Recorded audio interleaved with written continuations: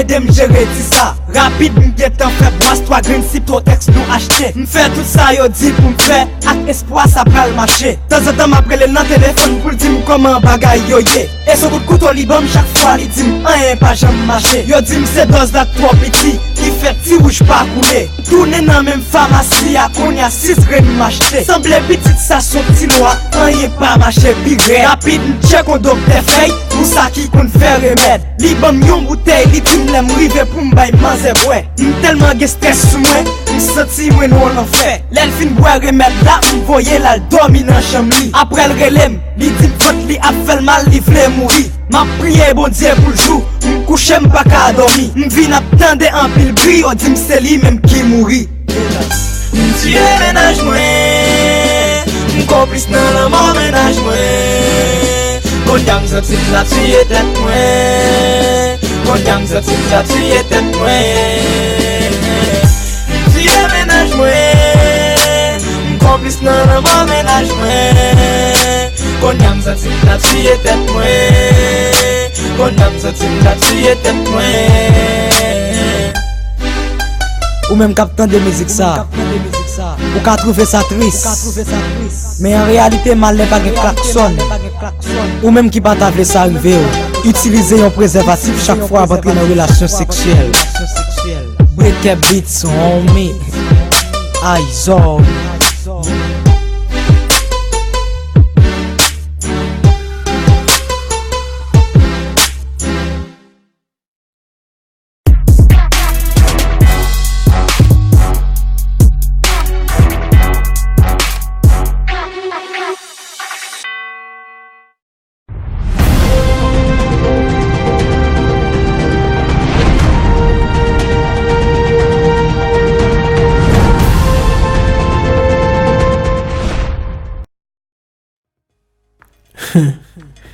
Qu'on est n'a demandé comment me faire retrouver là. Comment me faire retrouver dans cette situation ça. Mais des fois dans la vie, on pense retrouver mon nous aimer, mon nous t'espérer joindre, mon nous t'a chercher jusqu'à ce qu'on réalise que c'est même seulement t'es d'amour.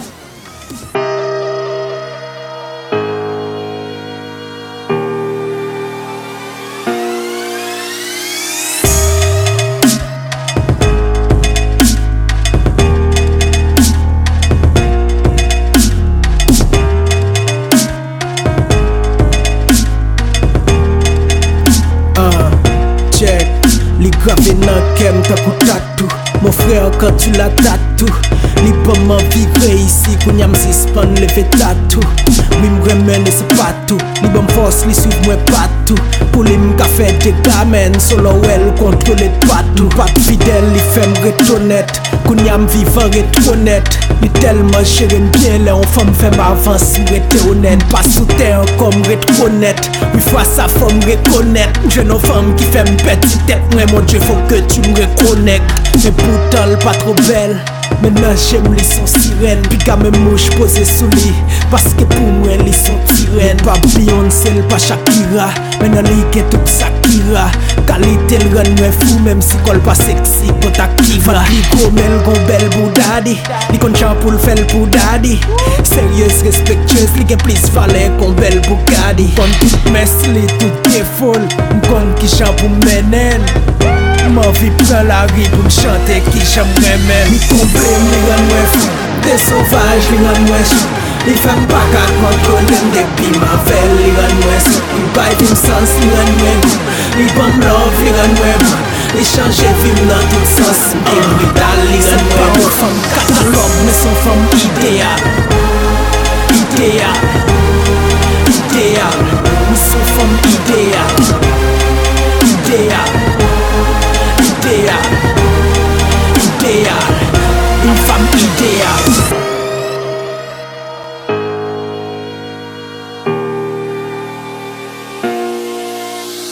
Li comble dans tout sens, m'pas qui raison pour me tromper la clotte. Et ces femmes n'est pas lever main sous lit, même si on habitué pas l'autre. L'envahit tout kem, li pas quitter place pour me porter ma clotte.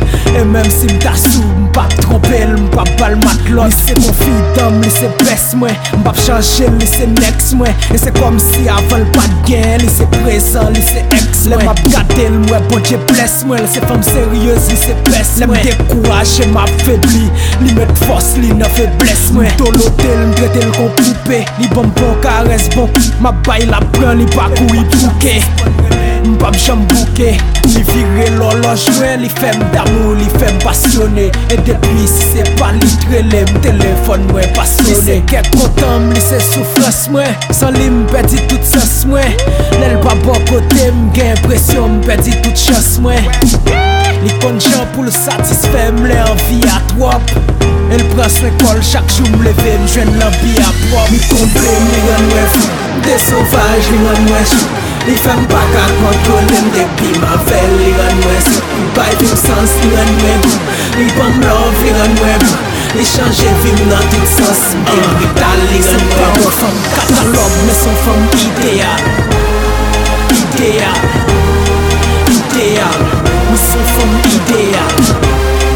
Idéal, idéal, idéal. Une femme idéale.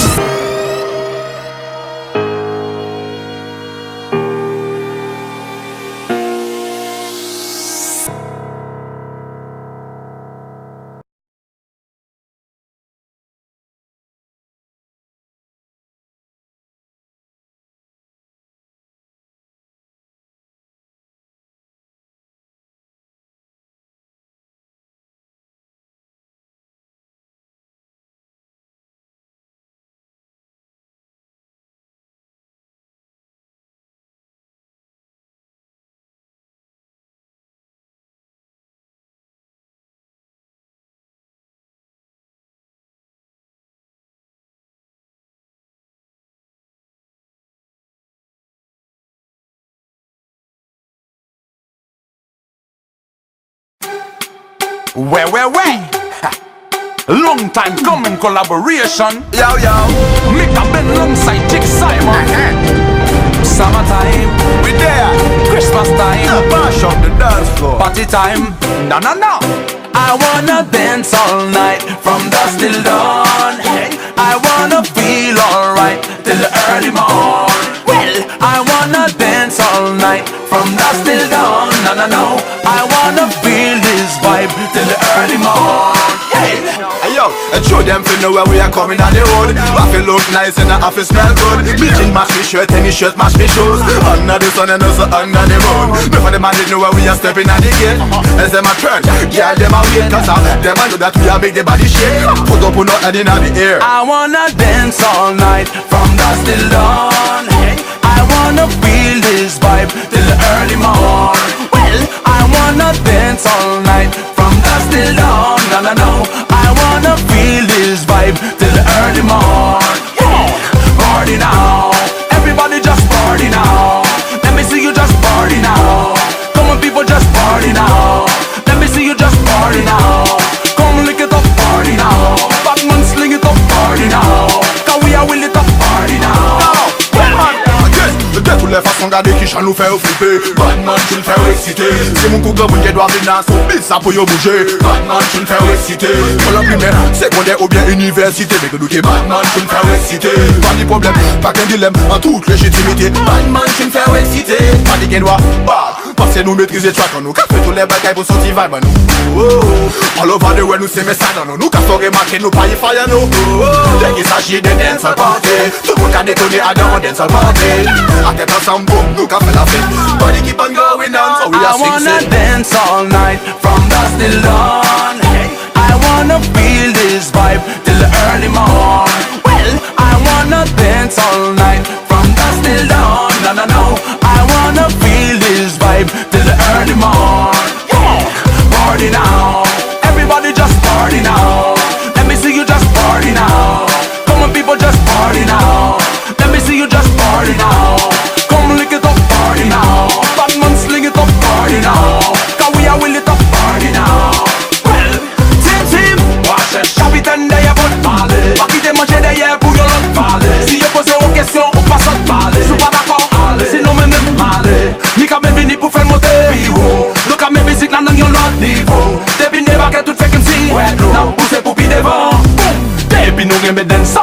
la ka aïe, c'est fait des nouvelles. Nous fait do mi fa sol, nous fait bon bagay aïe, c'est est-ce qu'on satisfait. Même si nous pas fan de football, nous c'est ça, nous c'est 5 étoiles, tête pour anglais. Nous qui full la sous contrôle, gardez qui j'en nous capte tout le monde lever les mains. I wanna dance all night, from dusk till dawn. I wanna feel this vibe till the early morn. Well, I wanna dance all night, from dusk till dawn. No, no, no, I wanna feel this vibe till the early morn. Yeah. Party now, everybody just party now. Let me see you just party now. Come on people, just party now. Let me see you just party now. Come lick it up, party now. Batman sling it up, party now. Cause we are will it up, party now. It's been a long time coming, man. Lick up, man. Chick Simon. Yeah man can do yourself. Big things are going, them fi know that. I used to cafe dancehall. Go when we Dancehall vibration, you know. Boom. definitely. Asian style, you Yo, know. me no worry now.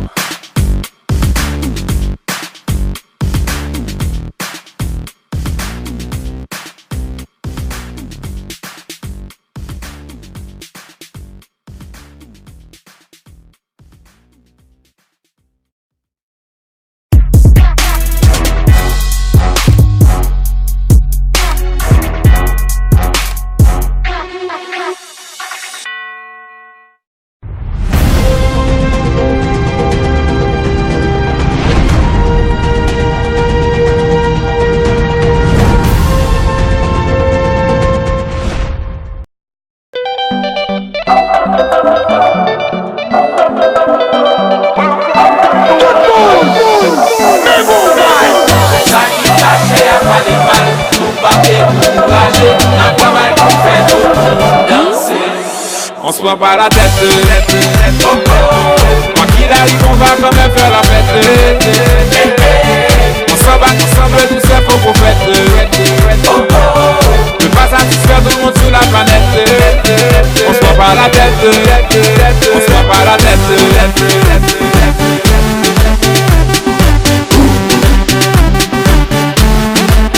On se prend pas la tête.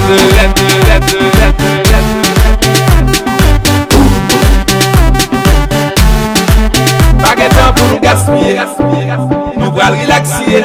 Depuis autant de beaux sont passés. Pour tout compte c'est l'allié. Parce que musique ça son mouvement masse lié. C'est pour toute place liée. Si on est qui vient qu'à la chier, c'est pas la place liée. Nous c'est un médicament. Pour ça pas content. Ça qui caché à pas les mal. Nous pas décourager. N'a travail pour faire tout le monde danser. On fait quoi? On se prend pas la tête. Oh oh. Quoi qu'il arrive on va quand même faire la fête. On s'en bat ensemble tout ça faut qu'on fête. Oh oh. Ne pas satisfaire tout le monde sur la planète. On se prend pas la tête. On se prend pas la tête.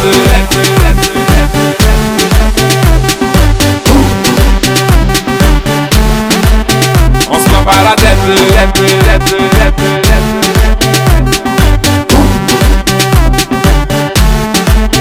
On se prend pas la tête. Tout pays à watch ya. Danser avec, ok. Prends forme tout, pas quitter problème, pas problème t'entends. Jodi on l'autre jour, qu'elle me propose qu'on va sale poser. Prends forme tout, même si y'a pas le quitter, on parle. Prends forme tout, grâce à Dieu nous là. On se prend pas la tête. Oh oh. Quoi qu'il arrive on va quand même faire la fête. On s'en bat ensemble tout ça faut qu'on fête. Oh oh. Ne pas satisfaire tout le monde sur la planète. On se prend pas la tête. On se prend pas la tête. Comme ça.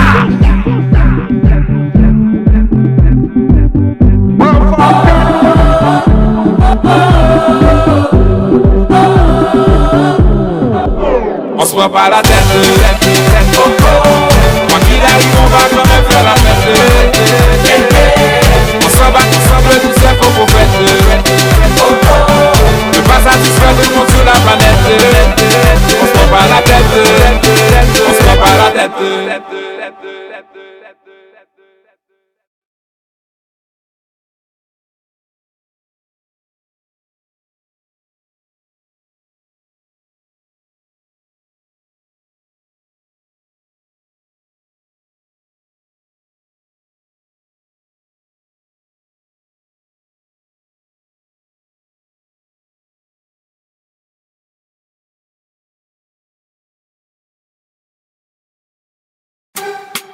Ouais.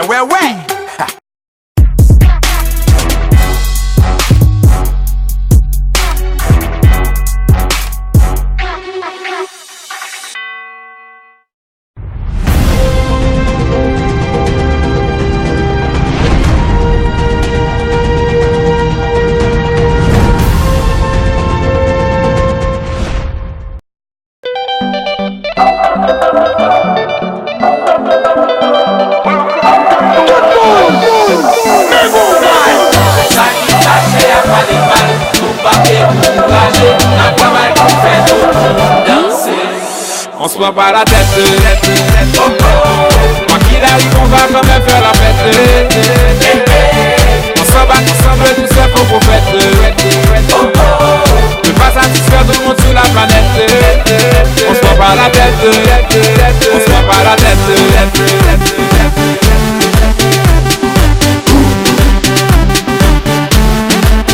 On se prend pas la tête.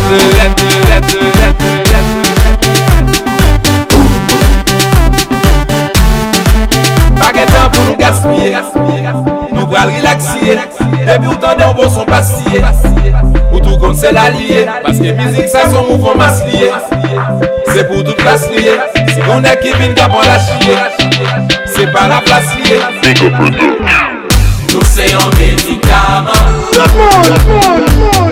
Pour ça pas content. Ça qui fâche à pas les mal. Nous pas décourager. On travaille pour faire tout le monde danser. On fait quoi? On se prend pas la tête. Oh oh. Quoi qu'il arrive, on va quand même faire la fête. On s'en bat ensemble, tout ça faut qu'on fête. Oh oh. Ne pas satisfaire tout le monde sur la planète. On se prend pas la tête. On se prend pas la tête.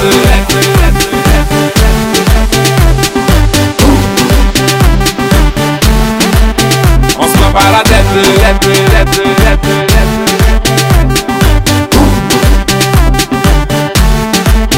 On se prend pas la tête. Tout pays à watch ya. Balancez avec, ok. Prends forme de tout, pas quitter problème t'entends.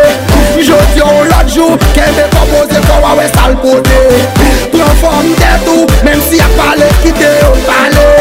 Prends forme de tout, grâce à Dieu nous là. On se prend pas la tête. Oh oh.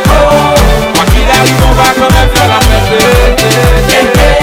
On s'en bat ensemble, tout ça faut qu'on fête. Oh oh. Ne pas satisfaire tout le monde sur la planète. On se prend pas la tête. On se prend pas la tête. Comme ça.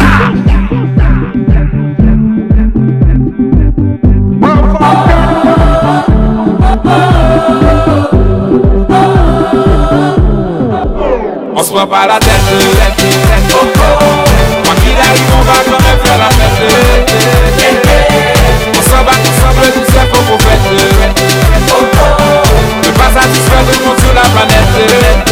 On se prend pas la tête. On se prend pas la tête.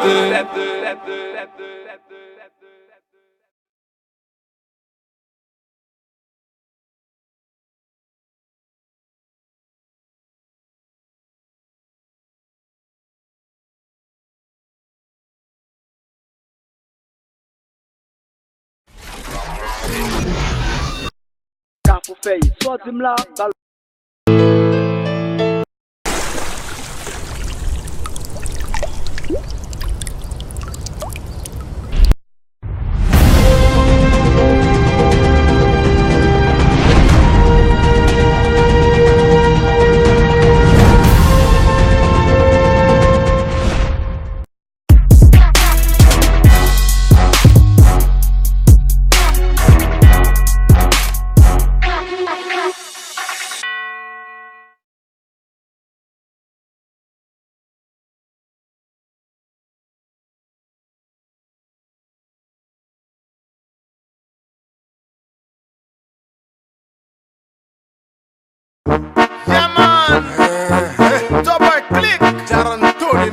Strap boy. So money production. Dis donc baby. Tout côté c'est ici. Miami c'est ici. Emma c'est ici. Belle Emma c'est ici. Delma c'est bien. Tout côté c'est ici. Carrefour baby.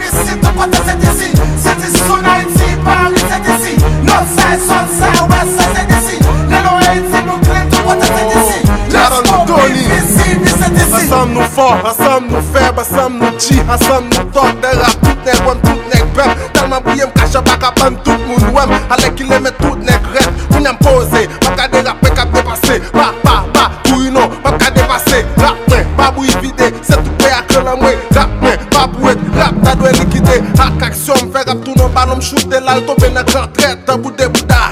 M'pas fait bao, m'pas chef d'état. Ne rap pas de place, maman sita. Revendication contre G-Coin, Blue Gang, Blood Gang, Black Ben. Nous ka mettre ensemble, nous gang bang. Rap, y'a plus m'ka suppli ta cour, ça m'a ben la dingue. T'as pour dire aussi, c'est best gang. Tu crois que c'est ici, Miami c'est ici. Et moi c'est ici, Belle et Mati c'est ici. Tellement TBA, tu crois que c'est ici. Carrefour, BBC, tu crois que c'est ici. C'est ici, son Haïti, Paris c'est ici. Northside, Southside, Westside c'est ici. Les noms Haïti, Brooklyn, tu crois que c'est ici. Let's go, BBC, c'est ici. I'm from the city where them niggas hold big tools. They so cool, them niggas murky. 1, 2, 3, 4, 5. I stay so high, I stay with my fire. I stay so fly. Them haters on the side while my pants passing by. I go by the name of Strap Boy. I don't play no game. Zulu on my waist, I'm going loose. Now this the shit, I don't go by rules. Guess we the soldiers, we done take over. Yes, I tatted on my chest. Souls we the best, so I gotta confess. More or less, I went on the west and I do it for the rest. I got the birds in the cat party ready to fly. One time for the day, counting 305. 305, 305. Tu crois que c'est ici, Miami c'est ici. Et moi c'est ici, Belle et Mati c'est ici. Tellement TBA, tu crois que c'est ici. Carrefour, BBC, tu crois que c'est ici. Yeah! T'as ça, pas de problème. Ne rappelle pas ton problème. Ou pas qu'à stopper. Même pour t'arriver, juger. Négocier, y'a qu'à contrôler. Juste river tout, tout déjà mal campé. Retirer comment passer. C'est vraiment pas que moi, pour aller beaux sur tous côtés. Oh yeah, t'as ça pas tout ensemble. Rappelle à tout ensemble, et tout prends ça en bombe temps pour m'éclater. Yeah! Effacé, au moins déjà effacé. Dépassé, au moins déjà dépassé. Pas prochain si veut sous mes necks, il est mieux pas jouer. Dans tout bloc, me présenter, nous fait malin. Musique nous tellement sonné, les mêmes chires expliqués. Mission pas nous c'est faire un café toute classe. Levez danser, avec un nouveau couvre, un nouveau rap. Café tout bloc, yo, vibrer son. Tu crois que c'est ici, Miami c'est ici. Et moi c'est ici, Belle et Mati c'est ici. Tellement TBA, tu crois que c'est ici. Carrefour, BBC, tu crois que c'est ici. C'est ici, son Haïti, Paris c'est ici. Northside, Southside, Westside c'est ici. Les noms Haïti, Brooklyn, tu crois que c'est ici. Let's go, BBC, c'est ici. So money for the shit. Canapé vert represent. Yeah. Ou coincez ça?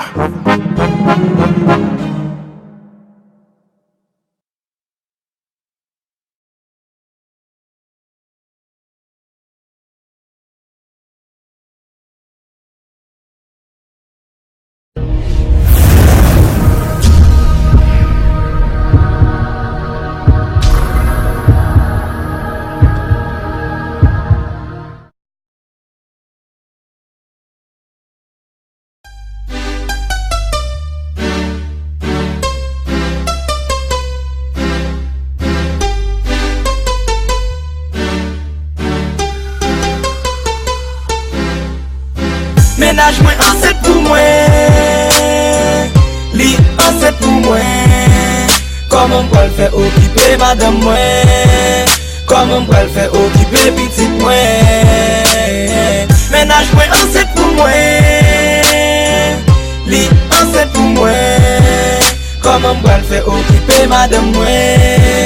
Comment on peut le faire occuper petite moi? Bon ménage, nous pas qu'on fait sexe sans préservatif. Yon te fait l'autre confiance, mais t'es toujours très créatif. N'a pourri sous des incognats, nous vînes habitués. La n'a entré dans relation, encore tête nous pas protégé. Comme ça nous fait chaque fois, Greg m'a veillé chaque mois. Blier si capote existait parce que rien pas jamais rivé. Yo joue téléphone sonné, li fait m'connait pas ouais régli. Rapide m'mettem sous même et puis m'commencer à suivre. Li guettant pas qu'à prendre son graisse, des fois l'avem la braché. Ma petit bon Dieu ou quand t'as quitté, gros malaise arrivé. Qu'on y a la pourri sous 2 mois, m'commencer à dire ça va jouer. M'en pas nuit, li just pose et puis li la gueule dans casse-tête. Tête moi chom pas qu'à dormir, m'guettant à penser à avenir. Yo vraiment de mariage, d'aime rive devant parle ça m'prête. M'en zè problème la pensée, dans 3 mois l'guettant vin. Oui m'connais tout problème, des solutions, toute maladie, remède. Ménage moi ancêtre pour moi. Li c'est pour moi. Comment on peut le faire occuper madame moi? Comment on peut le faire occuper petit moi? Ménage moi c'est pour moi. Lit c'est pour moi. Comme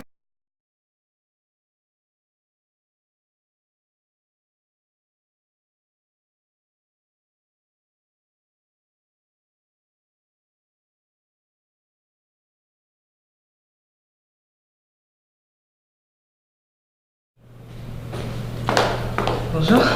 Bonjour. Le conseiller marital va me recevoir dans un instant. Suivez-moi.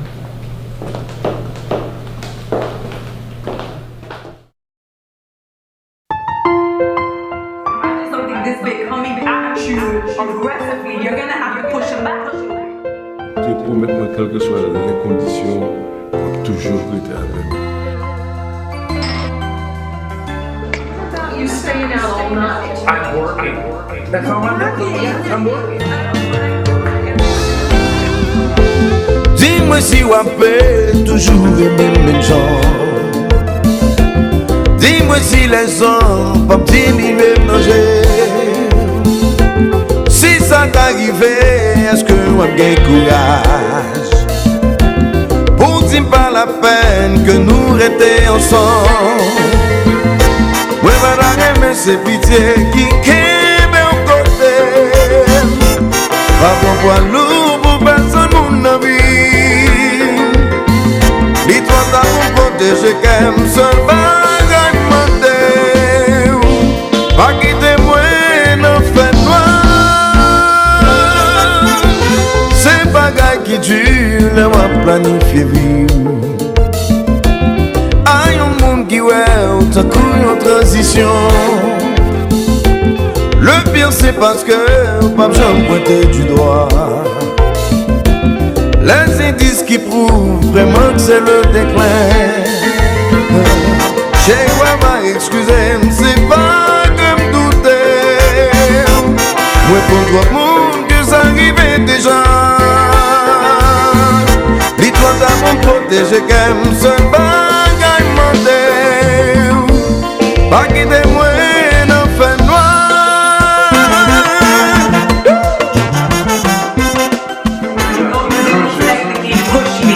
Because of you and your temperament, you were in my space. We never know what to expect. Life truly is full of surprises. There's only one thing we can do. Pray that we have made the right choice. We never know what to expect. Life truly is full of surprises. There's only one thing we can do. Pray that we have made the right choice. Pas comme la vie, pas comme moment faiblesse. Si toutefois ça t'arrivait, promettre-moi là pour moi, m'être capable d'affronter des bonnes situations. Si m'connais pas prêt pour quoi, si m'connais ou avec We voler. never know what to expect. Life truly is full of surprises. There's only one thing we can do. Pray that we have made the right choice. We never know what to expect. Life truly is full of surprises. There's only one thing we can do. Pray that we have made the right choice. Big à enregistré tout y est à me commettre. Pour qu'un moment opportun, utiliser un compte point. Et si c'est le cas, papa, moi faut espoir. Pas mettre ma position, pour faire mon abri de moi.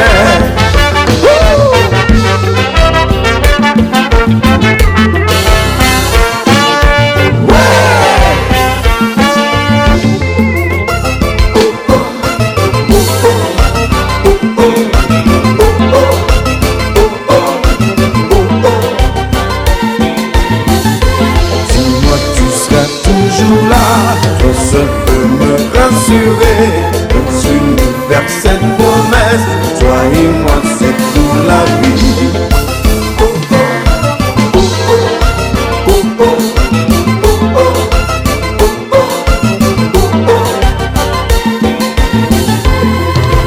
Oui, moi accepter qu'on pense qu'il est les destinées, mais leur déterminer.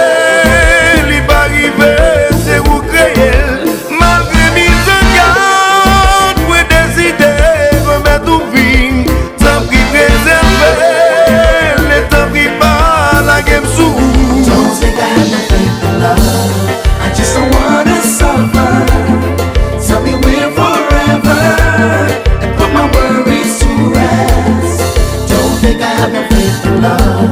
I just don't wanna suffer. Tell me we're forever and put my worries to rest. Oui, moi accepter qu'on pense qu'il est les destinées, mais l'on déterminé, l'y pas arriver, c'est vous créer. Malgré mise en garde, vous décidez remettre tout fin, tant pis préserver, le temps pris par la game sous. Don't think I have no faith in love. I just don't wanna suffer. Why don't you just stop worrying about tomorrow?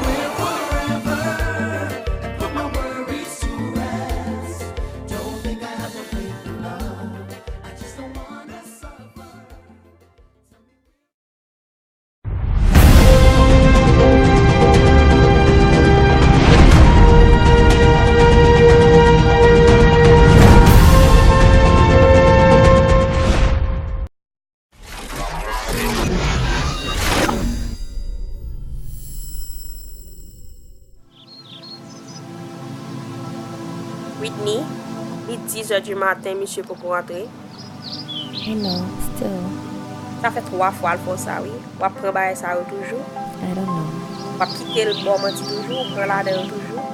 Il pas bon menti. Soleil vient dans la salle, il ne pas mentir la pied. Quittez monsieur. Quittez monsieur. Moi, pas qu'à quitter.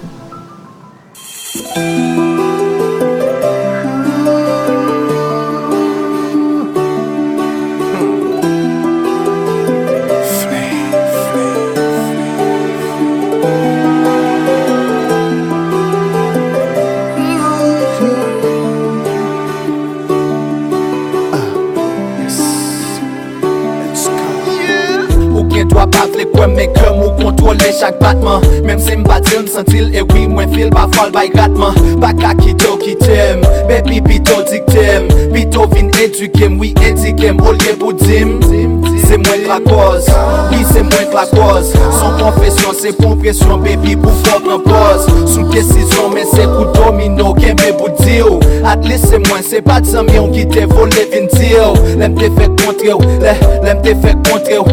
L'aime te fait compter pour bonté ou pas quoi yon l'aime tap tromper. Mais sous pas capable donner baby let this one fly. So tant que Jay-Z baby I'ma let this song cry. I know it's over. Chérie, ma monnaie pour pardonner. Chérie, qu'on est copain. Ma monnaie pardon, baby, please, faut qu'on pardonner. I know it's over. Chérie, ma monnaie pour pardonner. Chérie, qu'on est fait mal. Ma monnaie pardon, baby, please, faut qu'on pardonner.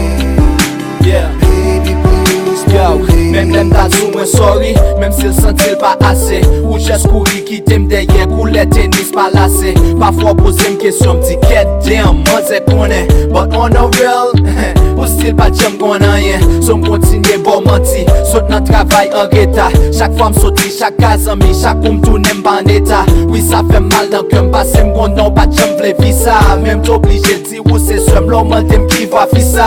C'est pas son mérité. Non c'est pas son mérité. Mais c'est parce que m'pa v'le blesser qui fait m'pas bon vérité. Vérité, vérité. Don't even ask why. Mais tant que Jay-Z baby I'ma let this song cry.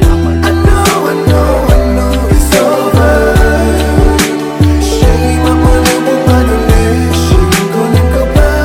Ma monnaie pardon, baby, please, faut qu'on pardonner. I know it's over. Chérie, ma monnaie pour pardonner. Chérie, qu'on est fait mal. Ma monnaie pardon, baby, please, faut qu'on pardonner. Baby, please, pardonner. Chérie, moi qu'on aime coupable, c'est ça que fait moi ça pas vrai. Toutes ces paroles, c'est qu'on a caché. Chérie, moi qu'on aime faire mal, c'est ça que fait me les confesser. Tant pis, chérie, faut pardonner.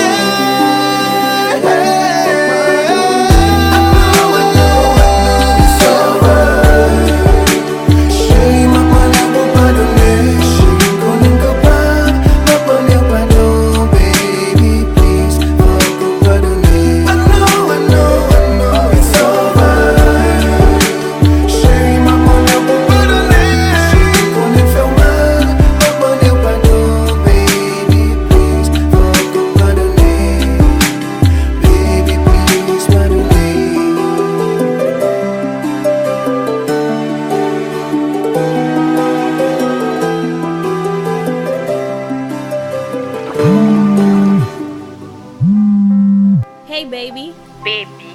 soit pour les bébés, c'est où que t'as fait ça? Hypocrite. Ou te vlem, kitel. Eh bien, m'a quitté le pour. Bateau que t'es battu noir, c'est le lit qui a battu blanc.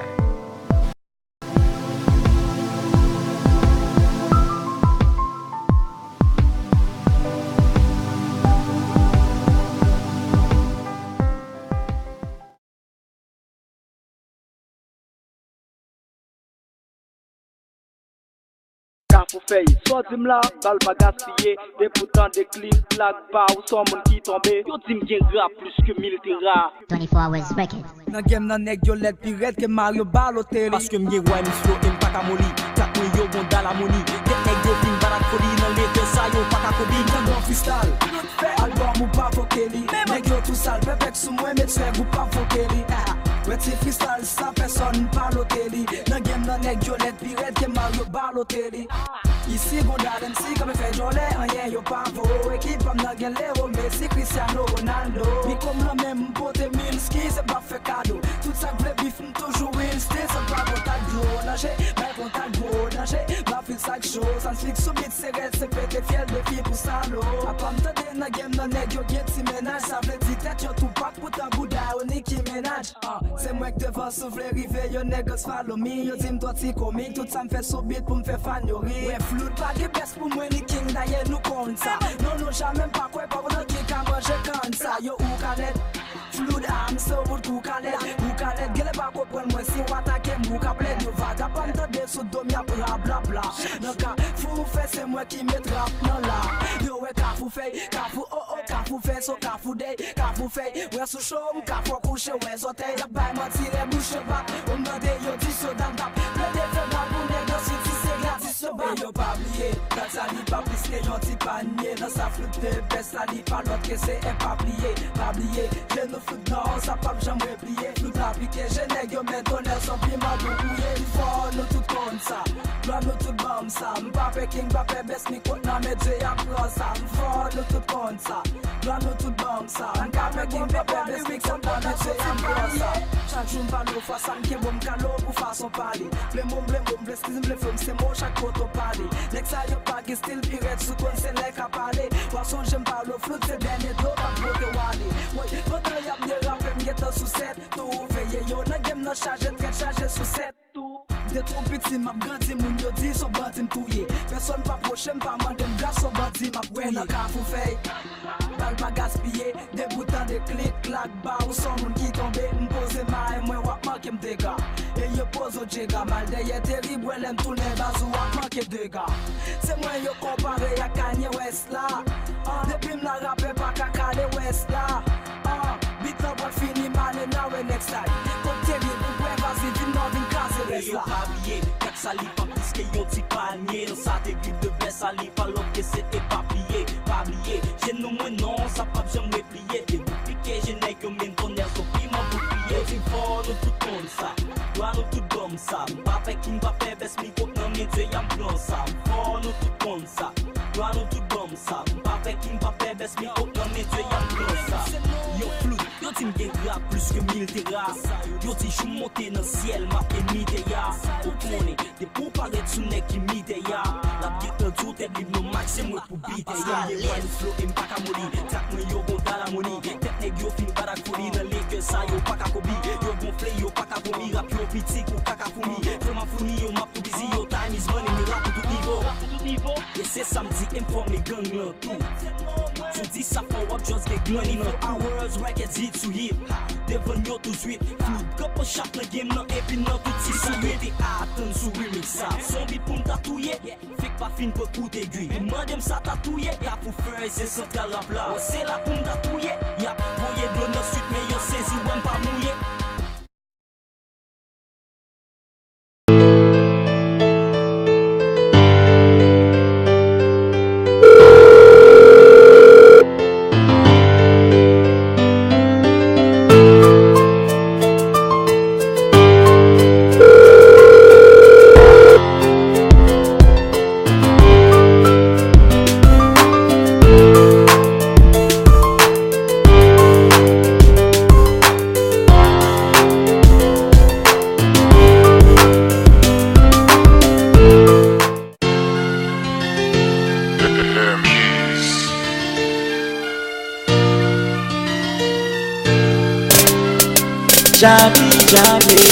Téléphone moi sonne même pas qu'à prendre.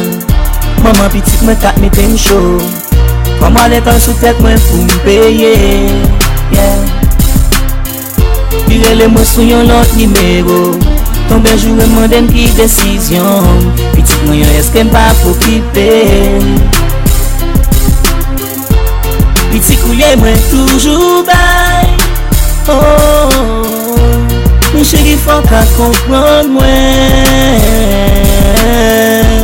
La misère a fait me passer trail.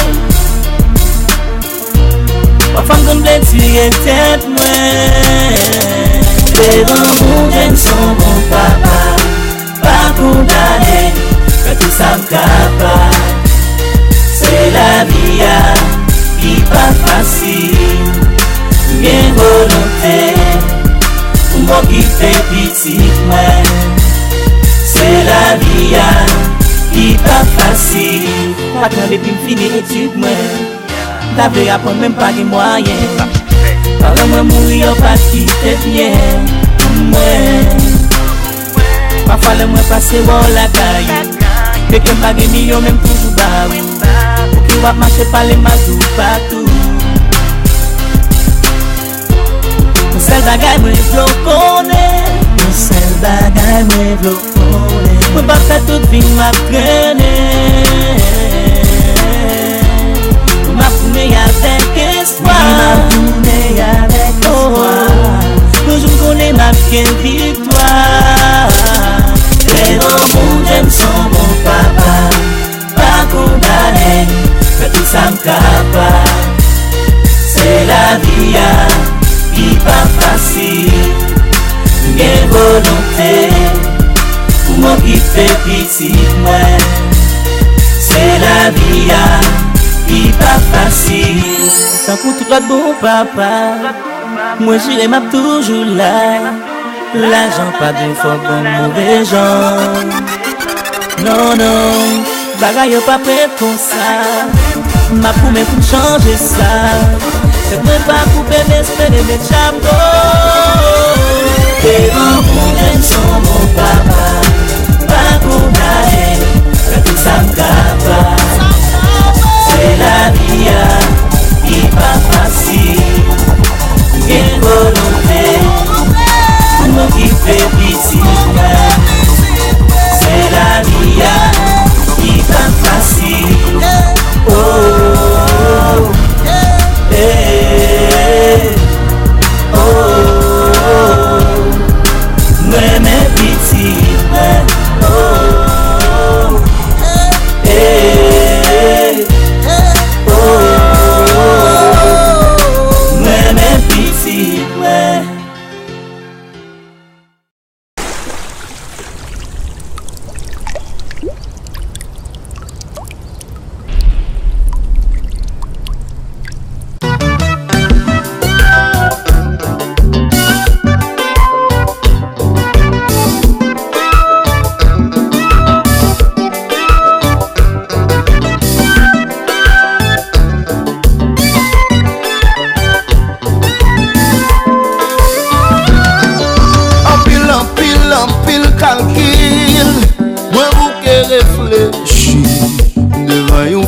accompli et moi pas qu'à courir. Li dit pour me dire histoire finie. Garde sur les perdu. Bah même mon cœur qui pour souffrir. Pour ton vle perdu ou pi bons amis. Ah, ah.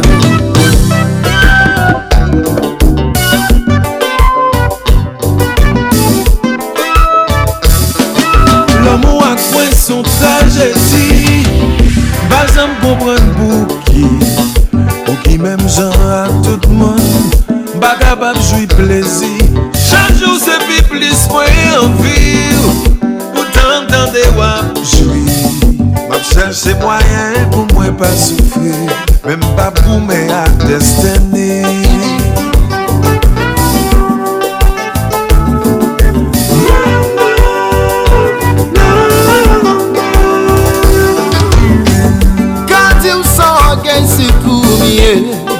C'est ton bagay qui m'ka changé. Pour j'en connais, l'été message ta force. Pas de raison pour qu'elle m'a fait le son. Ça veut dire parler qu'on gagne combat. Love sound. C'est clair. Les on a place pour moi comprendre. Love sound.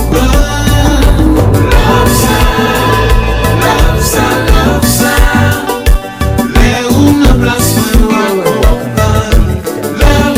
I'm gonna do so long, guys. C'est pour oublier. C'est pour bagaille me cancer. Vous en connaissez, mérité pour ce candidat. Faire filer comme vite, ça c'est pas force. Pas de raison pour que ma faible son. Vous savez parler qui ont gagné combat. C'est clair. Les on a place pour moi comprendre. Love Pas comprendre. Love sound. Les on a place pour moi comprendre. C'est secret.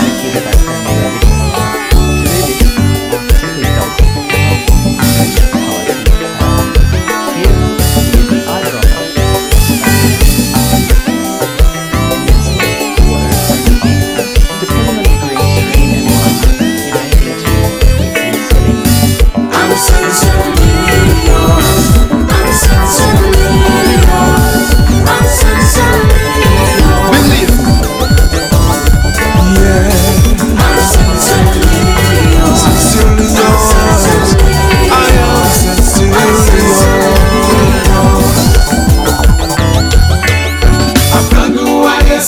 You need a website. Why not do it yourself? With Wix, you can create your own professional website. Choose from hundreds of templates. Whether you're a small business owner or an artist, we've got something for you. Just drag and drop to create your site exactly the way you want. It's easy. Change your text. Choose one of our backgrounds or upload your own. And easily add one of our beautiful galleries. You can even set up an online store in seconds. With just a few clicks, you can connect your site to your favorite social media channels and add popular web apps and services like Google Maps, contact forms, and so much more. Just like that, you've got your own city website that is fully optimized for every device. Create your stunning website today. It's easy.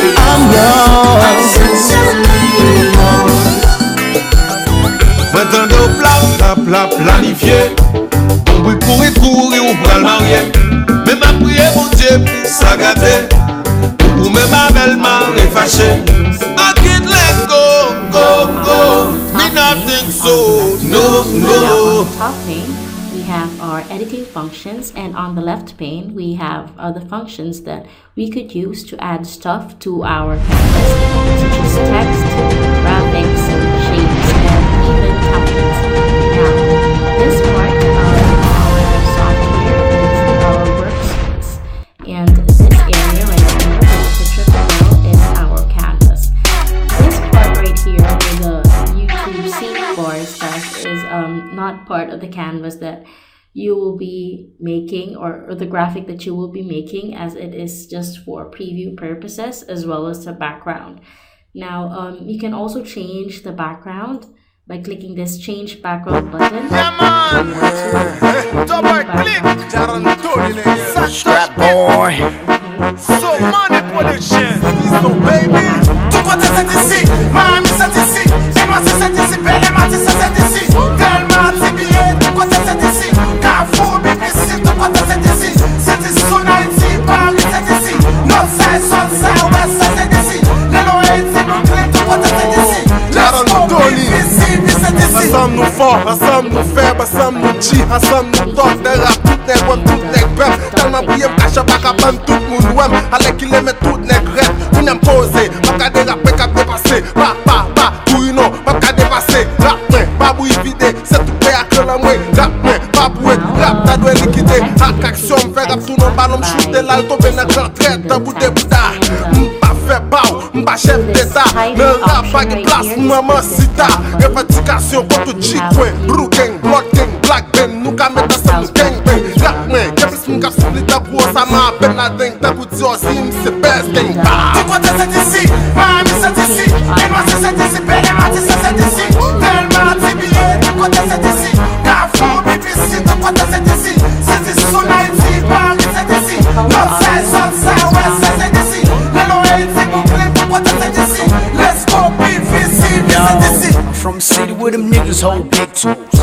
They so cool, them niggas murky. 1, 2, 3, 4, 5. I stay so high, I stay with my fire. I stay so fly. Them haters on the side while my fans passing by.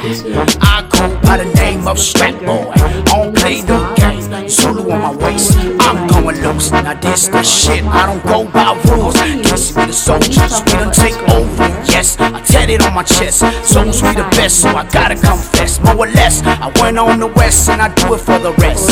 I got the birds and the cat body ready to fly. One time for the day, counting 305, 305, 305. C'est ici, Miami c'est ici, et moi c'est ici, Belema c'est ici, tellement TBA, tu côté c'est ici, Carrefour, BBC, tu côté c'est ici. Yeah.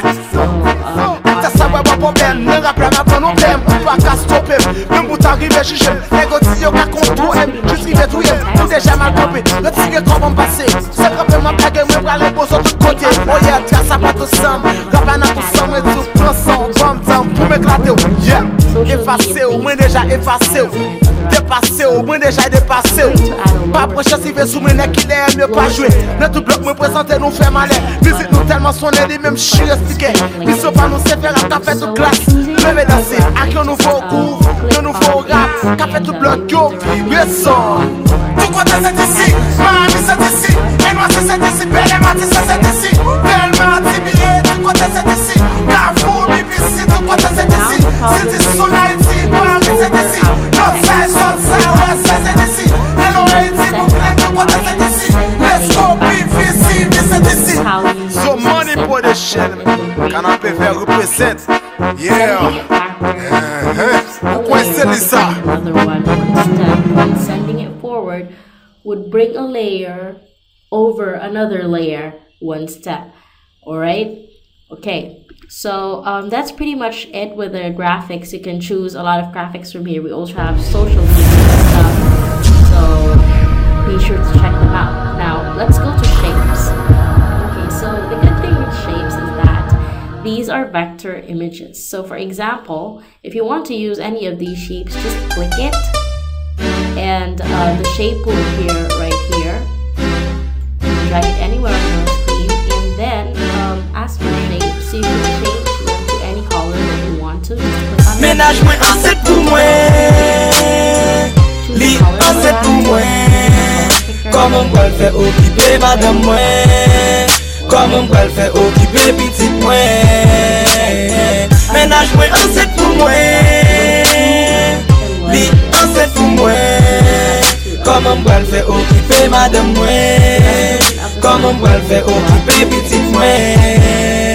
Bon ménage, nous pas qu'on fait sexe sans préservatif. Yon te fait l'autre confiance, nous t'es toujours très créatif. N'a couru sous des anconia, nous vînes habitués. La n'a entré dans relation, encore tête nous pas protégé. Comme ça, nous fait chaque fois, quelques map veiller chaque mois. Oubliez si capote existait parce que rien pas jamais rivé. Yon joue téléphone sonné, li fait m'connait pas ouais régli. Rapide, mettez sous même et puis m'commencer à suivre. Li guettant pas qu'à prendre sans graisse, des fois l'avem la braché. Ma petit bon Dieu, où qu'on t'a quitté, gros malaise arrivé. Qu'on y a la pourri sous 2 mois, m'commencer à dire ça va jouer. M'en zè pas nuit, li just pose et puis li la gueule nan casse-tête. Tête moi chaud pas qu'à dormir, guettant à penser à avenir. Yo vraiment des mariages, l'aime rive devant parler, ça m'presse. M'en zè y'a problème la pensée, dans 3 mois l'guettant vin. Oui m'connais tout problème, des solutions, toute maladie, des remèdes. Ménage moi ancet pour moi, li ancet pour moi. Comment on peut le faire occuper madame moi? Comment on peut le faire occuper petite moi? Ménage moi ancet pour moi, li ancet pour moi. Comment on peut le faire? Select on any element which I am selecting. Occupé madame mwen, koman pral fè occupé petit mwen. Yon jou bon zami ki dim non brek yo poko ka papa. Li dim cheke 500 gout, rap edem jere di sa. Rapide m'getan fè vras 3 grain si to texte nou achete. M'fè tout sa yo di pou m'fè, ak espoir sa pral mache. Tan zan m'aprele nan telefon pou l'dim koman bagay yo ye. E so kout kouto li bom chak fwa li dim an pa jam mache. Yo dim se dos dak 3 piti, ki fè ti rouj pa koule. Tourne nan menm pharmacie, a kon ya 6 grain m'achete. Semble petit sa son ti mwa, an ye pa mache bigre. Rapide m'check on dokte fey, pou sa ki kon fè remèd. Li bom yon bouteille, li dim lem rive pou m'bay manze bwe. M'telman ge stres sou mwen, m'senti mwen nou an fè. Lèl fin bwe remèd la, m'voye lal dormi nan cham li. Apre l relèd, li dim fote li ap fel mal, li vle mouri. M'a priye bon diye pou l'jou, m'kouche m'pa ka dormi. M'vin ap tende an pil bri, o dim se li menm ki mouri. M'tire menaj mwen, m'komplis nan la mò menaj mwen. Kon yang zotit la tuye tet mwen. Kon yang zotit la tuye tet mwen. Tuye menaj mwen, m'komplis nan la mò menaj mwen. Kon yang zotit la tuye tet mwen. Kon yang zotit la tuye tet mwen. Ou même captant de musique ça, ou qu'a trouvé ça triste. Mais en réalité, mal n'est pas de klaxon. Ou même qui pas t'avait ça arrivé, utiliser un préservatif chaque fois avant d'entrer dans une relation sexuelle. Break a beats on me. Eyes on. Download PNG5. So let's try downloading that. And I'm gonna save it like that. Just put in any file name that you want. Okay, so let's see how that will look like as we've saved our image. And this is what we just did, a transparent PNG video graphic. Alright, now let's go back to the software. You can also save an XML file of the graphic or the art that you are making. So to do that, Konnen ap mande koman m'fè retrouve m'la. Koman m'fè retrouve m'nan sityasyon sa. Men de fwa nan la vi, on pas ou trouve moun ou eme yan. Moun ou te espere jwen nan moun ou tap chache ya. Jiska skou realize ki se ou mèm selman te you can use that one to edit it again on the picture from where you left off. Say for example, I'm going to choose another template so you can see this quick changes. Let's use the load button to load the previous graphic that we did. Just this was my video graphic and hit open and it's gonna load the previous check. Li grave nan kem ta pou tatou. Mon frère quand tu la tatou. Li pas m'envivre ici qu'on y a m'sispan levé tatou. Oui m'remen et c'est pas tout. Li bon force li suiv moi partout. Pour li m'ka fait des gamens solo elle contrôle partout. Pas fidèle li fait m'retonnet. Qu'on y a m'vivant retronnette. Li tellement chéri bien là on femme fait m'avance m'rete honnête. Pas sous terre comme reconnaître. Oui fois sa femme reconnaître. Jeune femme qui fait m'petite tête. Moi mon Dieu faut que tu me reconnectes. Et pourtant elle pas trop belle. Maintenant j'aime les sons sirènes. Puis quand même mouche posée sous lit. Parce que pour moi les sons sirènes. Pas Beyoncé, pas Shakira. Maintenant les get tout Shakira. Qualité le rend moi fou. Même si col pas sexy pour t'activa. Li gomel gon bel boudadi. Li kon chan pour le faire pour daddy. Sérieuse, respectueuse. Li gen plus fallait qu'on bel Bugatti. Kon tout mess li tout est folle. M'kon qui chan pour menen. M'envie prend la rue pour m'chanter qui j'aime remède. Mi tombe, mi ran mwen fou. Des sauvages, li ran mwen chou. Li fèm pa ka kontrole m'depi ma vel, li ran mwen sou. Li bay vim sens, li ran mwen gou. Li bom love, li ran mwen bou. Li chanje vim nan tout sens. M'gen vital, li ran mwen bou. Femme catalogue, mais son femme idéal. Idéal. Idéal. Mais son femme idéal. Idéal. Idéal, idéal, une femme idéale.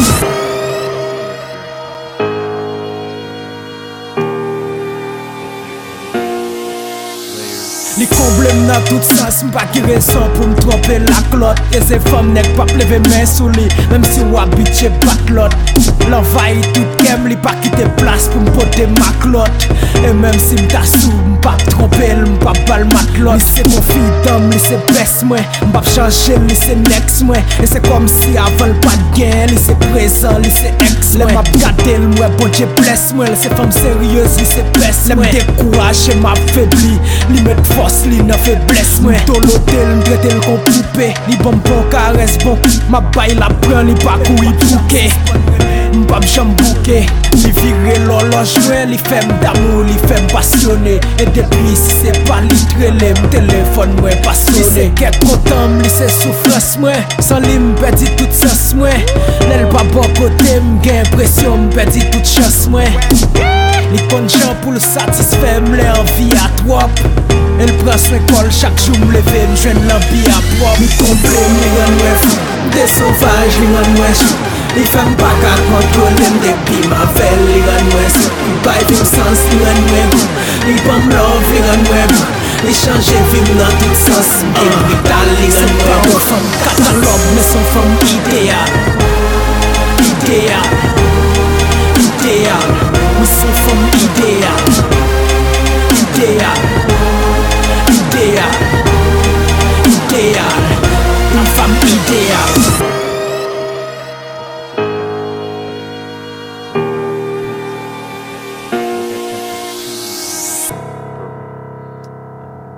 Very simple. As you can see, it kind of reminds me of the Microsoft Paint program, but it just gives you the ability to add different layers, different frames.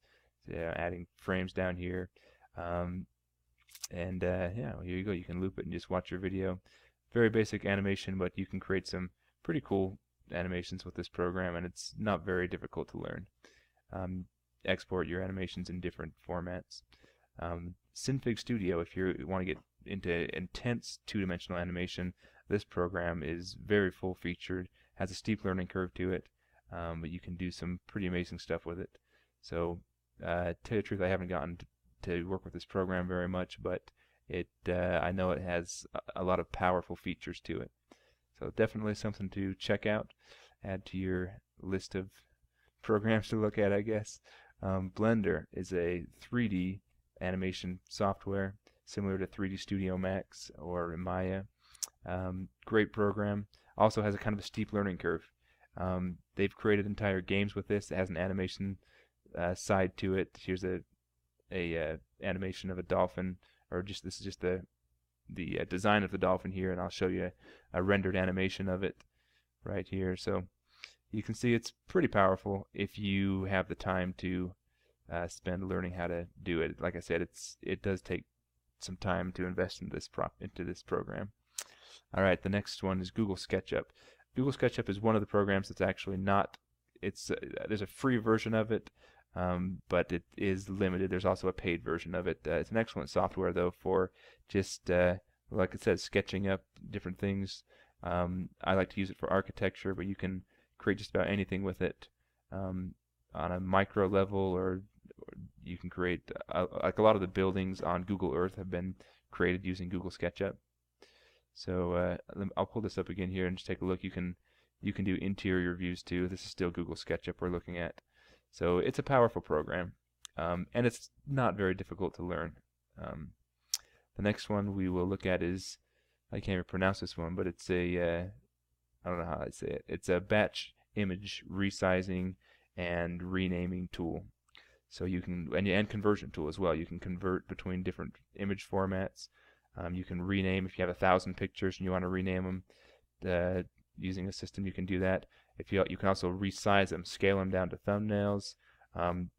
You can crop them. If you have a bad batch of photos, you can brighten them all at the same time. So that's a good one to take a look at. An easier version of this is Pix Resizer that I've usually used, and it's just really simple. You select your source file and your destination. You can create thumbnails very easily using this program, and it's a resizer only. So yeah, these are the programs. Keep watching for my other videos, and thanks for watching.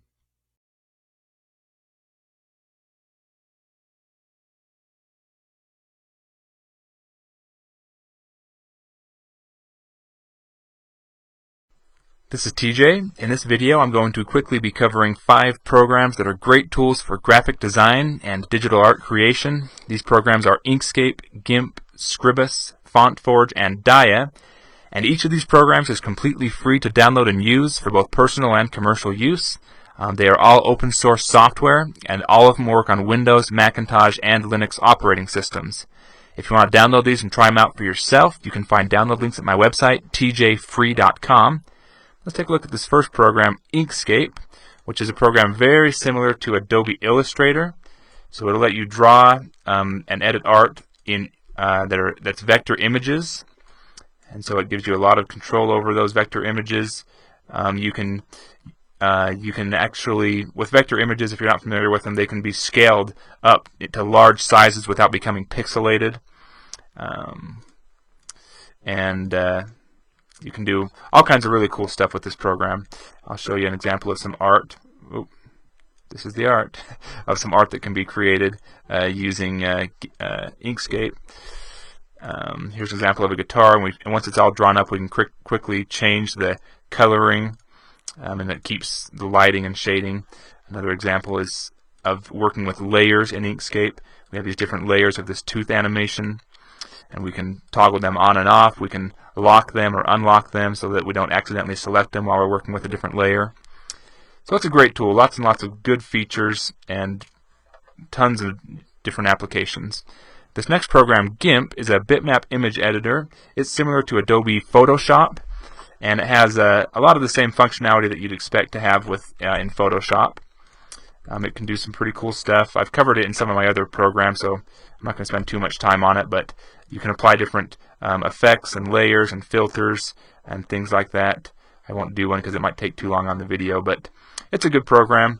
You can also just create art from scratch. Oh, I'll show you here too. You can work with transparent backgrounds, which is cool. You can remove the background, like if you want to create a product image, and then you can just fill the background with a solid color.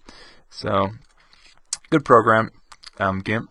This next one, Scribus, is similar to Adobe InDesign or QuarkXPress. It's a desktop publishing tool, and you can use it to create books, calendars, business cards, anything that has printed text, basically. And it gives you a lot of manipulation over that text. So we can come here, let's go to this one here. Cats in the Cradle. That picture, one of my images isn't coming up, but if I go to edit text, we can see it lets you have you can have different style sheets. So we have oh yeah, this is centered, but so the title has its own style, the author has its own style, and then if we change, I can then change the style, and it'll change it on every page. So you can collectively edit the footers and the styles of multiple pages at once without having to go through and physically change it on each page. One of the many features. You can do drop caps. It's great for creating, like I said, anything with printed text. This next one, FontForge, is a program for editing and creating fonts. So, for example, here we have, I'll grab the toolbar over here, the letter R. We can edit this font and do some different kind of things with it. You can also create fonts from scratch. It's compatible with several different font formats, and you can actually use it to convert fonts from one format to another. So it's a good tool, FontForge. This last program, Dia, is a program for creating flowcharts and diagrams. For example, we can just very quickly sketch up a diagram and then link ideas together. And it gives you a lot of control and manipulation over how this diagram works. And you can put text. We could write text inside this box if we wanted to. So it's great for expressing ideas, but also if you're a designer or into architecture or things like that, it's got all kinds of different presets. Like here's electrical. So if we want to put in some electrical symbols and create an electrical diagram, we can do that. We can import a background image and draw these elements on top of it. And you can create your own symbols too. But it's got a lot of different things. You've got Cisco networking. You could do a Cisco network diagram.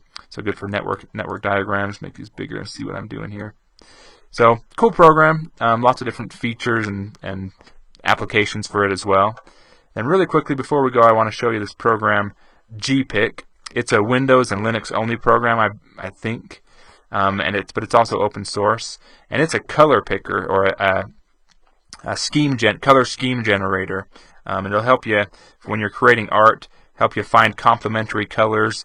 When you find them, you can just double click them and it'll put them over here in this color lineup that you can then export and use with programs like GIMP, and all these ones I've showed you today I think are compatible with these different palettes. You can also use them you can drag and drop. It's not letting me do it because of this screen. I'm doing a screencast right now, but you can come over here and actually apply these colors to a sample web page or a sample menu and figure out, which colors are going to be best for that. So it's a color picker and scheme generation tool, and that's GPick. Well, these are the programs I wanted to share with you today. Appreciate you watching. If you're interested, I'd like you to check out some of my other videos where I do some web design tools. I also have 2D and 3D animation tools. So check out my other videos and go ahead and comment and subscribe if you'd like to. And I hope you have a wonderful day.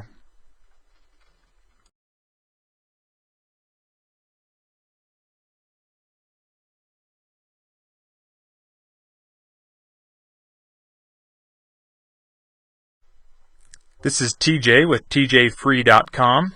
In this video, I'm going to be quickly going over 5 programs that are completely free to download and use. These are 3D modeling and design programs. We've got Blender, Sweet Home 3D, BRLCAD, FreeCAD, and SketchUp. Now, of these 5 programs, SketchUp is the only one that's sort of not completely free. It has a limited free version, which is a very functional, great tool, and also paid versions. It's a program produced by Google.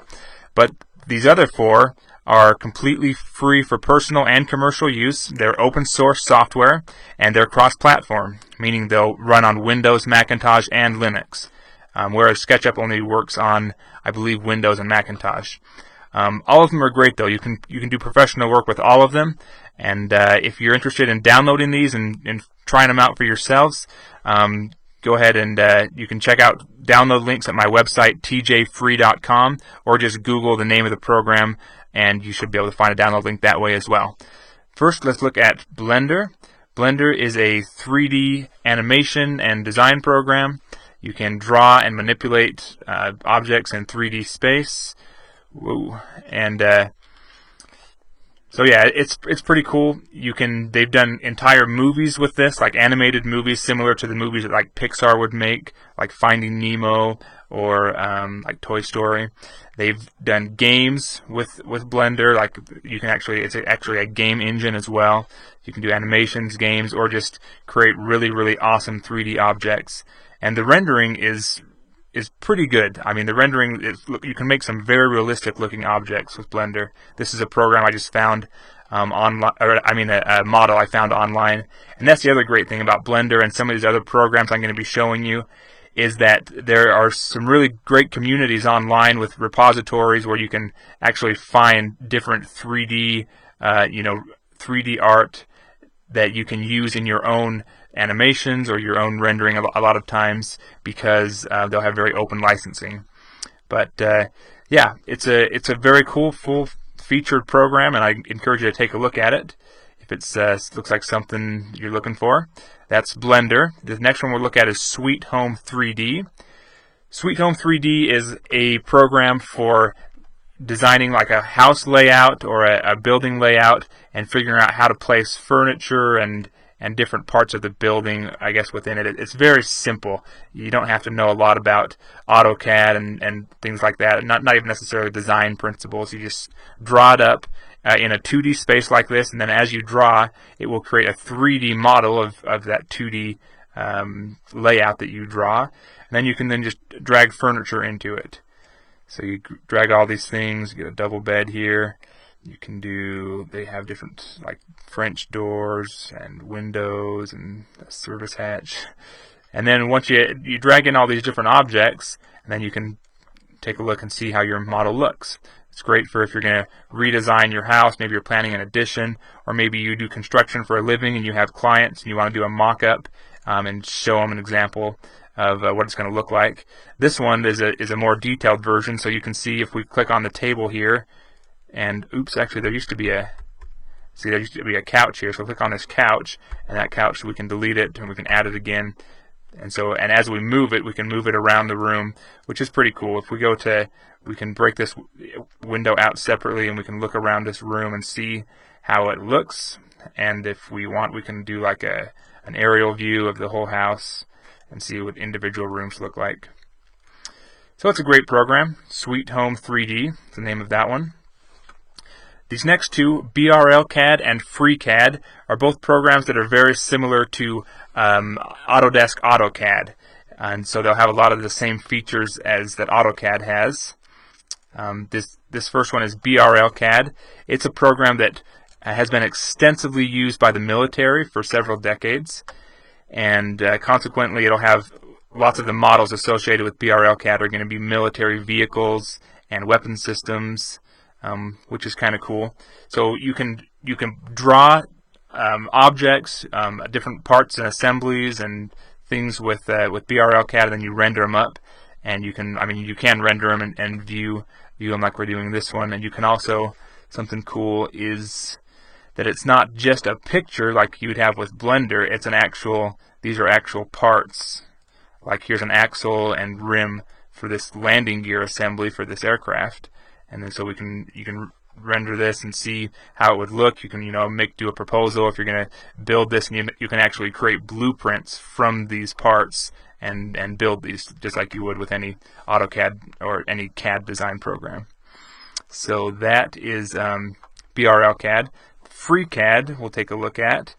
FreeCAD's also, it's 2D and 3D. You can do a lot of the same stuff you can do with BRL-CAD or with AutoCAD, and it's this is just like a simple layout for a building, but you can do some pretty amazing stuff if you know what you're doing, and I don't, I'll be honest. But there's a learning curve involved with all of this software, and if you want to invest some time learning these CAD programs, you can create some very, very useful things with them. Okay, moving on, SketchUp's the last program I want to show you. And the reason I included SketchUp, even though it's not an open source program, it is still free for personal use, like this version I'm using. It doesn't have like a time trial or anything. You can use it for personal use. But it's really easy to just draw things, and it's kind of fun to use too. You can do like houses, you can do vehicles, any kind of 3D object really, although it's used a lot in architectural applications. For example, all of the models you see on Google Earth and Google Maps were drawn in Google SketchUp. This is the Illinois State Capitol building that someone drew and patterned after both a Google Maps layout, the actual map, as well as photos that they matched it to, which is what I'm showing you now. They've matched these pictures to it, and so you can see like the vehicles in the picture, and then if you actually scroll around, you see just the model. But you can match, and you can do this yourself too with your own house. You can match a building to your own house, or match your own house to a model that you make. Let's pull up one or two more examples here. You can do interiors with Google SketchUp, like these that you can actually walk around in and view. So this could also be great if you have clients that you're designing a house or something for, and they want to see what it's going to look like when it's finished.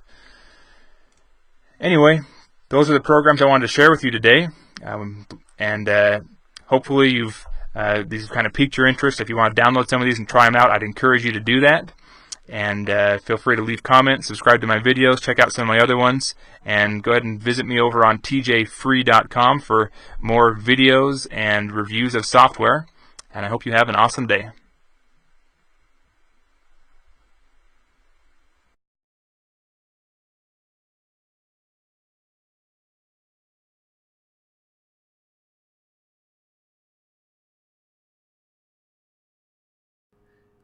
In this video, I'll be demonstrating how to use Blender to make this image of a cloth napkin draped over a glass cup. For this video, I'll be using Blender version 2.68a.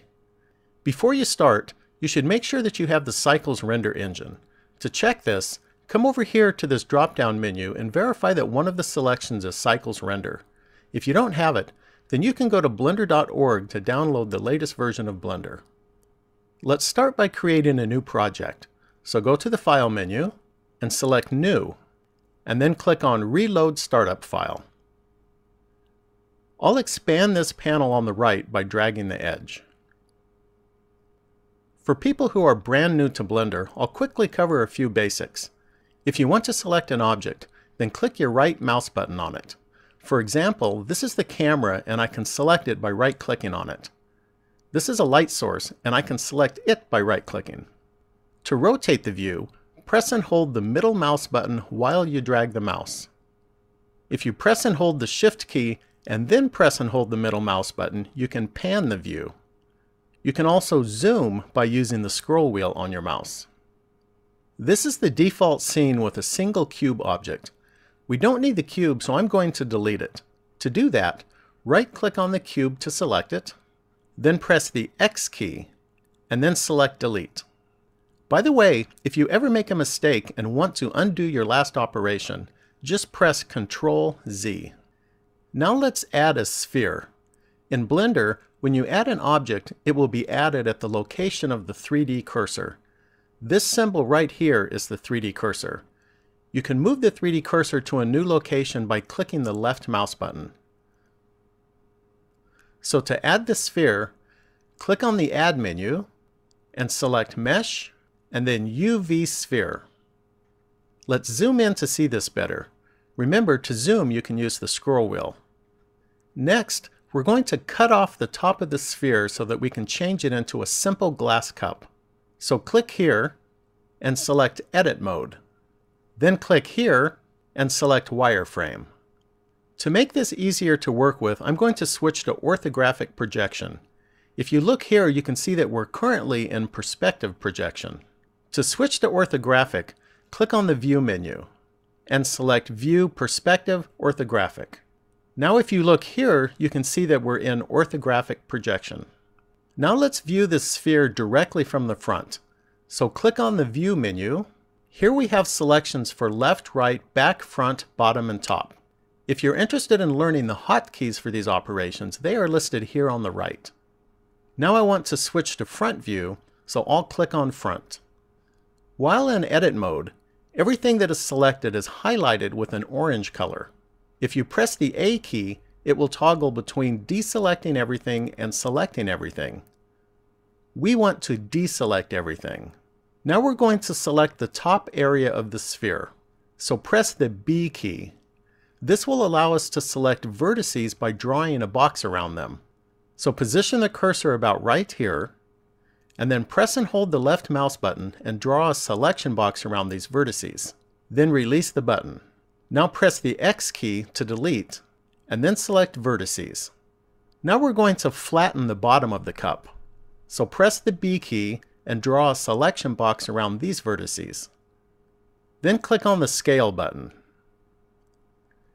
Now press the Z key to restrict the scaling operation to the Z axis.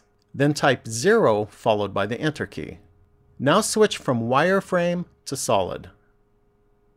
And also switch from edit mode to object mode. If you rotate the view, you'll notice that the top edge of the cup doesn't have any thickness, so we're going to add a solidify modifier. To do that, click on the Object Modifiers button that looks like a wrench, then click on Add Modifier and select Solidify. Then set the thickness value to 0.07. You can see that the top edge now has a thickness. Now we're going to smooth out the surface of the cup. So we'll first shrink down the size of the flat faces that make up the surface and then apply smoothing. So to shrink the flat faces, we'll add a subdivision surface modifier. So click on Add Modifier and select Subdivision Surface. The view value sets the number of subdivisions for the view that you see here, and the render value sets the number of subdivisions that will be used in the final render. Set both of these values to 2. Now to finish smoothing the surface, come over here and click on the Smooth button. Now we can set the material for the cup. So click on the Material button right here, and then click on the New button. This is what the material panel looks like when using Blender Render. We're going to use Cycles Render, so come up here and click on this menu, and then select Cycles Render. Now click on the Use Nodes button. Then click here to set the surface type, and then select Glass. Next, we're going to create a surface for the cup to sit on. So from the Add menu, select Mesh, and then Plane. Let's make this bigger, so click on the Scale button. Then type 5, followed by the Enter key. Now switch to Front View by clicking on the View menu, and select Front. Then grab the blue arrow and drag the plane down until it's just below the bottom of the cup. Now let's set the material for the plane. So click on the New button. I'm just going to keep the default values, which are a diffuse surface with a white color. Now is a good time to save what we have so far. So from the File menu, select Save As. Here you can specify a directory, and this is the file name. I'm going to name this cloth.blend. Blend is the extension that Blender uses. Then click the Save As Blender File button. Now let's make the cloth napkin. So from the Add menu, select Mesh, and then Plane. Then click on the Scale button, and type 3 followed by the Enter key. You can rotate the view to get a better look. I'll also zoom out. Next, rotate the plane by clicking on the Rotate button. Then restrict the rotation to the Z-axis by pressing the Z key. Then type 45 followed by the Enter key. This will rotate it by 45 degrees. Now click on the Rotate button again. This time press the X key to restrict the rotation to the X-axis. Then type 70 followed by the Enter key. Now we're going to position the napkin over the cup. So switch to Front View. I'll pan the view down some.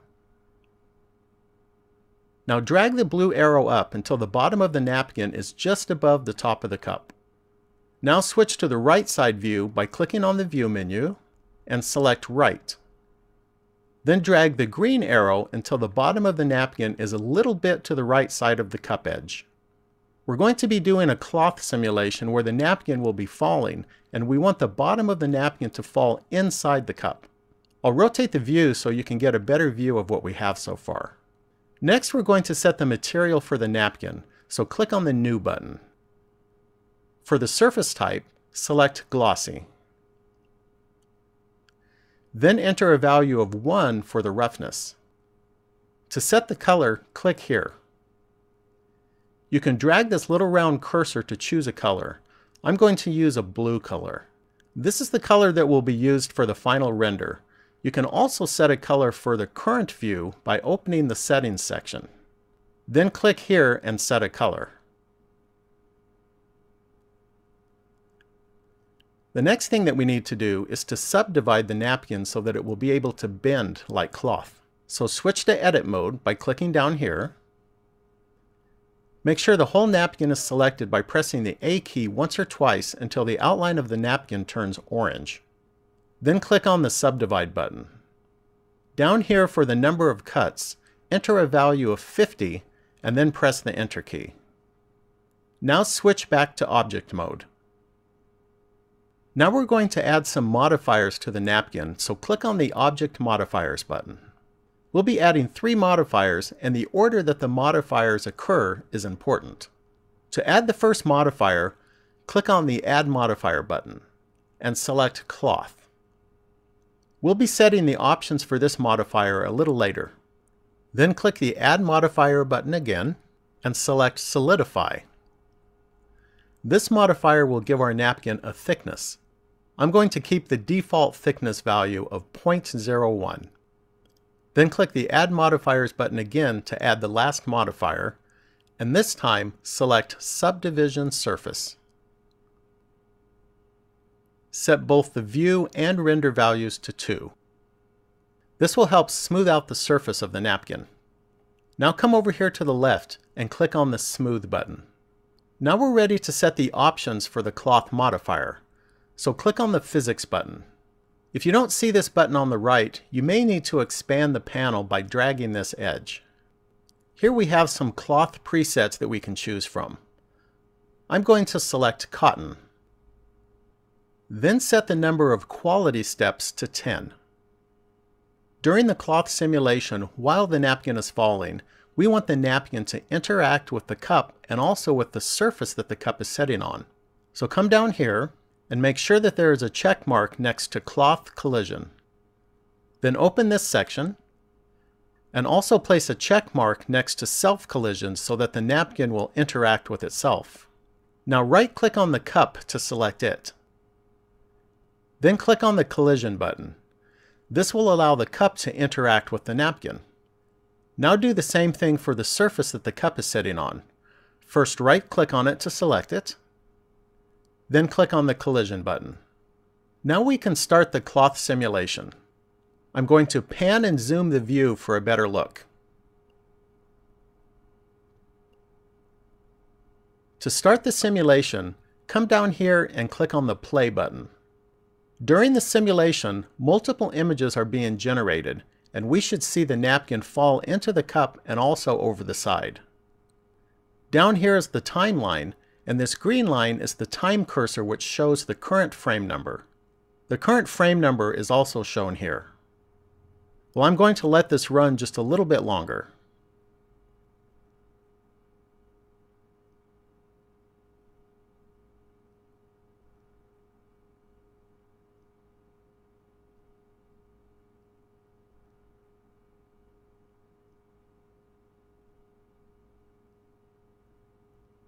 This looks good here, so I'll stop the simulation by clicking on the pause button.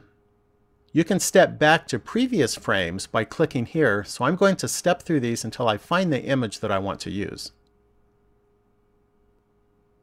You can also step forward by clicking here.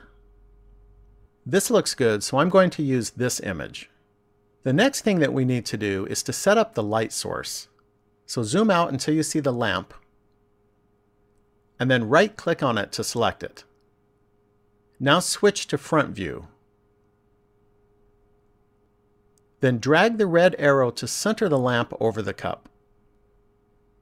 Then drag the blue arrow to move it down some.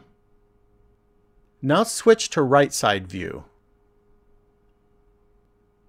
Then drag the green arrow until the lamp is in front of the cup. Now let's set some options for the lamp. So click on the Object Data button. We're going to use the point lamp, which is already selected. I'm going to change the size to 5, then click on the Use Nodes button. The strength value sets the intensity of the light. You might want to experiment with this value, but I'm going to set it to 2000. Now let's set the background color. To do that, click on the World button. Then click here to set the color. I'm going to use black, and so I'll move the slider all the way down to the bottom. I'll rotate the view now so that I can see the scene better. Now I'd like this surface that the cup is sitting on to fade to black in the background. To achieve this, we just need to make the surface very big. So right-click on it to select it, then click on the Scale button, and type 20 followed by the Enter key. Now let's set up the camera view. Start by going to the View menu and select Camera. This is the view looking through the camera, and it's the view that you will see when the image is rendered. I'm going to zoom in a little bit. In order to be able to rotate and pan the view while looking through the camera, we need to make a change to the view properties. So click on the View menu and select Properties.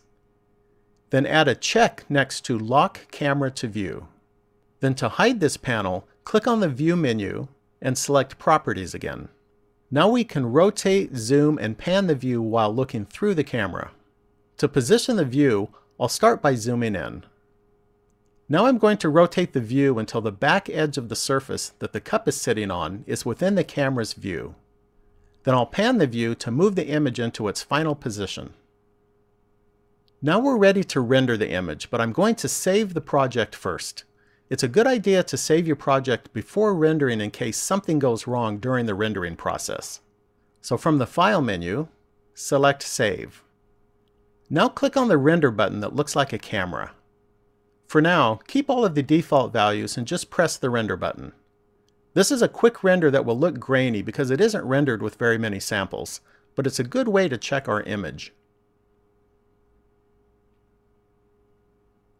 If you want to switch back to the previous view, click on this menu down here and select 3D View.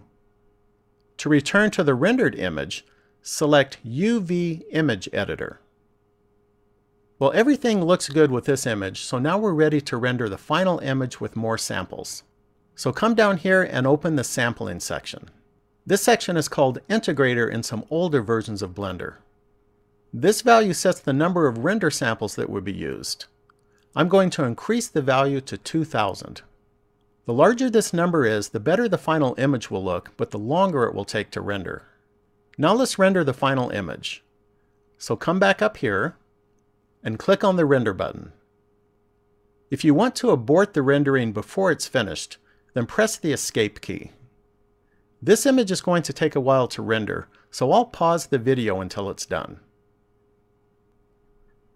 Rendering is finished, and this is the final image. This took my computer about 21 minutes to render. To save the image, make sure that your cursor is over the image and press the F3 key. Specify a directory here and a file name here. I'm going to name this image cloth.png. Then press the Save As Image button. Well, that concludes this video. Thanks for watching, and please subscribe and leave a comment.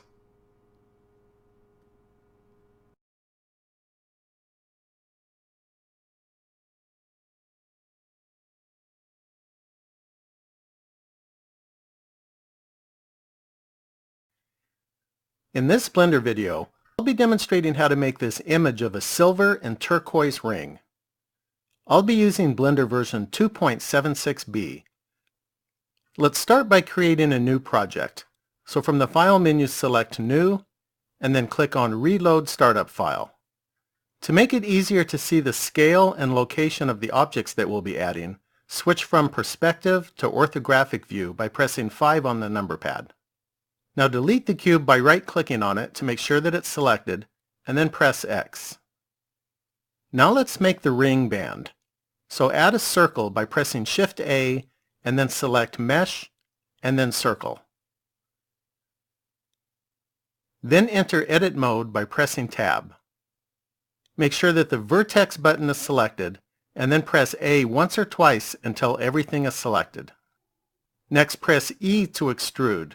We're going to extrude to the same location as the original vertices, so just right-click. Now scale it down in size by pressing S, then 0.95, then Enter. Next, we're going to extrude all of the vertices, so press A twice to select everything.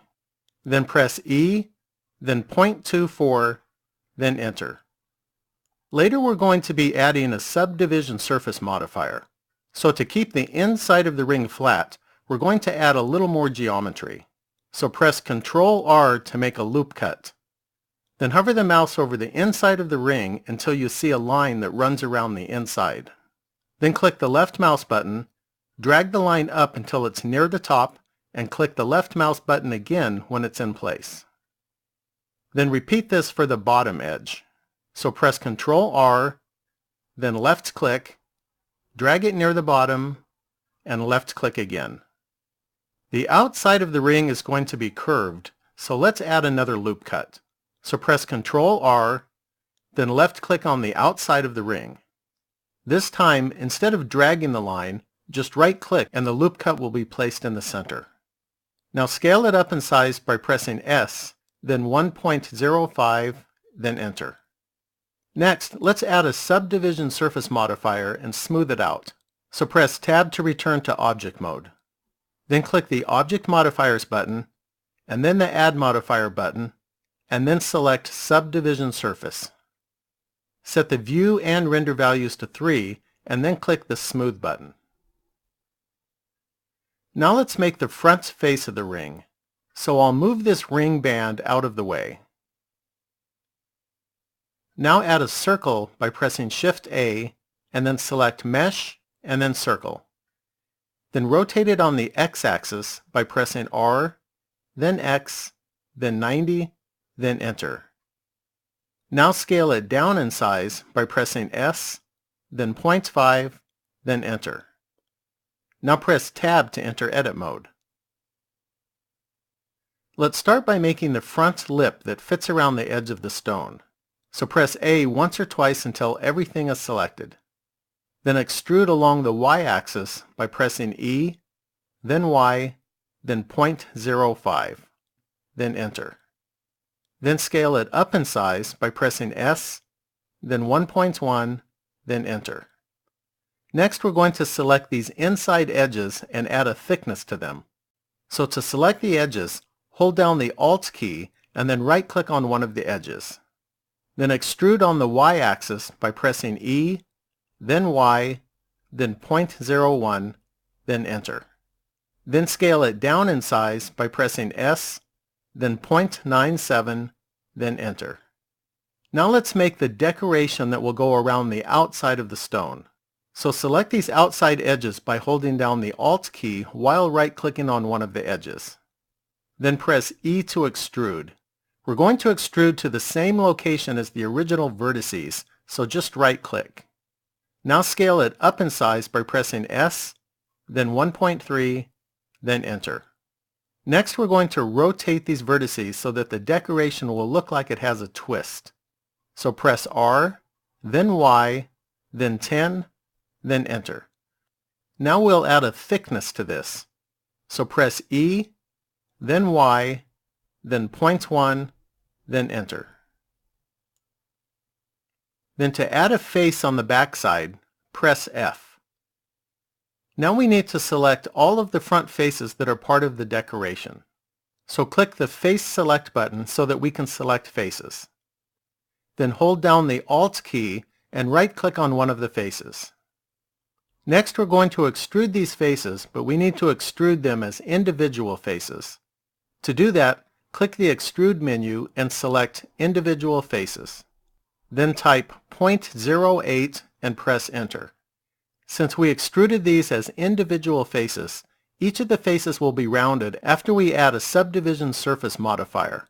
So let's do that now. So press Tab to return to object mode.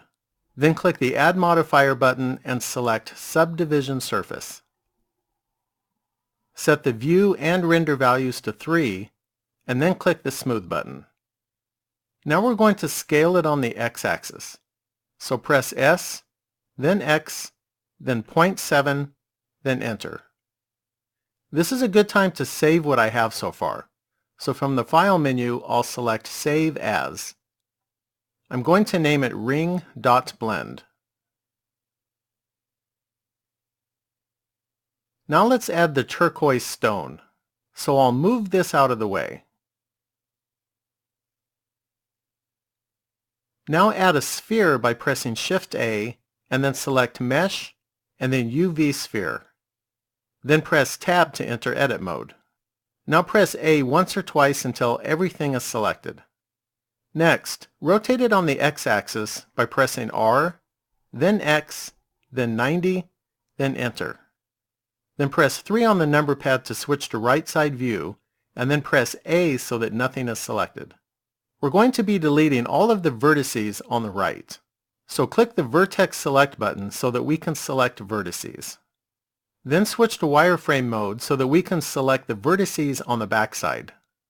Now press B and drag the selection box over the vertices on the right. Don't include the vertices in the middle. Now press X to delete and select vertices.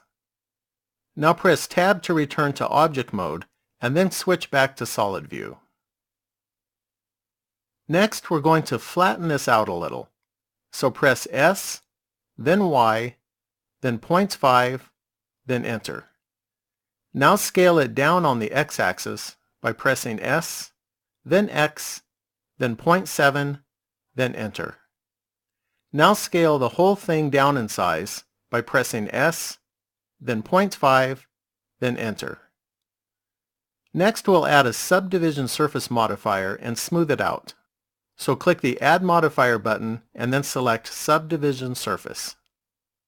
Set the View and Render values to 3 and then click the Smooth button. Now let's position the 3 ring pieces together. So press N to open the Properties panel.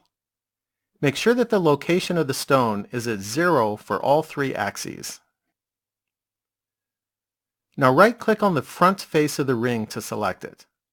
Then set all three location values to 0. Then right-click on the ring band to select it.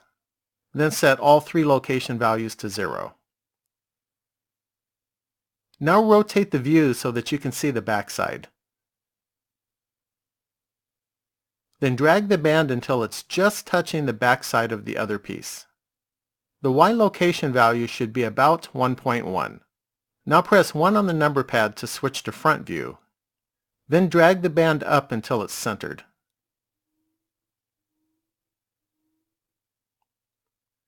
Now right-click on the stone to select it.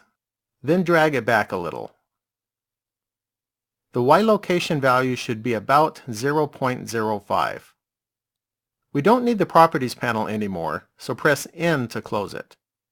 We're going to be joining these three ring pieces together to make a single object, but we still want to be able to add separate materials to each piece. One way to do this is to add a material to each piece before joining them. So click the Material button, and then click the New button. Then come up here and change this from Blender Render to Cycles Render. Then click the Use Nodes button. Name this material Stone. We'll be making changes to this material later using the node editor. Now right-click on the front face piece to select it, and then press the New button. Set the surface type to Glossy. Then click here to set the color. Now click the Hex button and set the color to C3, C3, D1. Then set the roughness value to 0.05. Name this material Front. Next, right-click the band to select it. Then click the small button on the left side of the New button and select Front. To keep the ring band material separate from the front face material, we need to make a copy. So press the plus button to copy the material and name it Band. Now let's join the pieces together. The band is currently selected, so hold down the Shift key and right-click on the front face and then the stone to add them to the selection. Then click the Join button. Now the ring is a single object and the three materials are listed here. A little later, we'll be making changes to these materials using the node editor. But before we do that, let's position the ring, add a surface for it to sit on, and set up the lighting in the camera. So let's rotate the ring a little along the Y-axis. So press R, then Y, then -7, then Enter. Then press 3 on the number pad to switch to right side view. Then press R to rotate, and rotate the ring until the two bottom surfaces are even with each other. Next, let's add a surface for the ring to sit on. So press Shift A and select Mesh, and then Plane. Scale it up in size by pressing S, then 10, then Enter. Then drag it down until it's just below the bottom of the ring. Now let's set the material, so click the New button. We're going to keep the diffuse surface type and white color. Now let's set up the lighting. We're going to use two plane objects to light the scene. So press Shift A and select Mesh, and then Plane. Then press 3 on the number pad to switch to right side view. Then drag the plane up about 2 grid divisions, and then drag it to the left about 2 grid divisions. Now rotate it by pressing R and face it toward the ring. Next, press 1 on the number pad to switch to front view and drag the plane to the left by about 3 grid divisions. Now let's make the second light source. So press Shift D to duplicate and place it 5 grid divisions to the right. Now press 7 on the number pad to switch to top view. Then rotate the plane by pressing R and face it toward the ring. Then do the same for the other plane. So right-click to select it and R to rotate. This is what the scene should look like. Now let's add a material to the first plane. So click the New button and set the surface type to Emission. Then click the color and make it slightly yellow. Now set the strength to 20. Next, right-click on the second plane to select it. Then click the New button and set the surface type to Emission. Then click the color and make it slightly blue. Now set the strength to 15. This is a good time to save what I have so far. Next, let's set up the camera view, so press 0 on the number pad. This is the view looking through the camera. I'll zoom in a little. Now I'm going to lock the camera to the view. To do that, press N to open the Properties panel and put a check mark next to Lock Camera to View. Then press N again to close the Properties panel. Now I can zoom, pan, and rotate while looking through the camera. The default focal length setting that Blender uses is 35 millimeters. Since this is going to be a close-up image, let's change the focal length setting to 100 millimeters. To do that, find the camera in the outliner and select it. Then click the Object Data button if it's not already selected. This is where you can change the focal length. Set it to 100. Now I'll set up the view that I'd like to use.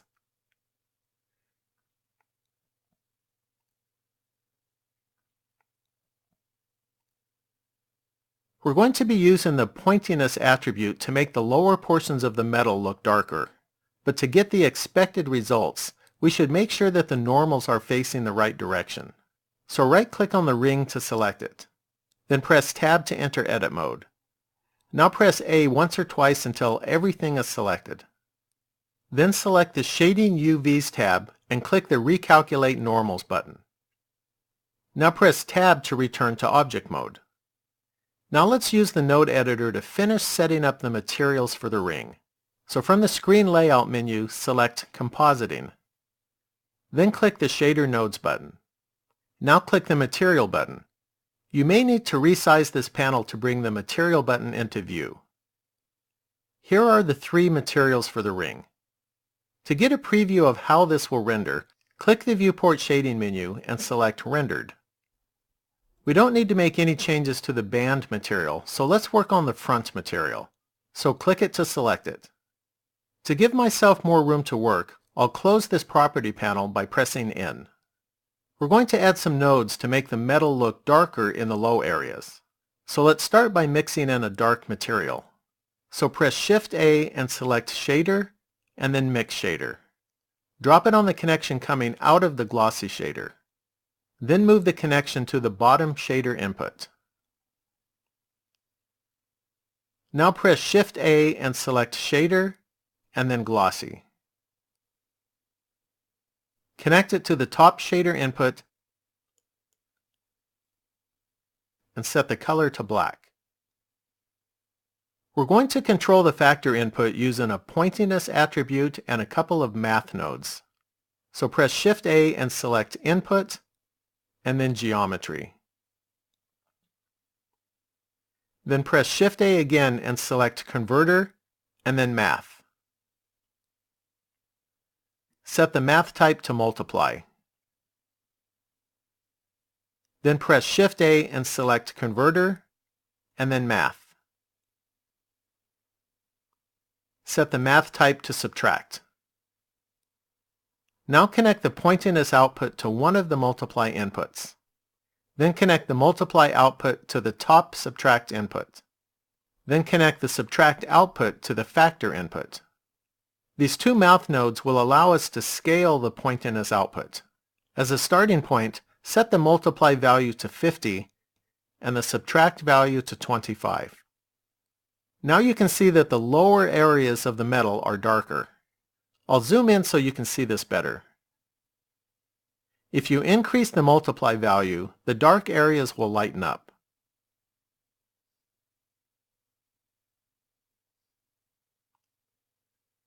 I'm going to use a value of 50.6. Now let's work on the stone material, so click it to select it. We'll start by changing the diffuse color. So click the white color and set the hex value to 15 BBE2. I'm going to make more room to work.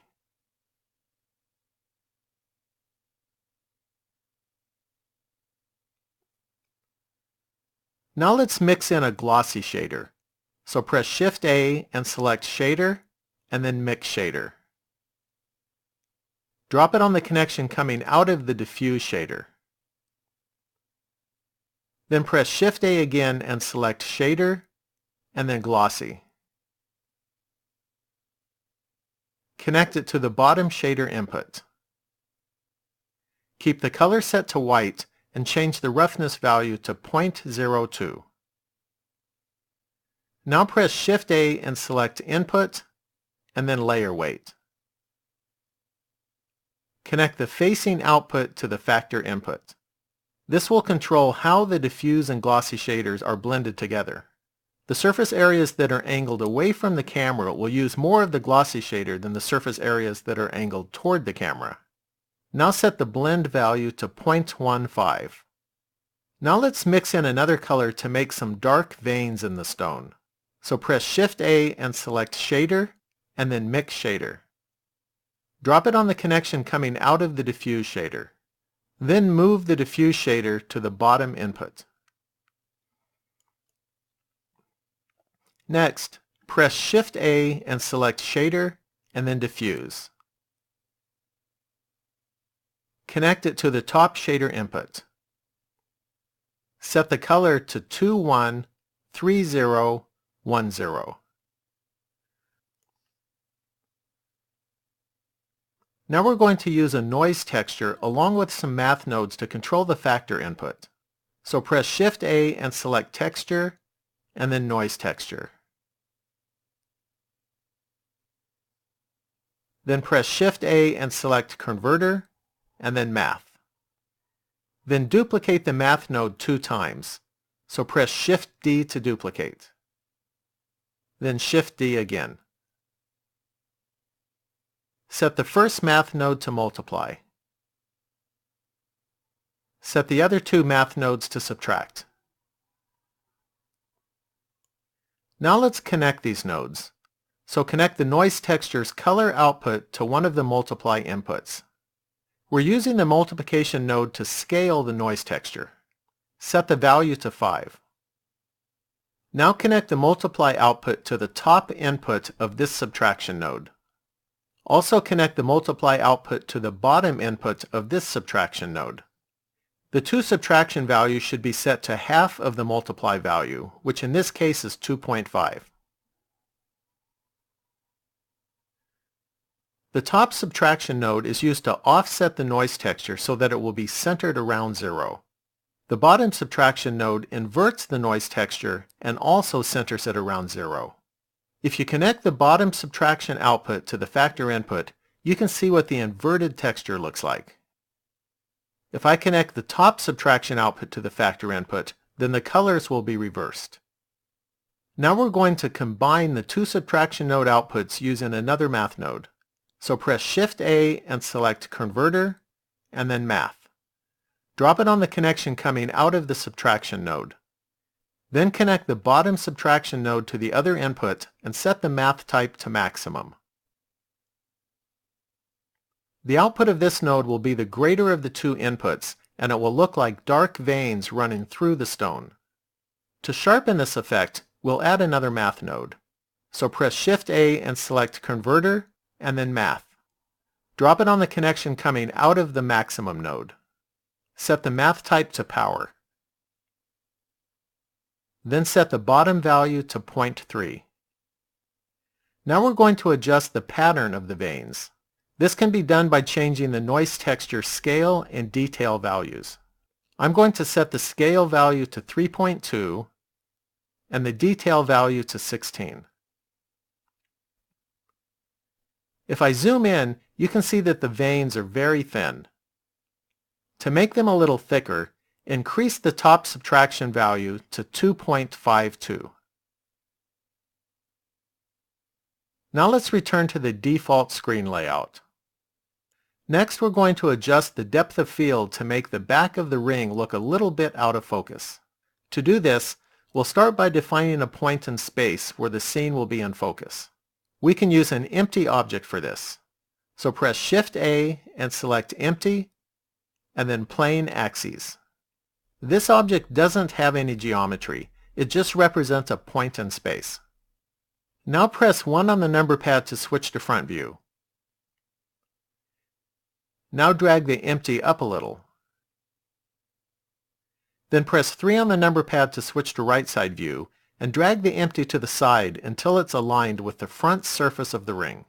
This will be the focus point. Now press 0 on the number pad to switch to camera view. Then to get a preview of how this will render, click the Viewport Shading menu and select Rendered. Next, find the camera in the outliner and select it.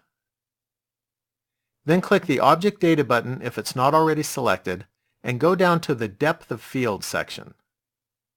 Now click in the Focus entry box and select the empty that we added. This will be the focus point. We're going to use an f-stop value of 1. So click the Aperture menu and select f-stop. Set the number value to 1. Now the front of the ring will be in focus and the back of the ring will be slightly out of focus. Everything looks good now, so we're ready to render the final image. So click the Render button.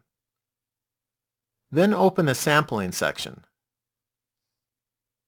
I'm going to set the number of render samples to 1000.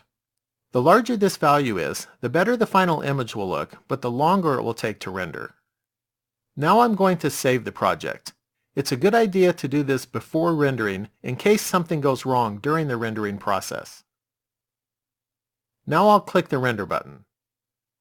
If you want to stop the rendering process before it's done, you can press the Escape key or you can click the X next to the Render Progress bar.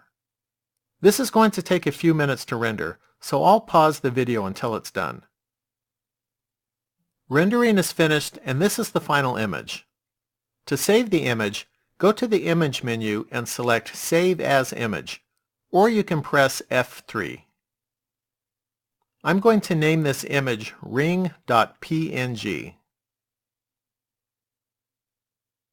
If you want to return to the 3D view, then click this menu and select 3D View. To go back to the rendered image, click the menu and select UV Image Editor. Well, that concludes this video. Thanks for watching, and please subscribe and leave a comment.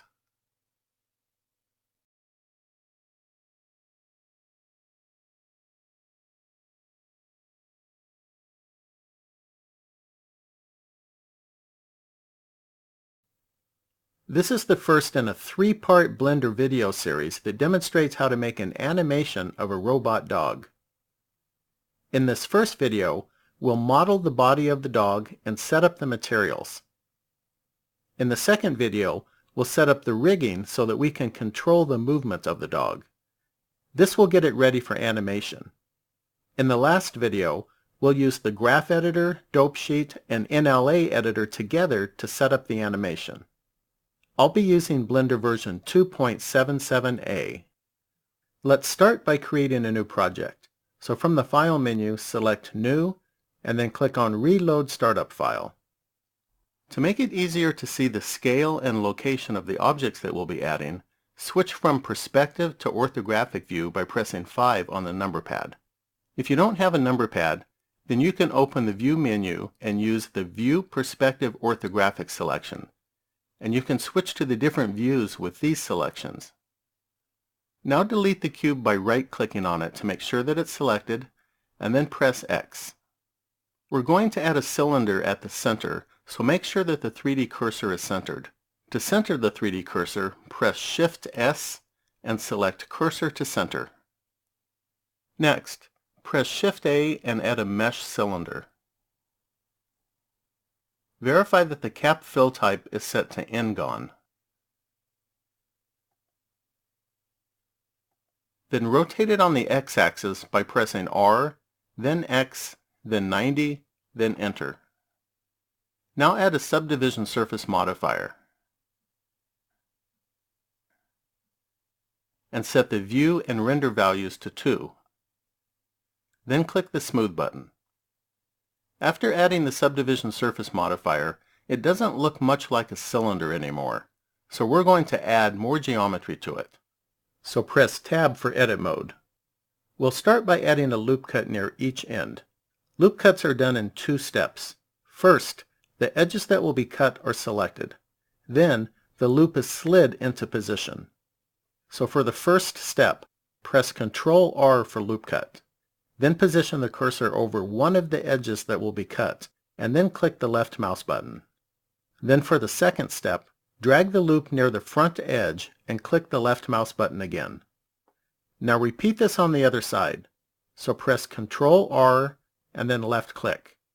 Then drag it near the back edge and left click again.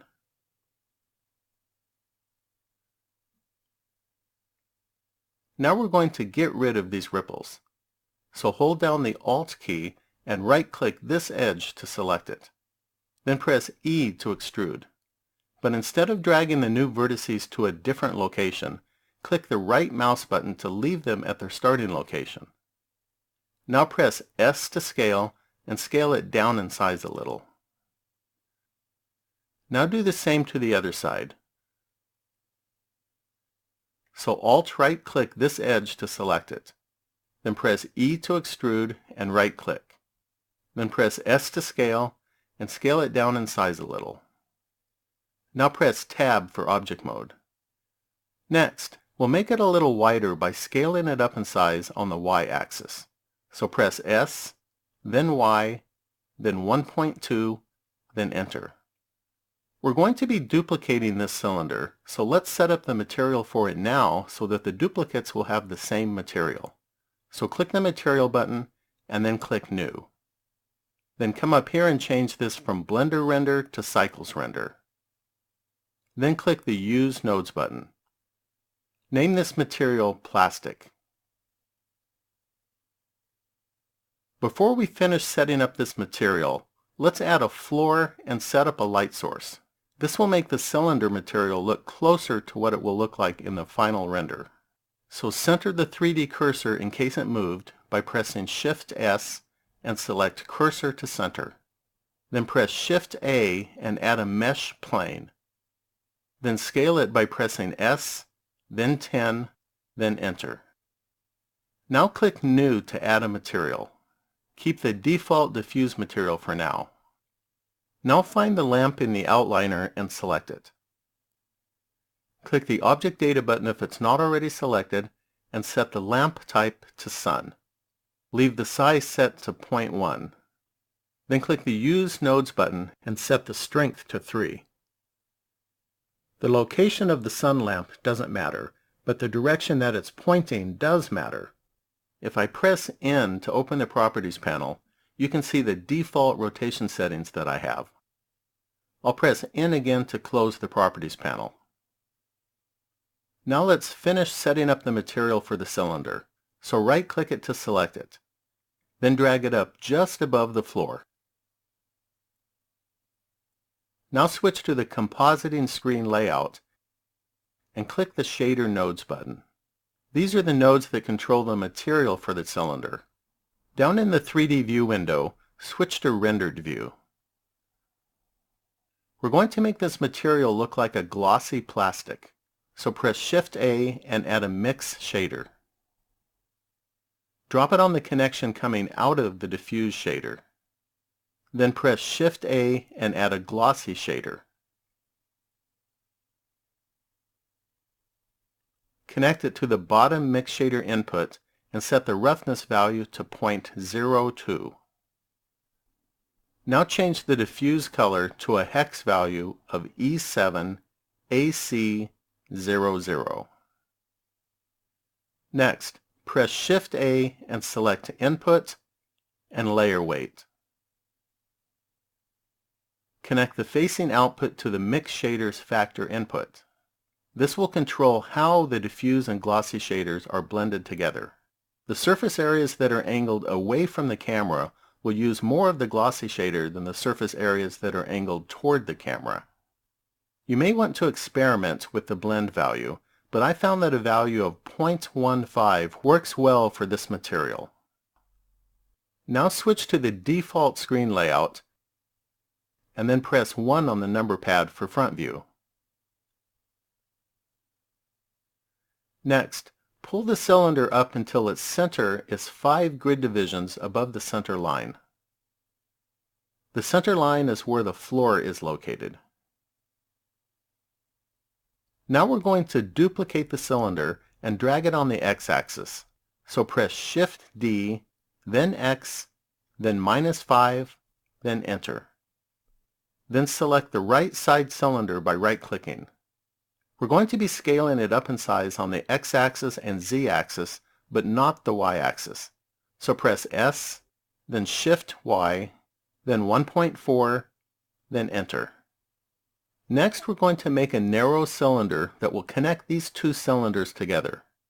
So duplicate the large cylinder and move it on the x-axis by pressing Shift-D, then X, then move it to the right and left-click.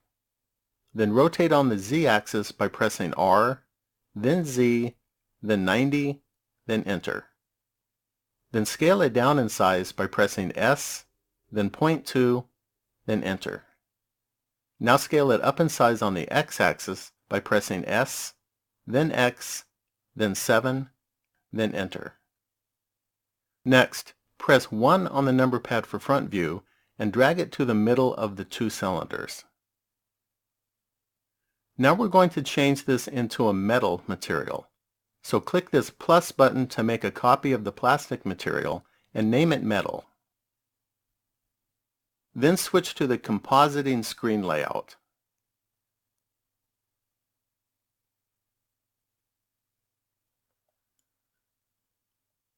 To make the material look like metal, we're going to mix two glossy shaders together. So right-click the diffuse shader to select it, and then press X to delete it. Then right-click the glossy shader to select it, and then press Shift-D to duplicate it. Connect it to the top mix shader input. Both roughness values should be set to 0.02. Now set the color of the bottom glossy shader to black. Then change the layer weight blend value to 0.3. Now switch back to the default screen layout. Next, we're going to make the head. So center the 3D cursor in case it moved by pressing Shift-S and select Cursor to Center. Then add a mesh circle by pressing Shift-A and select Mesh and then Circle. Then rotate it on the x-axis by pressing R, then X, then 90, then Enter. Now press G and move it up to this area. The exact position doesn't matter because we'll be moving it later.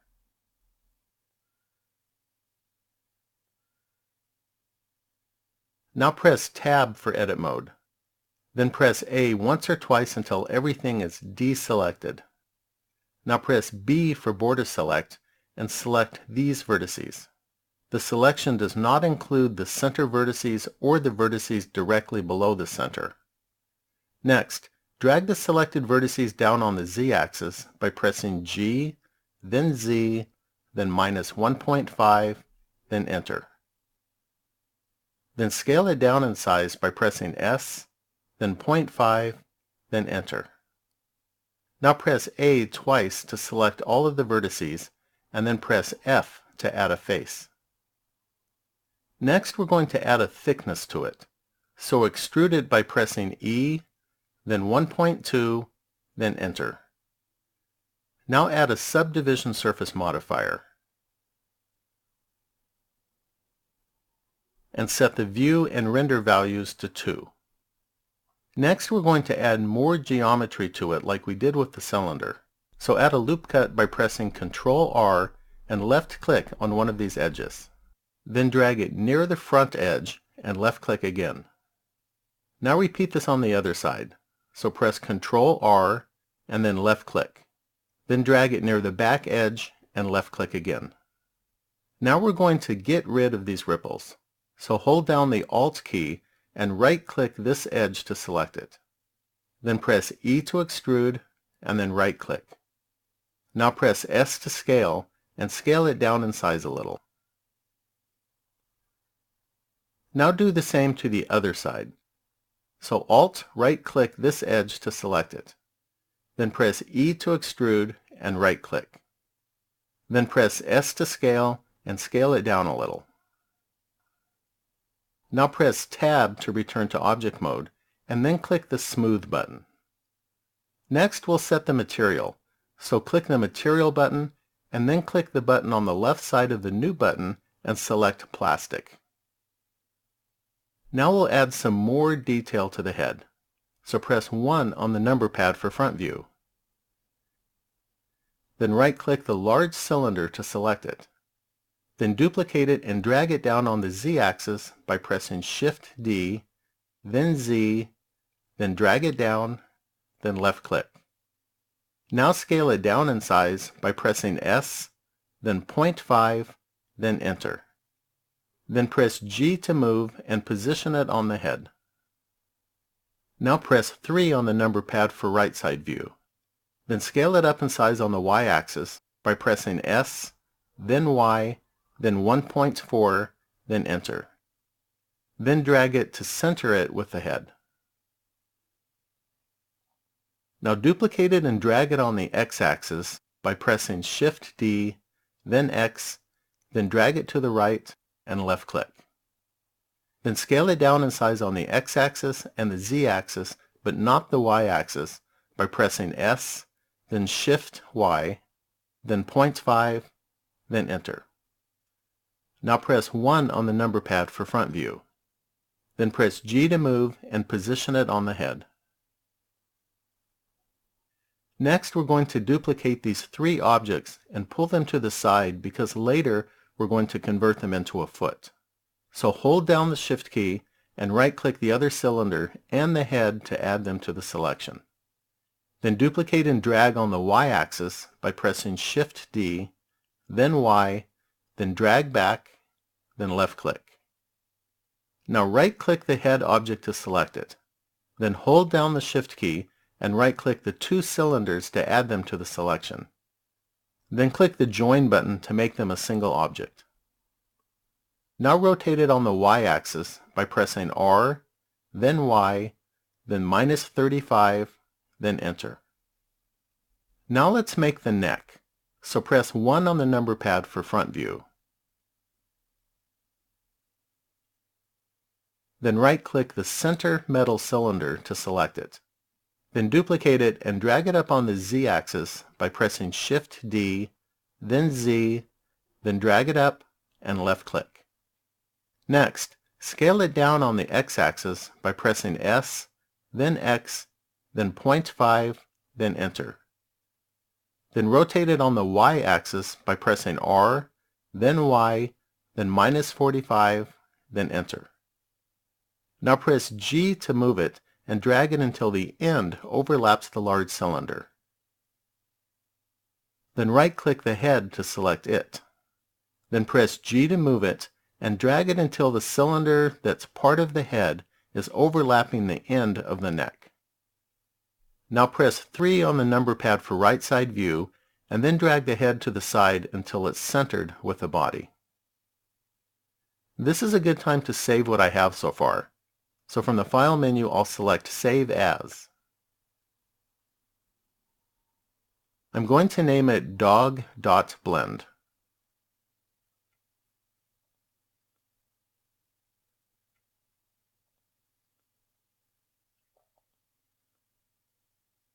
Next, we're going to make a leg. So right-click the center metal cylinder to select it. Then duplicate it and drag it on the X-axis by pressing Shift-D, then X, then drag it to the right and left-click. Then scale it down in size by pressing S, then 0.7, then Enter. Then rotate it on the Z-axis by pressing R, then Z, then 90, then Enter. Now scale it down on the Y-axis by pressing S, then Y, then 0.25, then Enter. Next, we'll move it into position. So press 3 on the number pad for right side view. Then drag it to the side until it's overlapping the large cylinder.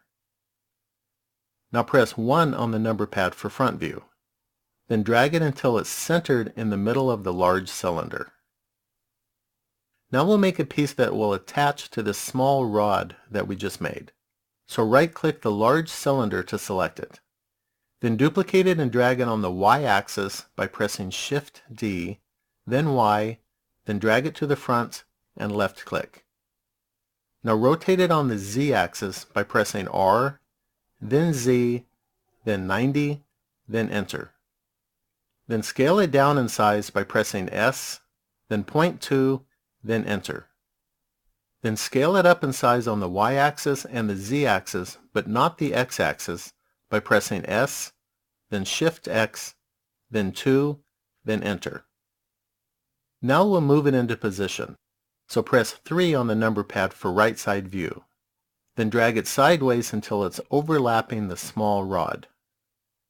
Now press 7 on the number pad for top view.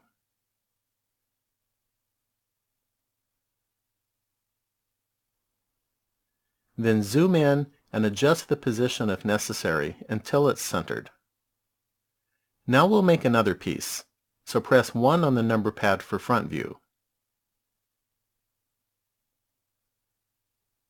Then duplicate and drag on the X-axis by pressing Shift-D, then X, then drag to the left and left-click.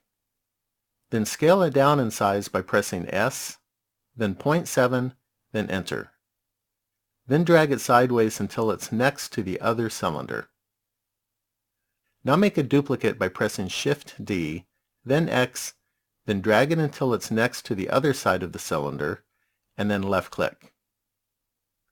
Now we'll make the 2 rods that will form the top part of the leg. So press 3 on the number pad for right side view. Then right-click the small rod to select it. Then duplicate it and drag it on the Y-axis by pressing Shift-D, then Y, then drag it to the left and left-click. Now scale it down in size by pressing S, then 0.5, then Enter. Then rotate it on the X-axis by pressing R, then X, then 90, then Enter. Then scale it up in size on the Z-axis by pressing S, then Z, then 5, then Enter. Now we'll move it into position, so press 1 on the number pad for front view. Then press G to move it and drag it until it's overlapping the center of the left side cylinder. Then press 3 on the number pad for right side view and drag it to the center. Next, press 1 on the number pad for front view. Then duplicate it by pressing Shift-D, then X, then drag it to the center of the right side cylinder and left-click.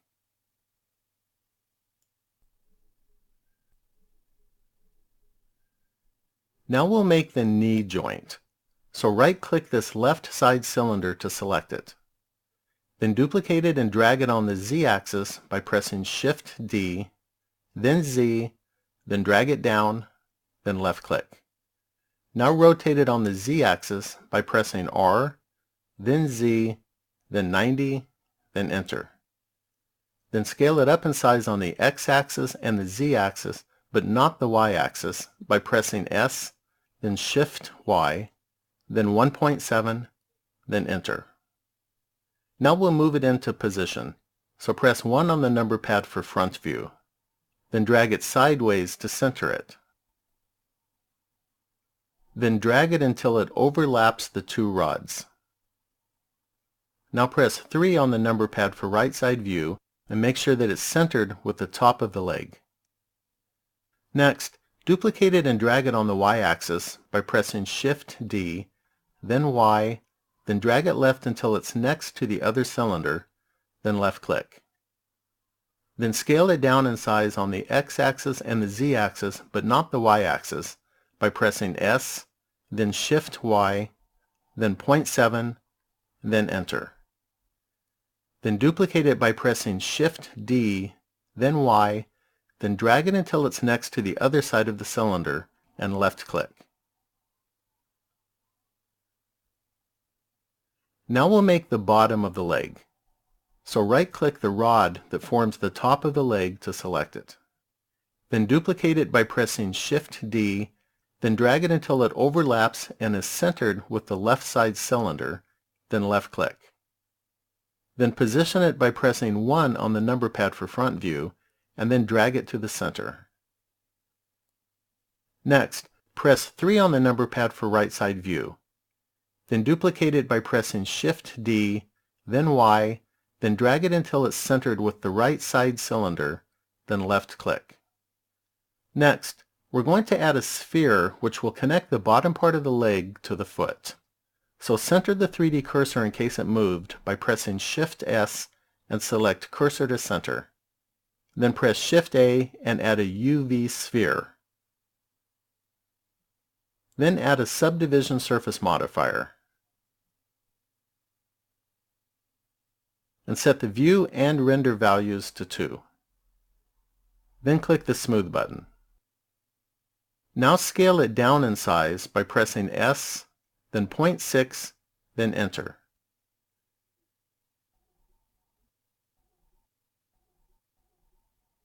Next, press G to move the sphere and drag it until it's overlapping the rods that form the bottom of the leg. Then press 1 on the number pad for front view and verify that the sphere is centered. Now we're going to join all of the leg objects together in a way that will give us a leg made up of 3 objects.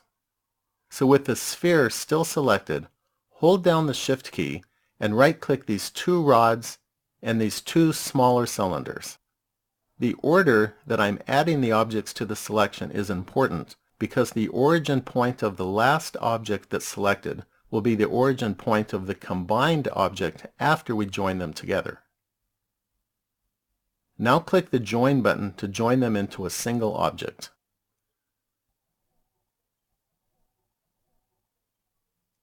Now find the selected object in the outliner and name it Leg.Bottom.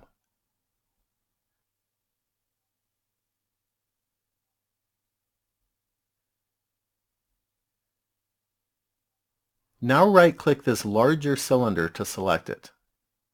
Then hold down the Shift key and right-click these 2 rods and the 2 cylinders that connect to them. Then click the Join button. Now find the selected objects in the outliner and name it Leg.Top.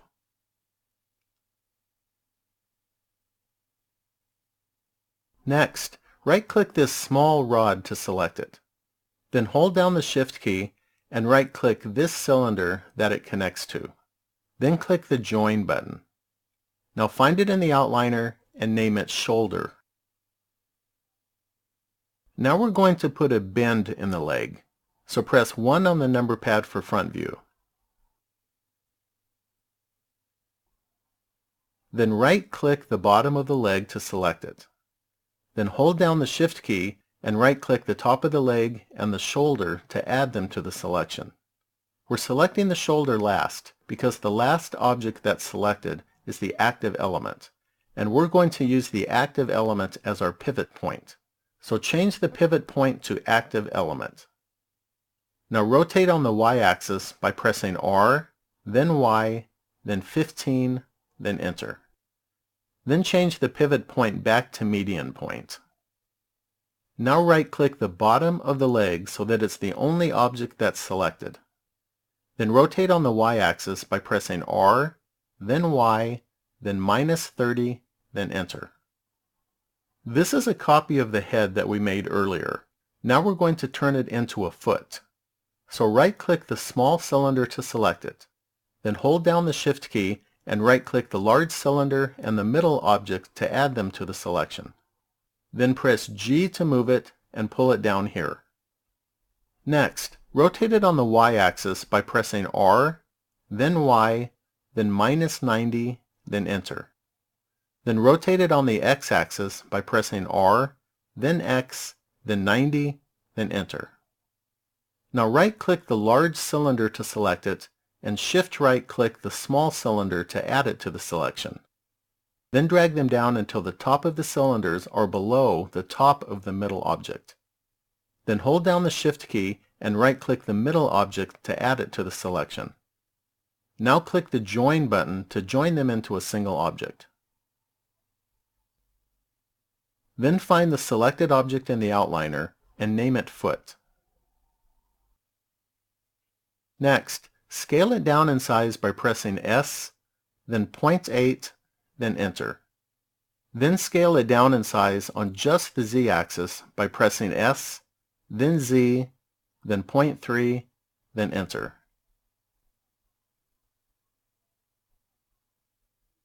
Now we'll move it into position. So press G to move and drag it until the bottom of the sphere is a little below the middle part of the foot. Make sure that the sphere does not extend below the bottom of the two cylinders. Now drag it sideways until the large cylinder is centered with the sphere. Then press 3 on the number pad for right side view and zoom out until you can see the foot. Then drag the foot near the sphere and zoom in. Then center the foot with the sphere. Now let's duplicate this leg to make a back leg. So press 1 on the number pad for front view. With the foot still selected, hold down the Shift key and right-click the bottom of the leg, the top of the leg, and the shoulder. Then duplicate it and drag it on the X-axis by pressing Shift D, then X, then drag it until the shoulder is centered with the back cylinder, then left-click. Next, we'll change the bend in the knee to bend in the other direction. So right-click the bottom of the leg to select it. Then hold down the Shift key and right-click the top of the leg and the shoulder last. The foot should not be part of the selection. The shoulder is the active element since it's the last object that we selected, and we're going to use it as our pivot point. So change the pivot point to active element. Then rotate the leg on the Y-axis by pressing R, then Y, then -30, then enter. Now change the pivot point back to median point. Next, right-click the bottom of the leg to select it. Then rotate it on the Y-axis by pressing R, then Y, then 60, then enter. Now we're going to duplicate these legs to make the legs for the other side. So with the bottom back leg still selected, hold down the Shift key and right-click the top of the leg, the shoulder, the foot, the other foot, the bottom of the leg, the top of the leg, and the shoulder. Then press 3 on the number pad for right side view. Now duplicate the legs and drag them on the Y-axis by pressing Shift D, then Y, then drag to the right, and left-click. Next, we're going to reverse their direction on the Y-axis by scaling with a value of -1. So press S, then Y, then -1, then enter. Now drag it sideways until the rod on the shoulder overlaps the large cylinder. Now let's position the floor. So right-click it to select it. Then press 1 on the number pad for front view. Then drag the floor until it's even with the bottom of the feet. Now we're going to join some objects together. So right-click the head to select it. Then hold down the Shift key and right-click the neck, the large cylinder, the rod in the middle, and the back cylinder. Then click the Join button. Now find the selected object in the outliner and name it Body.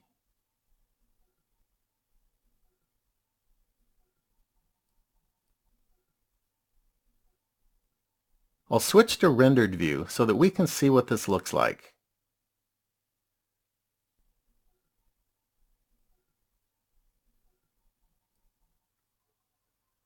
I'm going to save what I have so far. Well, that concludes this video.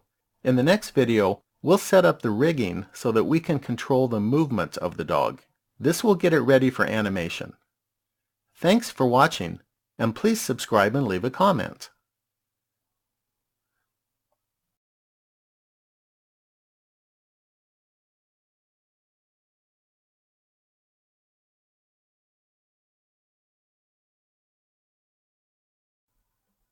This is the second in a 3-part Blender video series that demonstrates how to make an animation of a robot dog. In the first video, we modeled the body of the dog. In the second video, we'll set up the rigging so that we can control the movements of the dog. To rig this dog, we're going to add an armature which is made up of bones. Bones can be connected together to form a chain of bones which will bend at the joints. This is what we're going to do for the legs. Then after the bones are set up, we'll parent the mesh to the bones so that as the bones move, the mesh will move with it. This is where we left off in the previous video. So let's start by switching to solid view. And then press 1 on the number pad for front view. Then move the 3D cursor to the center of the front shoulder by left clicking. And now add an armature by pressing Shift A and then select Armature and then Single Bone. To allow the bones to be seen, even when they're behind the mesh objects, click the Object Data button and add a check mark next to X-ray. Now press 3 on the number pad for right side view and then press Tab for edit mode. Bones have 3 elements that can be selected separately: the root, the body, and the tip. If you select the root or the tip, then you can move just that element. If you select the body, then you can move the whole bone. We're going to move the whole bone, so right-click the body if it's not already selected. Then rotate it on the X-axis by pressing R, then X, then 90, then Enter. Then press G to move and position it so that the tip of the bone is at the center of the rod that connects to the shoulder. Then right-click the tip of the bone to select it and drag it to the center of the shoulder. Now press 1 on the number pad for front view. We're going to add another bone by extruding. When we do this, the current bone will be the parent of the new bone. So press E to extrude and drag the tip of the bone to the center of the knee. Then press E again and drag the tip of the bone to the center of the sphere. Now we're going to add a foot bone, but we don't want any of these other bones to be its parent, so we're not going to extrude. Instead, left-click here to move the 3D cursor, then press Shift-A to add a new bone. Next, right-click the body of the bone to select it. Then rotate it on the Y-axis by pressing R, then Y, then 90, then Enter. Then press G to move and line up the root of the bone with the tip of the previous bone. Then press 3 on the number pad for right side view and drag it to the center.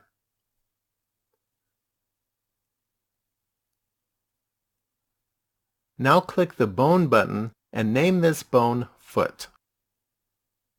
Next we'll add a bone that we'll use to control the body of the dog. So press 1 on the number pad for front view.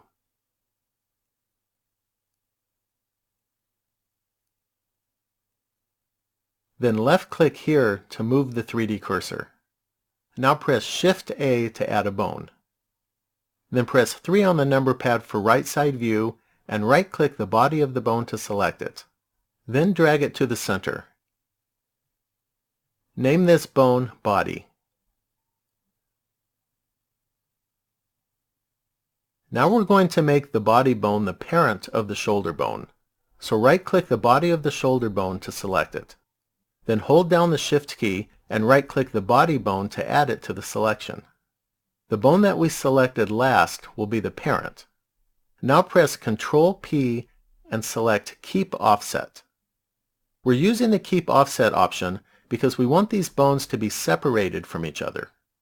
Now let's look at what we have so far.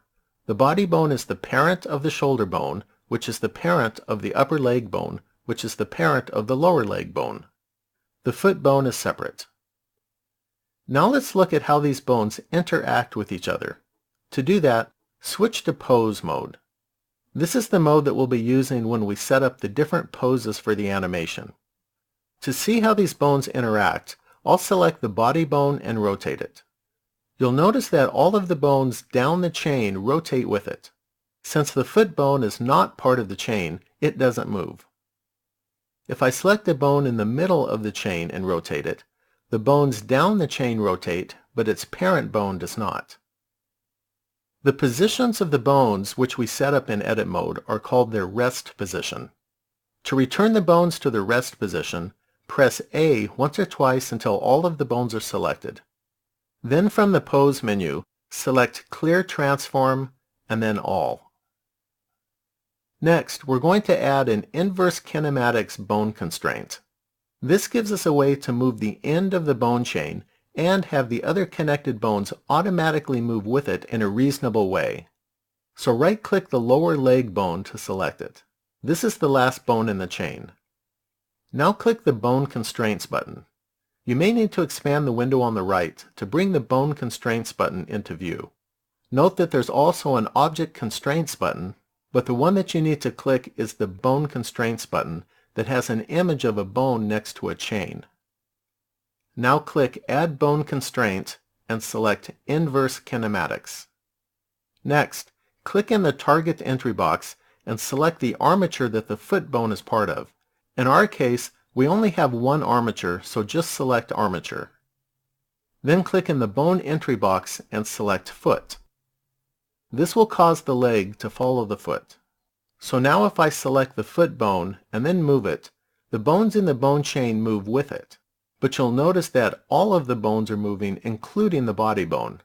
But what we want are for the leg and shoulder bones to move, but not the body bone. So right-click the lower leg bone again to select it. Then set the chain length to 3. This will now allow the foot bone to only move the bottom 3 bones in the chain.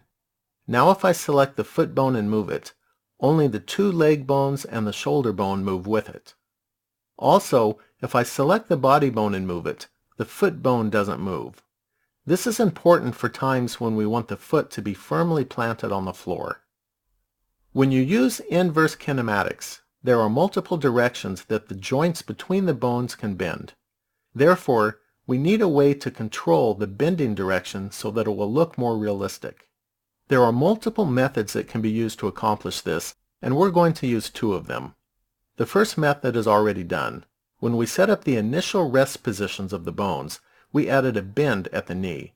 This will cause the knee to bend backward instead of forward. The second method that we're going to use is to lock out some of the directions that we don't want the joints to bend. To do this, right-click the bottom leg bone to select it. Then click the Bone button and open the Inverse Kinematics section. This is where we can lock out the bending directions. To determine which directions to lock out, we're going to lock out all of the directions and then unlock them one at a time. So click the X, Y, and Z buttons to lock out rotations on all 3 axes. Then right-click the top leg bone to select it and click all 3 lockout buttons. Then right-click the shoulder bone to select it and click the 3 lockout buttons. Now right-click the foot bone to select it and move it forward a little.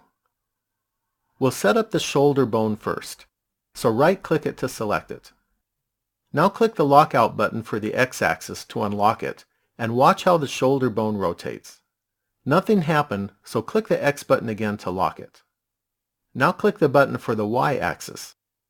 This time the shoulder bone rotated correctly, and the end of the bone chain moved to the foot bone.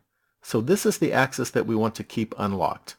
But to demonstrate what happens when only the Z-axis is unlocked, I'll lock the Y-axis and unlock the Z-axis.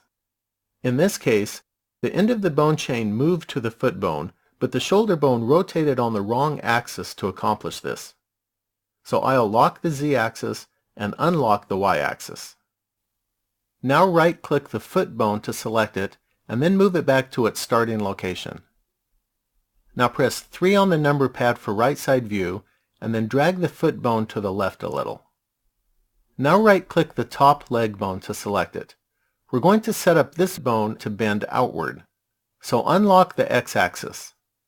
Nothing happened, so lock it again. Now unlock the Y-axis. The end of the bone chain moved to the foot, but the bone rotated in the wrong direction. So lock the Y-axis and unlock the Z-axis. This time it rotated correctly, so leave the Z-axis unlocked. Next, right-click the foot bone to select it and drag it to the right to center it over the foot. Then press 1 on the number pad for front view and drag the foot up a little. Now right-click the bottom leg bone to select. Then unlock the x-axis. It rotated correctly and the end of the bone chain moved to the foot bone, so this is the correct axis to unlock. But to show what happens when the other two axes are unlocked, I'll lock the x-axis and unlock the y-axis. Nothing happens, so I'll lock the y-axis and unlock the z-axis. This time it didn't rotate correctly, so now I'll lock the z-axis and unlock the x-axis. Now the rotation directions for all three bones are set up. So if I select the foot bone and press G to move it, then you can see that the leg is moving very nicely. If I select the body bone and move it, the foot bone stays firmly in place. Now let's move the bones back to their rest positions. So press A twice to select all of the bones. Then from the Pose menu, select Clear Transform and then All. I'm going to save what I have so far. Next, we're going to copy all of the leg bones to the back of the dog. So press Tab for edit mode. Then right-click the body of the foot bone to select it. Then hold down the Shift key and right-click the body of the leg and shoulder bones to add them to the selection. Now press 1 on the number pad for front view. Then duplicate the bones and drag them on the x-axis by pressing Shift D, then X, then drag them until the shoulder bone is centered with the back cylinder, then left-click. Now right-click the joint between the top and bottom leg bones to select it. Then drag it until it's centered with the back knee. Next, we're going to copy the leg bones from the right side of the dog to the left side. So right-click the body of the back foot bone to select it. Then hold down the Shift key and right-click the body of the leg and shoulder bones, the front foot bone, and the front leg and shoulder bones. Then press 3 on the number pad for right side view. Then duplicate the bones and drag them on the y-axis by pressing Shift D, then Y, then drag to the right and left-click. Next, we're going to reverse their direction on the y-axis by scaling with a value of -1. So press S, then Y, then -1, then Enter. Then drag the bones sideways until they are aligned with the legs in the model. Next, we're going to add a root bone that will be the parent bone of all of the other bones. So press 1 on the number pad for front view. We're going to put the root bone in front of the head, so left-click here to move the 3D cursor. Then press Shift-A to add a bone. Now press 3 on the number pad for right side view, right-click the body of the bone to select it, and then drag it to the center.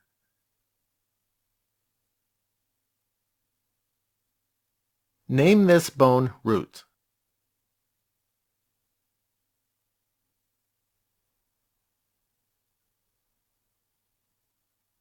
Next, right-click the body of the body bone to select it.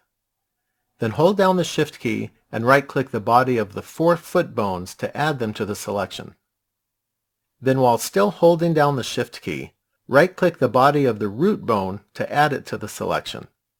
The last bone that's added will be the parent. Then press Ctrl P and select Keep Offset. Now let's look at what the body and root bones do. So switch to Pose mode. I'll select the body bone and move it. You'll notice that the leg bones move, but the feet don't. If I select the root bone and move it, then all of the bones move.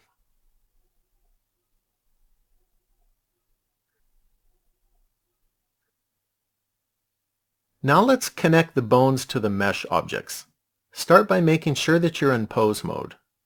Also, make sure that all of the bones are in their rest position, so press A twice to select all of the bones. Then from the Pose menu, select Clear Transform and then All. Now right-click the front right foot mesh object to select it. Then hold down the Shift key and right-click the foot bone to add it to the selection.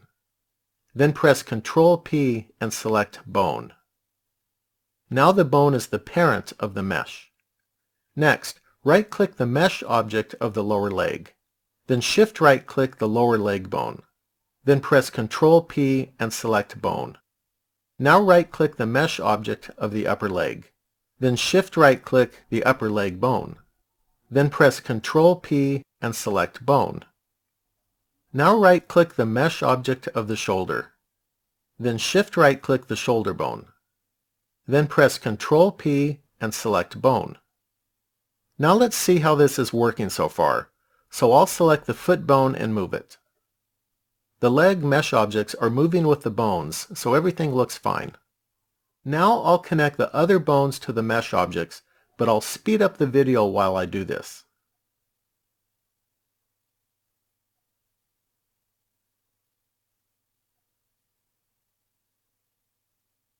Now we're going to connect the body mesh object to the body bone. So right-click the head to select the body mesh. Then hold down the Shift key and right-click the body bone. Then press Ctrl P and select Bone. So now I'll test everything out. So I'll select a foot and press G to move it. Then I'll select and move this foot. Then this foot. Then this foot. Now I'll select the body bone and move it. And as before, notice that the feet don't move. Now I'll select the root bone and move it. Everything moves with the root bone. Now let's move the bones back to their rest positions. So press A twice to select all of the bones. Then from the Pose menu, select Clear Transform and then All. I'm going to save what I have so far. Well, that concludes this video. In the next video, we'll use the Graph Editor, Dope Sheet, and NLA Editor together to set up the animation. Thanks for watching, and please subscribe and leave a comment.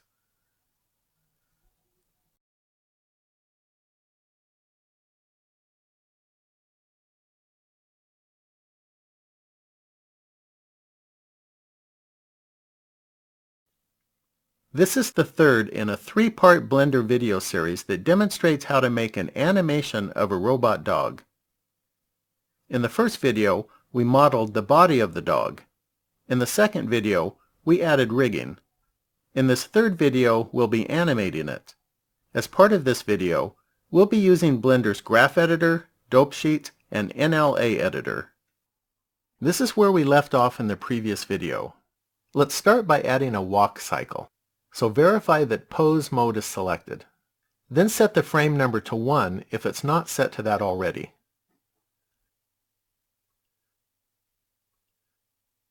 Now make sure that all of the bones are in their rest position by pressing A once or twice until all of the bones are selected.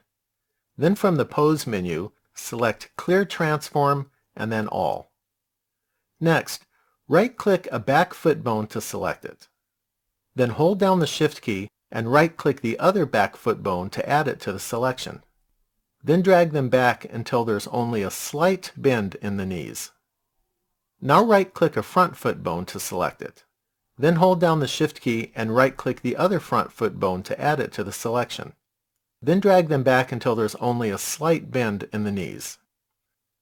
Next, we're going to offset the position of the right side feet. So right-click the back right foot bone to select it. Then hold down the Shift key and right-click the front right foot bone to add it to the selection. Then press 1 on the number pad for front view. One complete step will be 3 Blender units long, so let's move the right side feet half of that distance, which is 1.5 Blender units. So press G, then X, then 1.5, then Enter. This is the starting position of our walk cycle. We previously set the frame number to 1, so let's add a keyframe here. We want to include the other 2 foot bones, so hold down the Shift key and right-click them to add them to the selection. Then add a keyframe by pressing I, and select Location, Rotation. All 4 feet will take a step in the same way, but they will step at different times. So we're going to set up keyframes for all 4 feet moving together, and then use the dope sheet later to shift them in time. A single step will require 10 frames to move, so set the frame number to 11, which is the end of the first step. Then move the feet on the x-axis by 3 blender units, which is the distance of one step. So press G, then X, then 3, then enter. It's okay that the legs come unattached from the feet. This will be corrected later. Now add a keyframe by pressing I and selecting Location, Rotation. Next, set the frame number to the middle of the step, which is frame number 6. Then move the feet up 1 blender unit by pressing G, then Z, then 1, then enter. Then press I and select Location, Rotation. Now let's add a rotation to the feet as they take a step. So set the frame number to 3. Then change the pivot point to individual origins to prevent the feet from rotating around the median point of the whole group. Then rotate on the y-axis by pressing R, then Y, then 15, then enter. Then press I and select Location, Rotation. Now set the frame number to 9. Then rotate by pressing R, then Y, then -25, then enter. Then press I and select Location, Rotation. Now when I scrub back and forth through the timeline, you can see how the feet move. We're done with the feet for now, so change the pivot point back to median point. Next, we're going to set up keyframes for the body bone. So set the frame number to 1. Then right-click the body bone to select it. Then move it down on the Z-axis by pressing G, then Z, then -0.5, then enter. This is the starting position, so set a keyframe by pressing I and selecting Location, Rotation. Now set the frame number to 25, which is the end of a complete walk cycle. Then move the body on the x-axis by 3 blender units, which is the distance of a walk cycle. So press G, then X, then 3, then enter. Then press I and select Location, Rotation. Now when I scrub back and forth through the timeline, you can see how everything moves. Now we're going to open up the Graph Editor, Dope Sheet, and NLA Editor. So from the Screen Layout menu, select Animation. We don't need the window on the right, so drag the edge to the right. This is the dope sheet, and I'm going to reduce its size. This is the Graph Editor, and I'm going to adjust its size also. Now click on the menu at the bottom of the timeline and select NLA Editor. Next, move the mouse cursor into the 3D view window and press 5 on the number pad to switch to orthographic mode. As the body bone moves through a walk cycle, it speeds up at the beginning and slows down at the end. We want it to move at a constant rate so that it will move smoothly through multiple walk cycles. We can accomplish this by using the Graph Editor. The body bone is currently selected, so you can see the curves for it in the Graph Editor window. When the mouse cursor is in this window, you can pan the view by pressing the middle mouse button while dragging. You can zoom by using the scroll wheel. If you click this triangle, you can see a description of the curves. This red curve represents the location of the body bone along the x-axis. The bottom of the curve is where it speeds up, and the top of the curve is where it slows down. To change this to a constant speed, make sure that the mouse cursor is in the Graph Editor window, then press A once or twice until all of the control points are selected. The points will turn orange when selected. Then from the Key menu, select Interpolation Mode, and then Linear. Now the red line is straight, which represents a constant speed. When we set up the keyframes for the feet, we set them up together since they all move in the same way. But since they should not all move at the same time, we're going to use the dope sheet to shift them in time. The dope sheet shows when each keyframe occurs. So in the dope sheet, pan the view using the middle mouse button and zoom in using the scroll wheel. The diamonds represent the keyframes that we set. The 4 feet and body bones are all listed on the left. If you hold down the left mouse button, you can scrub through the timeline. The number at the bottom of the time cursor shows the current frame number. Now let's shift the timing of the feet. The timing of the dog's back left foot is correct, so it doesn't need to move. The front left foot should start moving 2 frames after the back foot, so right-click the front left foot bone to select it. You'll see it highlighted with light green in the dope sheet. These are the keyframes that will be moving first. Now with the mouse cursor over the diamonds, press A once or twice until all of the keyframes are deselected. The diamonds will turn white when they are deselected. Then press B for border select and select the keyframes for the selected foot bone. Then move them 2 frames to the right by pressing G, then 2, then enter. A complete walk cycle is 24 frames, so the back right foot should move half of a walk cycle or 12 frames later than the back left foot. So right-click the back right foot bone to select it. Then put the mouse cursor over the keyframes and press A to deselect all. Then press B for border select and select the keyframes for the selected foot bone. Then move them 12 frames to the right by pressing G, then 12, then enter. The front right foot will start moving 2 frames after the back foot, so we'll move it by 14 frames. So right-click the front right foot bone to select it. Then put the mouse cursor over the keyframes and press A to deselect all. Then press B for border select and select the keyframes for the selected foot bone.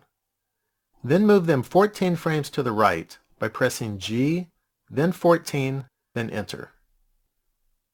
Now when I scrub through the timeline, you can see how the feet move. Now we're going to set keyframes for all 4 feet and the body at the start and end of the walk cycle. We're doing this so that the locations and rotations will be defined throughout the entire walk cycle. So move to frame 1. Then right-click the body bone to select it. Then shift right-click all 4 foot bones to add them to the selection. Then press I and select Location, Rotation. Now move to frame 25. Then press I and select Location, Rotation. Next, we're going to add some personality to the walk by adding more keyframes to the body bone. So right-click the body bone so that it's the only bone selected. Then press 3 on the number pad for right side view. Now move to the middle of the walk cycle, which is frame number 13. Then press I and select Location, Rotation. This is what the walk cycle currently looks like from the right side. Next, move to frame number 7. Then rotate on the x-axis by pressing R, then X, then -5, then enter. Then move on the z-axis by pressing G, then Z, then 0.3, then enter. Then move on the y-axis by pressing G, then Y, then -0.3, then enter. Now press I and select Location, Rotation. Next, move to frame number 19. Then rotate on the x-axis by pressing R, then X, then 5, then enter. Then move on the z-axis by pressing G, then Z, then 0.3, then enter. Then move on the y-axis by pressing G, then Y, then 0.3, then enter. Now press I and select Location, Rotation. This is what the walk cycle looks like now.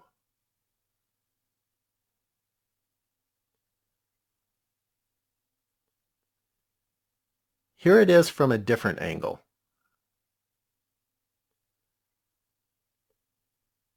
I can also scrub the timeline from the NLA editor. You'll notice that after reaching frame number 25, that the animation stops since there are no more keyframes defined.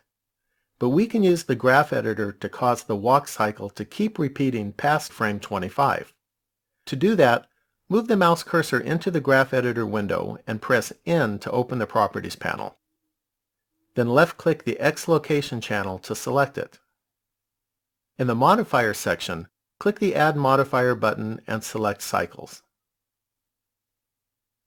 Then from the After menu, select Repeat with Offset. Now if I scrub the timeline, you'll see that the body bone keeps moving past frame 25. Next, we'll copy this modifier and then add it to the other curves. So click the Copy Modifiers button. Now hold down the Shift key and right-click the 4 foot bones to add them to the selection. Then in the Graph Editor window, press A once or twice until all of the control points are selected. They will turn orange when selected. Then in the Modifiers section, click this button to add the modifier to the other curves. Now when I scrub the timeline, the walk cycle keeps repeating after frame 25. We're done with the Properties panel, so you can press N to close it.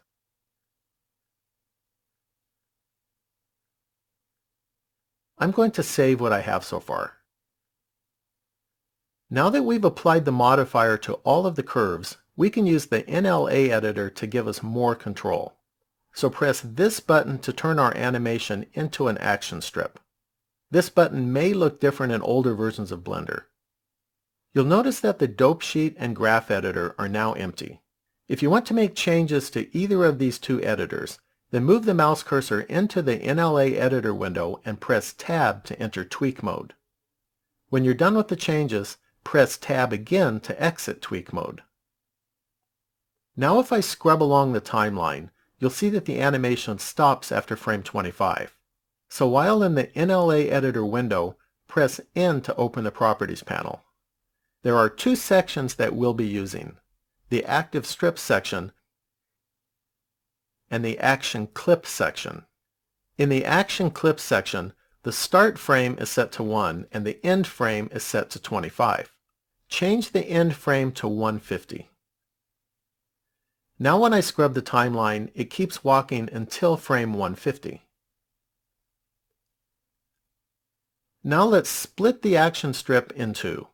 So move the time cursor to frame 49, which is at the end of the second walk cycle. Then from the Edit menu, select Split Strips. Now press and hold the right mouse button on this action strip and drag it to the right. Then release the right mouse button and left-click to drop it in place. Now when I scrub along the timeline, you'll see that the animation stops after the first action strip and then continues again at the second one. Now we're going to make the dog stand up and then rock back and forth. The body bone and the 4 foot bones should still be selected, so move to frame 49. Then set a keyframe by pressing I and selecting Location Rotation. Then use the middle mouse button and pan the Dope Sheet view until you can see the keyframes that we just set. You'll notice in the NLA editor that the new keyframes are on a new track. Now press 1 on the number pad for front view. Then right-click the body bone so that it's the only bone selected. Then move 5 frames to the right. You can use the keyboard to move the time cursor by using the left and right arrow keys. So I'll just press the right arrow key 5 times to move to frame 54. Next, rotate on the Y-axis by pressing R, then Y, then -40, then Enter. Then move on the X-axis by pressing G, then X, then -3, then Enter. Then press I and select Location Rotation. Now, right-click one of the front foot bones to select it. Then hold down the Shift key and right-click the other one to add it to the selection. Then move on the Z-axis by pressing G, then Z, then 3, then Enter. Then move on the X-axis by pressing G, then X, then -0.5, then Enter. Then rotate on the Y-axis by pressing R, then Y, then -70, then Enter. Then press I and select Location Rotation. Now use the arrow key and move 5 frames to the right to frame 59. Then right-click the body bone to select it. Then rotate on the Y-axis by pressing R, then Y, then -20, then Enter. Then move on the X-axis by pressing G, then X, then -1, then Enter. Then move on the Z-axis by pressing G, then Z, then 0.8, then Enter. Then press I and select Location Rotation. Next, right-click one of the front foot bones to select it. Then hold down the Shift key and right-click the other one to add it to the selection. Then move on the Z-axis by pressing G, then Z, then 4, then Enter. Then move on the X-axis by pressing G, then X, then -0.5, then Enter. Then press I and select Location Rotation.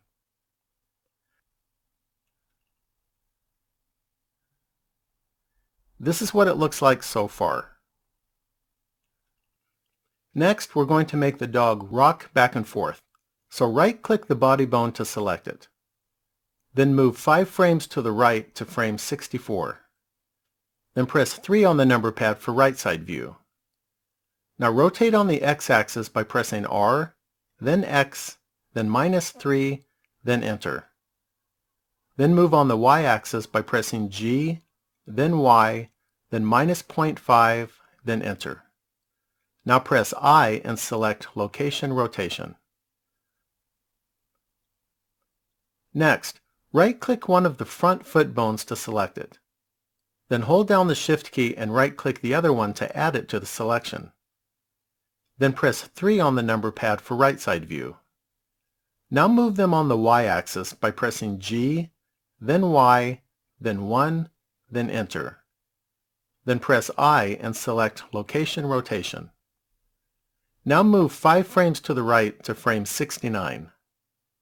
Then move the bones on the Y-axis by pressing G, then Y, then -2, then Enter.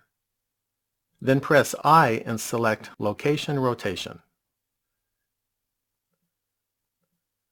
Now right-click the body bone to select it. Then press 3 on the number pad for right side view. Then rotate on the X-axis by pressing R, then X, then 6, then Enter. Then move on the Y-axis by pressing G, then Y, then 1, then Enter. Now press I and select Location Rotation. So far, during this section of the animation, the dog stands up and then rocks back and forth. Now we're going to duplicate some of the keyframes in reverse order to position the dog back down on all 4 feet.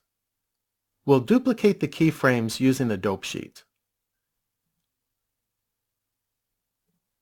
The dog starts standing at frame 49 and finishes at frame 59.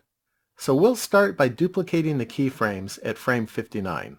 So put the mouse cursor over the keyframes and press A to deselect all.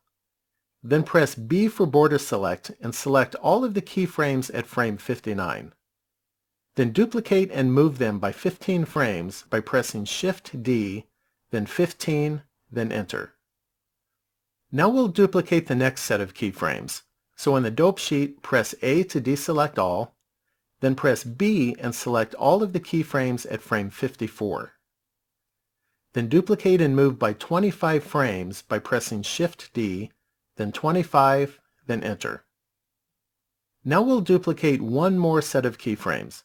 So in the dope sheet, press A to deselect all. Then press B and select all of the keyframes at frame 49. Then duplicate and move by 35 frames by pressing Shift D, then 35, then Enter.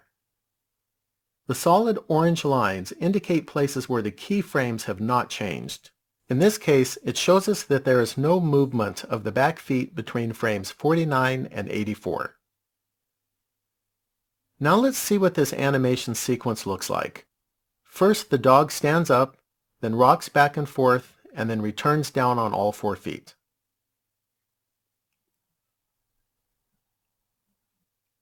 This is what it looks like from another angle.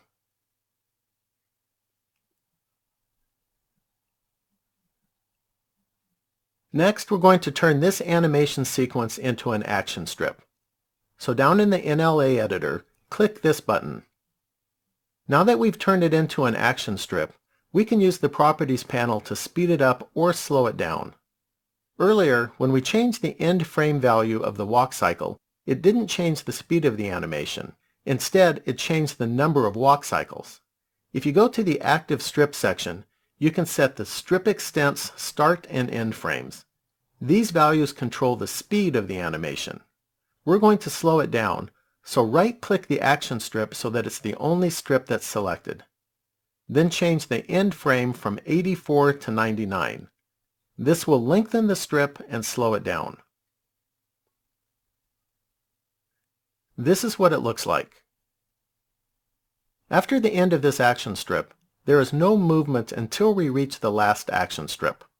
So let's move the last action strip so that there is no gap between the strips. So press and hold the right mouse button on it and drag it to the left.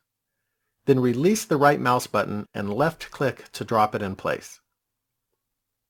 So let's look at the whole animation. The dog starts walking, then stands up, then back down, then continues walking. The last frame is 200.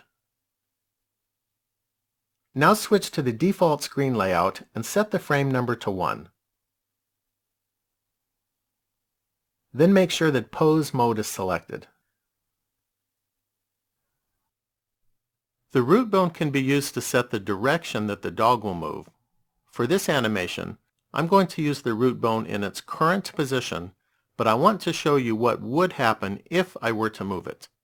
So for example, I'll select the root bone and rotate it on the Z-axis, and then move it to the side. The dog will now start from a new location in a new direction.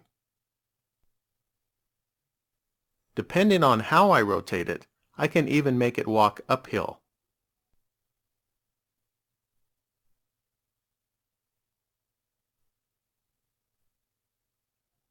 I'm going to use the root bone's original direction, so I'll use Ctrl-Z to undo the changes.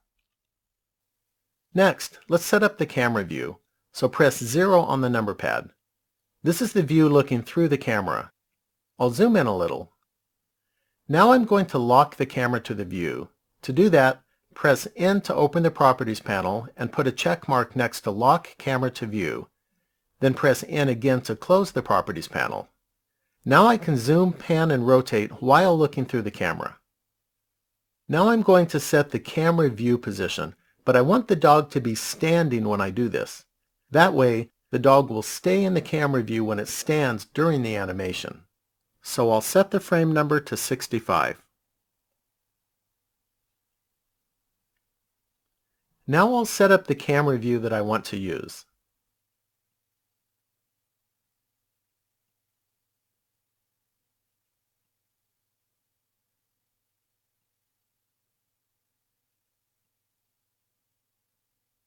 Now let's see what the animation looks like from this vantage point.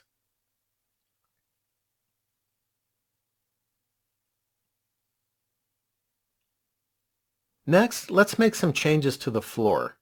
So right-click it to select it. Then scale it down in size on the Y-axis by pressing S, then Y, then 0.4, then Enter. Then scale it up in size on the X-axis by pressing S, then X, then 5, then Enter. Now we'll add some thickness to it. So press Tab for Edit Mode. Then press A once or twice until the whole floor is selected. Then press E to extrude, pull it down a little, and then left-click. Then press Tab to return to Object Mode. Next, we're going to make some changes to the floor material. So click the Material button, and then select the metal material. Then click the plus button to duplicate it and name it Floor. Now switch to the Compositing Screen layout. If the 3D view window is not in Rendered View, then switch to Rendered View.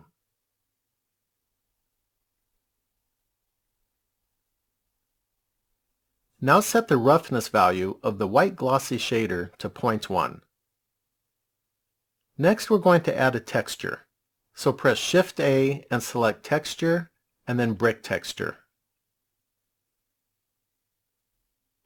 Connect the color output to the white glossy shader's color input. Then set the scale to 50. To give the texture some depth, connect the color output to the displacement input. The brick texture allows 3 colors to be set, so set the top color to a hex value of E7, D1, B9. Then set the middle color to a hex value of 72675B. Leave the bottom color set to black. Now return to the default screen layout. This is what it looks like in rendered view while looking through the camera. The surface of the floor looks dark, so we're going to add another light source and set its direction so that it will brighten up the floor. So I'll switch back to solid view. Now find the lamp in the outliner and select it. We're going to duplicate it, so move the mouse cursor into the 3D view window and press Shift D, then drag it to the side and left click. Since we're using a sun lamp, its position doesn't matter, so all we need to do is change the direction that it's pointing. We'll use the Properties panel to set the direction, so press N to open it. I'll switch to rendered view so that we can see the changes as they're made. Now set the Z rotation value to 320. The floor is now brighter and we can see more light reflecting off its surface. The default X and Y rotation values are good, so I'm not going to change them. You may want to verify that you have the same default values. Now press N to close the Properties panel. Next, let's change the background color. So click the World button and set the color to a hex value of 222222. Now let's finish setting up the animation. The animation is going to be 200 frames long, so set the end frame value to 200. Now click the Render button and then open the sampling section. I'm going to set the number of render samples to 200. The larger this value is, the better the final animation will look, but the longer it will take to render.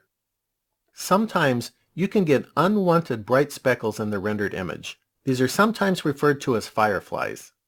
To help prevent this, I'm going to set the clamp indirect value to 1. Now come up to the output section. This is where you set the directory where your animation will be saved. Click on this button and select a directory.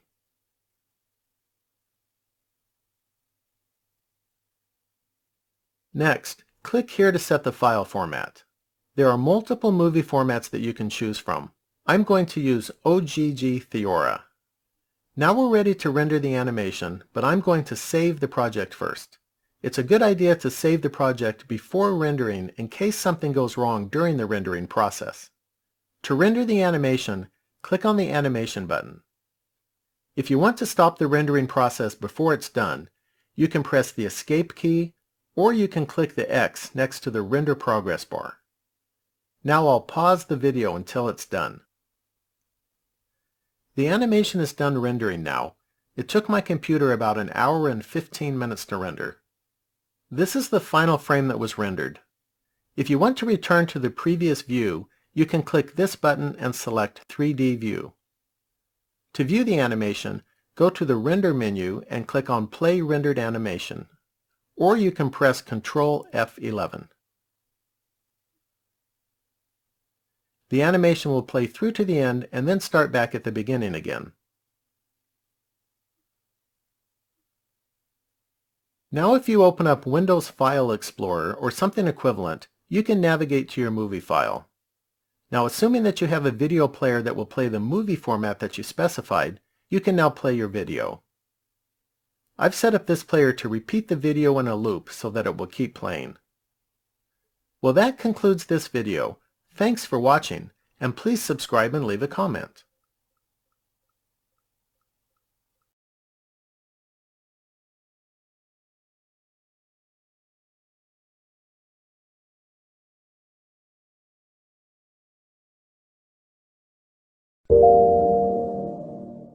In this video, we'll be taking a look at how to use the real-time PBR approximated shader, where to get it, how to use it, a brief look into how it works, and also some other PBR options that you might find useful. So why is everyone talking about PBR? Or physically based, that's better, physically based rendering, and more specifically, real-time physically based rendering. Have a look around online at the results, and there's lots of good reasons to hop onto that sort of setup, since if you export out to a game engine like Unreal Engine 4, which is also free like Blender, then you can get some really nice results without having to wait an age on render times. So here's the problem. We're currently waiting on the as yet unreleased Blender 2.8 viewport stuff to really get good real-time PBR results in official Blender. A quick note about that, while at last year's Blender conference, I was able to sit down with Blender founder Ton during the conversation. He blew my mind with the info that they had the go-ahead from Epic to port across the Unreal Engine 4 code that drives its real-time materials. And I believe that's still the plan, so in the meantime, I've put together this, and you might recognize some of these Blender real-time PBR tests from our Facebook page. I think I've managed to do a fairly reasonable approximation that I'd like to show you, since I've been having fun scratching my own game design itch with Blender and Unreal Engine 4. And I wanted to be able to get the objects using the same sort of textures in Blender and look similar to how things look in Unreal. In order for this blend file to work, you're going to need at least Blender version 2.78. If that isn't out as you watch this, then grab an official daily build of Blender, which will give you the most up-to-date version that you'll need. You'll find all download links somewhere around where you're watching this video, like in the description or on the main page, and once you have what you need, then open it up. So let's have an overview of what we've got in our blend file here.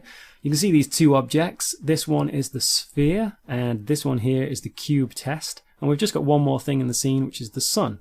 And that's just giving us the real-time lighting in the scene. This is our main directional light. So if I double tap R to go into trackball rotation, you can see it having an effect there.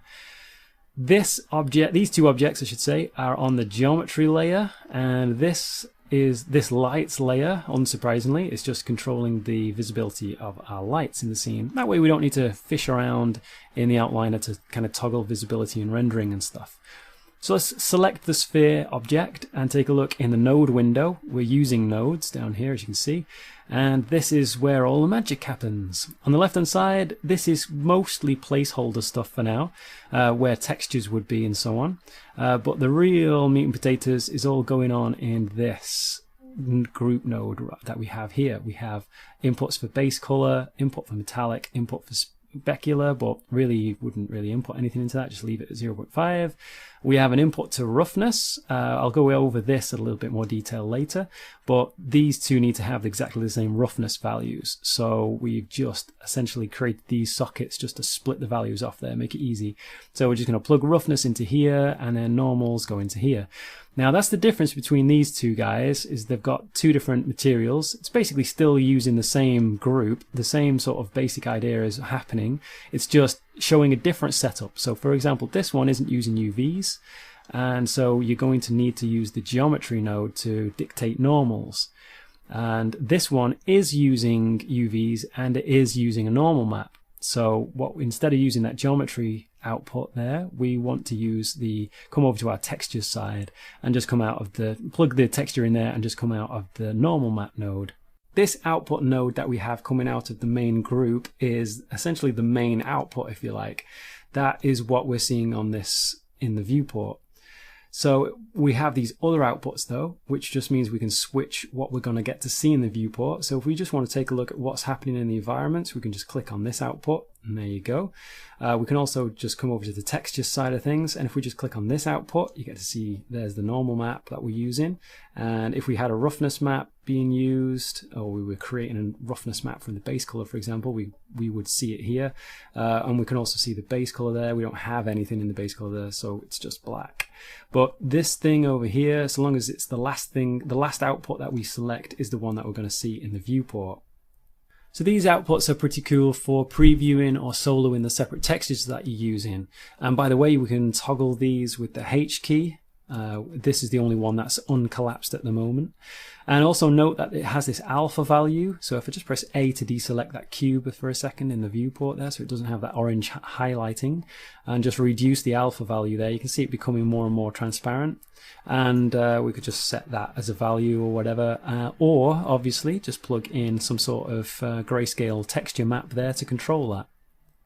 So let's take a look at this environment wrapper. This is what's generating our environment reflections. If we tab into this group, you can see we've basically just got two environments at the moment to choose from. We've got the environment for the Epic Court Day, and that's the Unreal Engine 4's standard HDRI that you can use in Unreal Engine 4.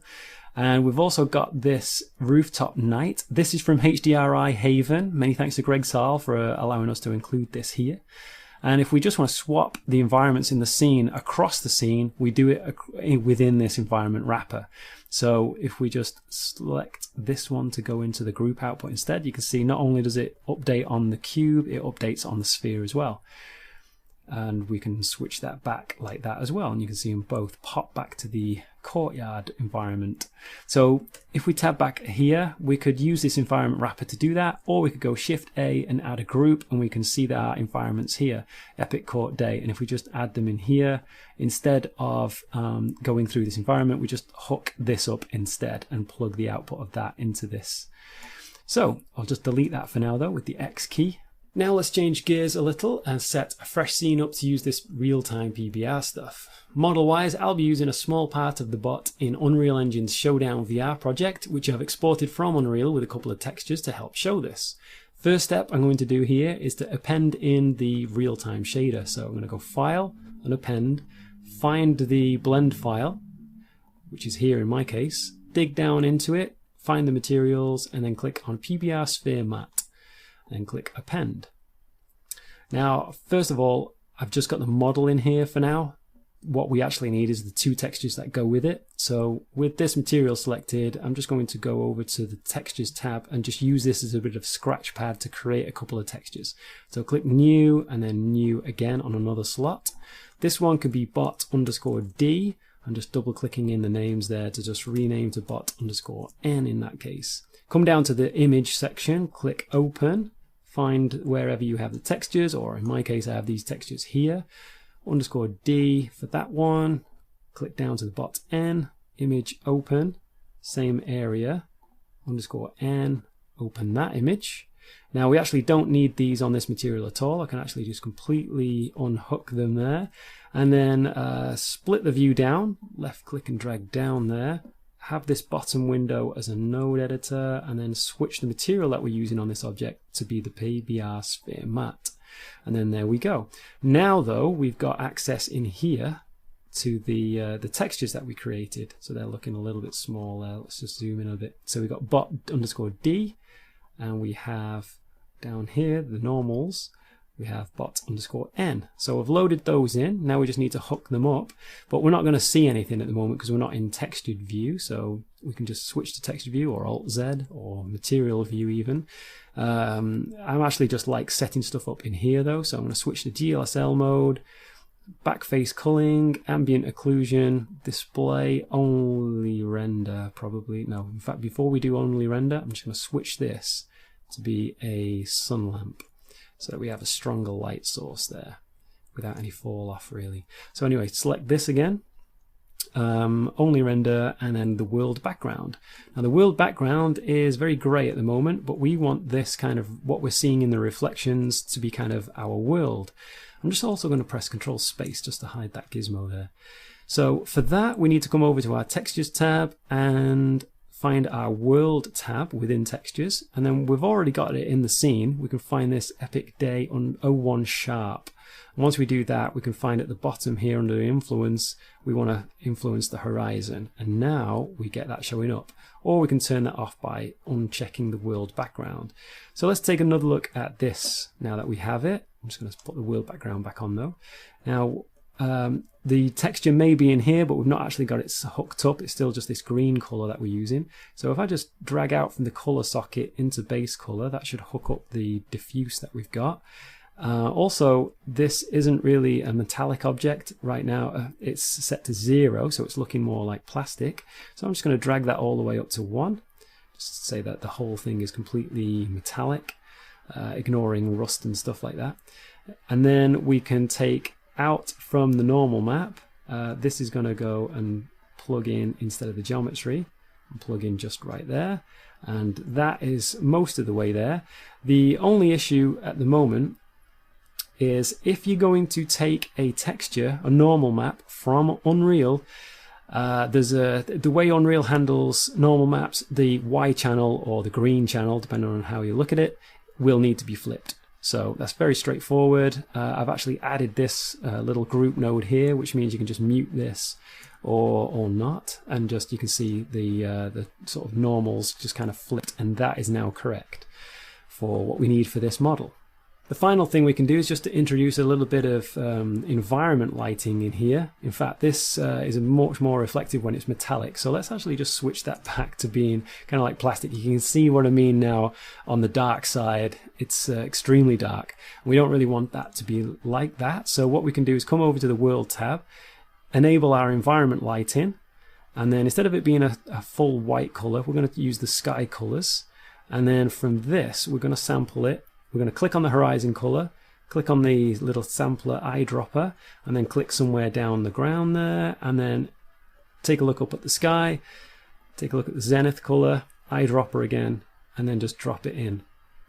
That should be okay for the most part, but what I like to do is just take these brightness sliders and just crank them all the way up to something like that, and then kind of control the brightness of them just with this energy setting, so something like 0.2 say. So we're almost there apart from the roughness. Let's do something which is quite typical and generate our roughness from the base color texture. So you'll see over here we have the base color texture that's being wrapped around from the color output back over to here. What's happening here is you could just choose to split the red channel, the green channel, the blue channel, or just mute this just to use all channels at once. It's just completely up to the specific case at the time. But let's just click on this output of the roughness so we can see what's happening. So this is our roughness map at the moment, and basically this is coming through this color ramp node, which is essentially just there to flip, but also gives us a little bit of opportunity to change contrast if we wanted to. Then we have this subtract node, which is just kind of like an offset. So if we just take that down, we can kind of make everything a little bit, well, in this case, the closer it is to white, the more rough it's getting. So I'm going to make this, take this the other way, so it's a little bit smoother, like this. And then here we're going into a color mix node, and we can essentially clamp the low and high values of our roughness. But I'm just going to leave it like that, I think. And then also, instead of just this single value feeding into the roughness, we're actually going to swap it out of here and then just replace that by hooking that in there. And now if we take a look at clicking on our main output again, you can see the kind of thing that we're getting. So let's also just, for maybe a little bit of added realism, we'll take this back up to being completely metallic, and we can see what's happening there.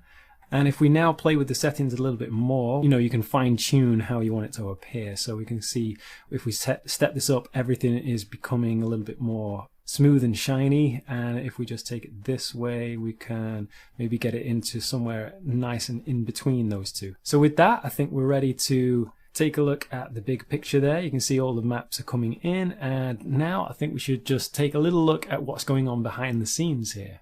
Probably one of the key aspects of what's going on are the reflections. So let's dig into this node here. So I'm going to click on the output so you can see it. And so that it's a uniform roughness throughout, I'm just going to swap from the texture to plug this single value back in so it's completely shiny again. If we take a look at this, you can see at the top, if we look down on the model, it's reflecting the sky. If we look underneath, it's reflecting the ground, and then if we look around, it sort of looks like that's how we would expect it to reflect in real life. And that is thanks to, if we tab into this group and then again the environment and then go shift space to go full screen, that is very much thanks to the Blender for Web guys who created this node. So it takes the normal map vector and it takes the geometries, it takes the view vector, and it blends these together in this piece of wizardry. And basically, somehow, this creates, the realistic reflections. So anyway, many thanks to those guys. that is feeding into all of these texture nodes. So this is completely sharp at the top. Then this is a roughness of 0.05, and then the environment map was baked out again, and then baked out again at 0.1, and 0.2, 0.3, 0.4, 0.5, and then finally at 1. To know which one to actually display is handled by this group node. We could dig into this one by pressing tab, and you'll see that this sort of maths is much more my speed, much more simple stuff. So the roughness value is coming in at the bottom, it comes up here, and then it plugs into this thing. And this is trying to take this color mix node and have it so that it shows the completely sharp texture in the first socket, so at 0. And then at 0.05, we want it to, this value coming out of the coming into the factor needs to be 1, so that it shows what's going on in the second socket. So 0.05 multiplied by 20 gives us 1, and so that's why this multiply node is there. If we go up 1, we need to do something slightly different for all the others, which is just simply subtract that 0.05. So we're going back from 0.05 back to, so when we type in 0.05, I should say, it subtracts that, so it again shows you just whatever happens to be in the first socket. When it goes to 0.1, 0.1 times 10, which is 1. So it's then going to show us that. And then basically you can step through, and I won't bore you to tears with just stepping through everything, but it's essentially the same kind of idea until you get to the end where it's going to give us this. And then that gives us the group output. And then that gives us the group output again. And then if we step back again by the tab key, you see that's what's plugging into the environment map. So without labouring too heavily over the simple maths behind it, I'm sure you'll be able to dig through it, or at least throw a comment our way if you need more on that part. So next we need to take a look at the main shader group. So if we tab into here, I've tried to label what everything is doing for the most part, but as an overview we have these 3 materials. This one here handles the non-metallic diffuse colours pretty much, and this one is the reflections, and this one here is a special case material for very, very rough metals. So that seemed to need a different diffuse shading type. So if we go shift space to take a look at the properties window over here under the materials tab, you can see that this one is actually the one at the bottom here is using this Oranea diffuse shading type, whereas these two are using Lambert, as you can see over here. So the next thing to take a quick look at will be this real-time highlights group, since it's quite similar to the other one that we just took a look at. In fact, if we tab into it, go shift space, you can see it actually still uses that same roughness calculations group node that we were looking at before. Just inside here, it's just the same thing as before. The difference is, instead of using a stack of a load of textures, we're just using a few materials instead. That change, if we again shift space, you can take a look at this one. You see the hardness is 511 on that one, hardness on this one is 40, next one down the hardness is lower again, 20. In fact, it's a slightly different type of shading to get that. And then just to get more versions out of it, I'm just kind of crunching down those highlights and the spread and how large they are using these RGB curves. As the reflections get wider, we want the highlights to kind of get dimmer a little bit. As the same amount of light gets spread across, it becomes dimmer. And that's what these sort of nodes are doing. And then we get our group output. So just to demonstrate that a little bit more, I've got this black sphere over here with this material on it, and we can see our speculars at full intensity and full hardness. We've got one lamp in the scene, which is creating this highlight that we can see on there. And then if we just drop down the hardness, you'll see that this highlight will spread out. And as it spreads out, to get something a little bit more physically accurate, we want to be able to reduce the intensity, which we can do here with this slider, or we could just drop it further into black. So that's basically what we're doing with these materials. We're taking the hardness value and dropping it down to spread out the highlight, but we're also mixing in black to reduce the intensity of it, and using these RGB curves to just tweak exactly how fast that intensity drops. Now, I realize I could go in further and really drill this home and as to what exactly everything is doing and why, and give lots of examples and so on, but I don't really want to get too deep into analyzing all this here for reasons I'm hoping will become clear in the next section. So let's talk about some limitations and potential improvements, and the big one is Fresnel. So Fresnel doesn't seem to really be officially supported within Blender Internal. there is ways to get more reflectivity at glancing angles by sort of hacking something together with the geometry node and then taking the normal output. But this is not really Fresnel, and you'll see what I mean, because if we switch over to Cycles Render, we can go Shift A to input a Fresnel node, and then we can actually switch back to Blender Render, hook that up to the output, and we do actually get to see a proper Fresnel on this object. In fact, if we plug in the normal output into the normal input of the Fresnel, it's kind of even better.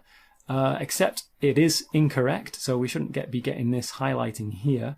So what we can do is we can come over to this new button under the Render tab, and shading, you will find World Space Shading. If we enable that, now we can see our normal map is showing up correctly, and we're still getting the correct sort of Fresnel. The problem with this is, if we now hook in the color output of the main PBR shader, in fact, if we just select on the output node of the reflections are no longer working. So if we switch that off, reflections are working again. And the other aspect of it is, if we come over to the Fresnel again, hook that up, if we try to render anything with this node, we're just going to get black. So things aren't really going to work properly with this Fresnel node. Or at least it's currently beyond me anyway. Something else that could be improved is that the hardness would be a lot simpler if it was exposed in the nodes. So in the way that I'm changing the hardness values down here to get the real-time highlights, instead of having all of these materials, we could just use one and then have this value here just sort of show up in maybe as a socket in here or something.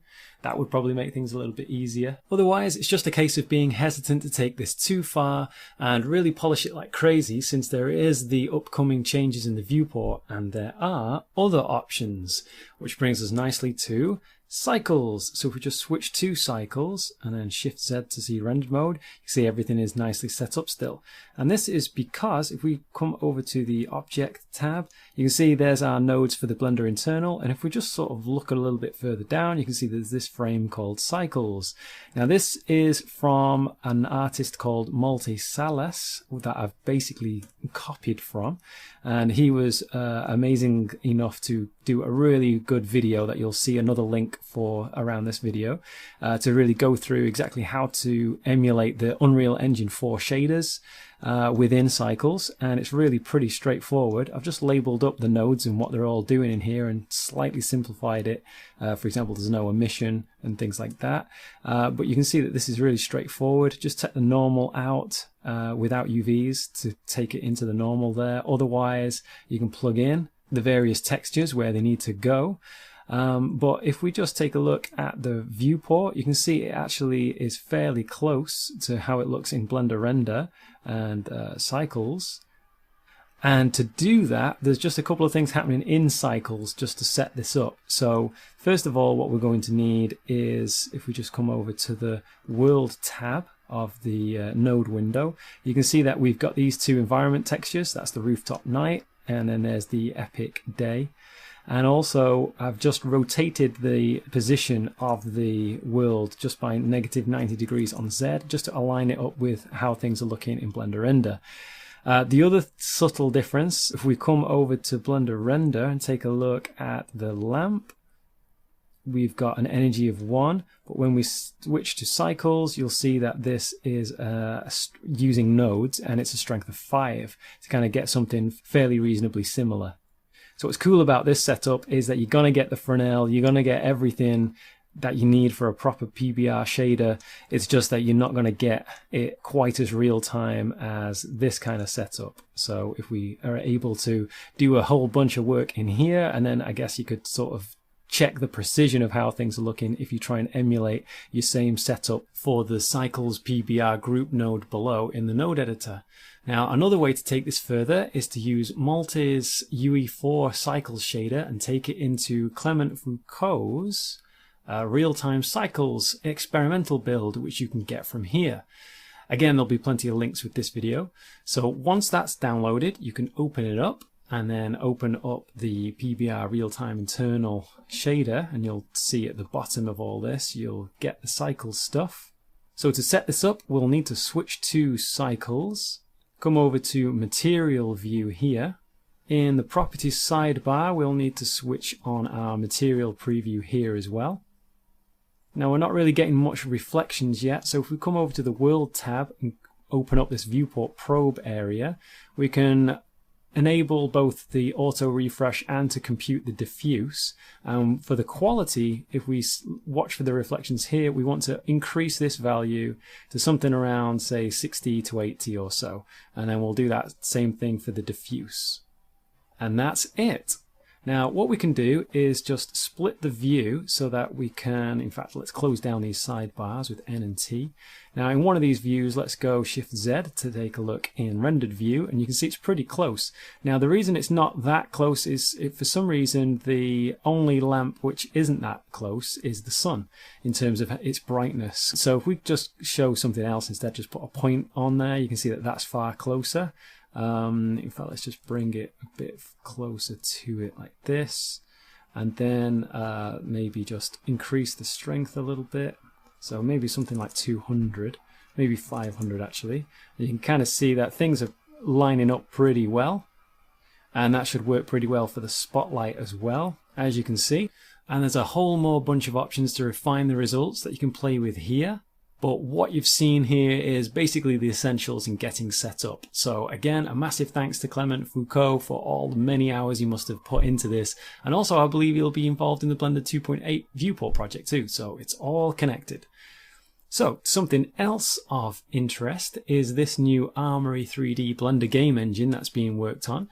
This will also include a physically based rendering setup within Blender, and it's available as an add-on, and while there is a small fee to use it for the moment, that's there to basically help with development. Eventually it will be free for all. So thanks again to everybody. Thanks to Greg Zal for the environment maps, thanks to Multi-Sellers for the Unreal Engine 4 cycle shader. Thanks to the Blend for Web team, Clement Foucault, Mike Irwin, and many other Blender developers for continuing on with the real-time viewport. It's hugely appreciated, and apologies for any name mispronunciations that I must have littered through this video. So check out the links, and I'll see you next time.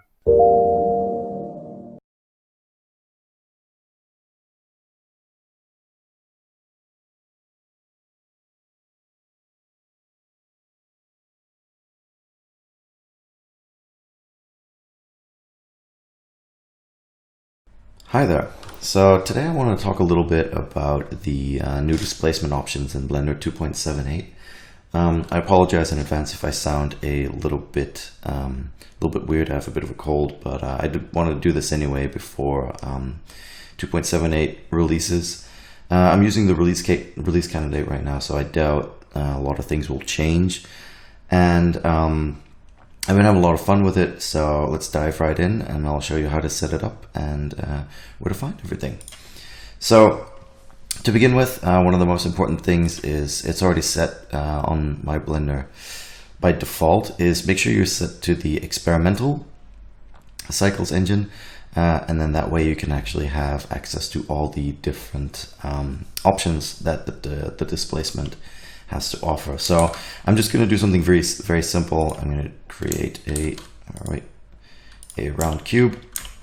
I like using this object because it's all quads, and we can really see the influence very well of the displacement on it. Now I'm just going to use a procedural map for now. You could use any kind of map you wanted to, you know, whether it be a JPEG, a TIFF, or an EXR, or whatever, or something that you painted yourself. And it would work pretty much the same way. Now I'm going to keep it simple and just use some built-in procedural maps in Blender and show you the power of these things and what kind of crazy stuff they can do. So before I get started, I'm just going to load in an environment map. So I'll turn on the render here for a second, and let's grab an environment texture. I tend to use similar ones over and over again, so I really like this kitchen one. It's created by Maxine Ross, and you can find it for free on the internet. You can download it. Definitely throw them some likes, because these are actually really well done. I use these in a lot of projects. I found that they work quite well. So second thing I'm going to do is to set this to smooth, and there we go. So right now I'm just rendering. I have a very basic white sphere. Maybe turn down the HDR a little bit more so you can see what we're doing. Very simple. It's not very subdivided. So let's get started with the displacement first and then look at all the different options. I'm going to set this to be my node editor. And we keep the material white so you can see exactly what's going on all the time. So there we go. And that's it. So I'm going to use a noise texture that I'm going to play around with a little bit. First, I'm going to check it out. So this is a color noise. Generally, you'd use the factor and the displacement. It doesn't really matter that much because the conversion happens once you use it. But, you know, if you're going to keep it all gray connections, it means it's a singular float value. So you keep it nice and tidy and, you know, you don't get any unexpected results. So I'm going to crank the scale up a little bit by decreasing the value, bring up the detail, and mess with the distortion because this gives a really interesting results. Actually, maybe bring the scale back down a little bit. Let's see what happens when we use that. So right now, if I were to plug this into the displacement, we get this weird sort of looking bump map. And so far the behavior isn't really any different from 2.77. And we need to sort of activate the displacement, and we'll have a look at all the different options we have. Now, to actually set this displacement up, remember, after setting this to experimental, otherwise you won't see a lot of these. If you go to your material on the right here, actually go down to settings, you'll see you'll have a displacement option. Now, in previous versions of Blender, this was still this is still applicable, but the later options that you'll see down in the render settings have actually, you know, they've been renewed a little bit, and it makes a little bit more sense now to use them. And I think they've done a pretty good job. And I'll show you exactly what happens. So I've set this to true, which means it's actually going to use this noise texture as a map to subdivide the round cube and actually displace out the geometry. Now, I've noticed that if you just set it, you have to reload the render, and you'll see some stuff is happening, but not really that much. Now, there's a few reasons for this.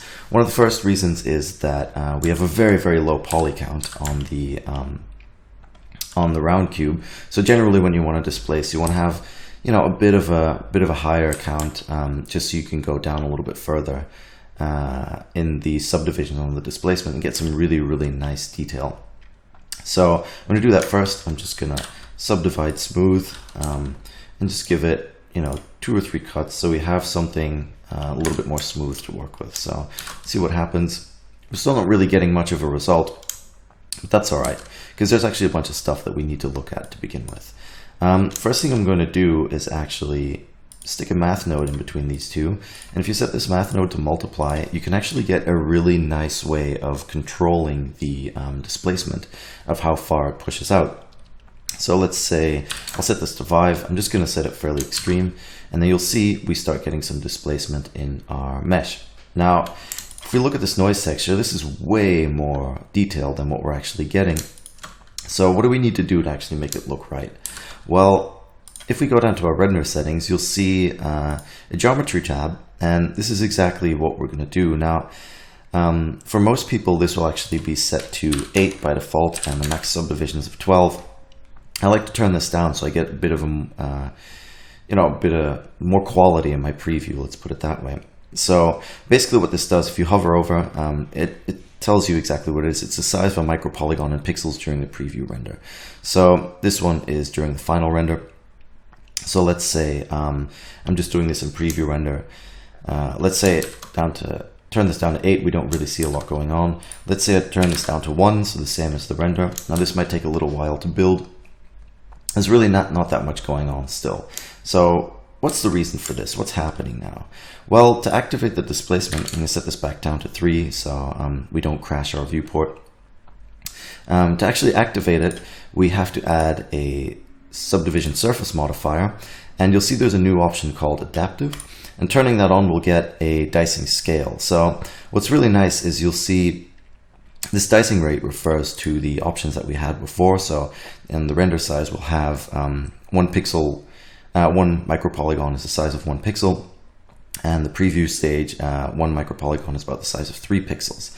So we could even further adjust this on what should I call this, a object by object basis. by setting the scale. So let's say if we put this down to 0.5, you'll see in the preview I'll be down to 1.5 pixels micropolygon size, and in the render 0.5. Now, generally, once you get a hang of this, you'll see your results appearing. But now that this says we've added this, if I go back to a rendered view, you'll actually see we're getting a lot of detail. So this is set to 1 and this is set to 3. So our pixels are now, our micropolygons are now the size of about 3 pixels. So what happens when we go crazy with this? Well, obviously we're going to get a lot of RAM usage, and you can control this by bringing the max subdivisions down. So to actually get to this point, if we're going to render even to the preview point, what Blender is going to do internally, right before it starts rendering, it's actually going to start subdividing this over and over and over again. And you can control this by the amount of subdivisions. Now, the cool thing is, this gives you a lot of flexibility, really, because you can have the dicing rate sort of halved in here and add extra cuts in where you need it. And it's sort of, it's hard to explain, but it's sort of all these 3 values that you're going to be balancing. So the ones in here, the max subdivisions, and then the ones in the adaptive subsurf modifier. So I'm just going to add a camera in, have a quick look. Let's see, I have to set this up a little bit more. Just move it in the middle, and let's set this to like 640 by 640. We'll keep it fairly small. Zoom in a little bit so you can actually see what's going on. And right before I'm going to hit render, I'm going to show you really quick. So this is what the 3 pixel subdivision sort of look like, the 3 pixel micropolygon size. So if I hit render now, first I'm going to save really quickly. So if it crashes, because obviously we're still working with experimental features, it's always good to save. If it crashes, we actually can go back. So I'm going to hit render now. I'll start computing the displacement, and you'll see we get even more detail. So this is a really great way to, get some super intricate detail, and it works really well, I've found. They've done a really good job on making this happen. Now, some of you might be wondering, well, so what is like the perfect setting? I hear that from students a lot as well. They always sort of want to ask me, like, what's the perfect setting? What's the perfect setting? Again, this really depends on your scene. The cool thing about this being adaptive, and when you think about it, is if this object would be way further back in the scene and you're still using 1 pixel per micropolygon, well, that object is so small, it's actually not going to take all that much time to calculate because it's quite small and displacement won't be super visible. Generally, if you go under 1 pixel, let's go to 0.75, you see a little bit of a difference, but it's got some serious diminishing returns. And you don't really see much of a difference beyond a certain point. And again, all of this depends on your scene. Something to keep in mind, though, is that the further you go, let's see if we can actually make this crash. So I go down to 0.35, still working just fine, obviously, because I'm not hitting render. Let's go back to 0.5. Let's see what happens when I try to render this. Displacement is something that's insanely memory intensive. So even though this is a very simple object, we're already getting quite a bit of memory usage. And if I were to push this further and further, then obviously I'd run out of memory on my GPU and it just wouldn't render. So it's something to really consider. How much displacement do you really need? And do you really need to go that far? Now, that being said, if we zoom out a little bit and let's go crazy and really push the displacement up in the value here. So let's put this up to 15, see what happens. You get these really wildly crazy forms, which would be quite hard to achieve with just a regular subsurf modifier and a displace modifier. So that's how I used to do things, and it was incredibly memory intensive because you'd be basically subdividing the whole mesh 6-7 times, and depending on where you were, it wouldn't really make much of a difference, but it would be, an insane memory hog. And this is a really nice way of doing stuff. So let's see if we displace this further. Okay, I'm going to render this. It's starting to take a while, and it's not quite as fast anymore. Now, the other thing to consider is if I'm going to double this resolution, for example. Again, this is all based on pixel size. So by doubling this resolution, we actually have doubling the dimension, so we actually have 4 times the resolution. So your mesh is probably going to have to be 4 times, just very linearly speaking, it's probably have to be 4 times more detailed when you actually start displacing it and subdividing it. So it's definitely something to consider. So I'm going to set this to full screen for a second, and we'll see if I can actually still render this, because obviously we're going to need way more subdivisions because we've got a really, really tiny subdivision rate. I'll see if it works at 0.5. I might run out of memory. Maybe it works, maybe it doesn't. It's very trial and error when you start working with this kind of stuff. So I'm going to hit F12, and you see the tessellation. It's starting to take a lot longer. Building everything, it's taking a lot longer, and it looks like it's going to do it, but I'm up to quite a bit of memory. Now, I've got to admit, I've been using this on the GPU for the most part. I've got quite a powerful GPU with a lot of memory, but I think even on GPUs with like 4 to 6 gigabytes, you could do some pretty crazy stuff before it really starts becoming an issue. As you can see, you get this insane detail. I've been having a lot of fun with this in the last couple of days, and you're able to control stuff quite nicely. And there you go. So it renders. It's not super fast. I'm not going to render the whole thing, but just to give you an idea of the amount of detail that you can now achieve, it's absolutely gorgeous. Now I want to go back to one last thing that I didn't completely finish. And if we go back to our settings here that we had to set up, if I set this back to bump, then obviously we're back to the old method. Now, if we set this to both, then we'll use it both as a bump map and as a displacement. So again, I'm going to save. And here you see what happens is, because we've set this value up really high because we want a lot of displacement, the bump map looks absolutely terrible. So this would be a really good case for us to do something like this, where we're actually going to use the bump vector map. We'll throw the height map in here and use this one. And then if we're going to set this to true displacement only, I'll just refresh the render for a second, you'll see we can actually control our bump map, and we can add it in after the fact. And it should still work unless I'm mistaken.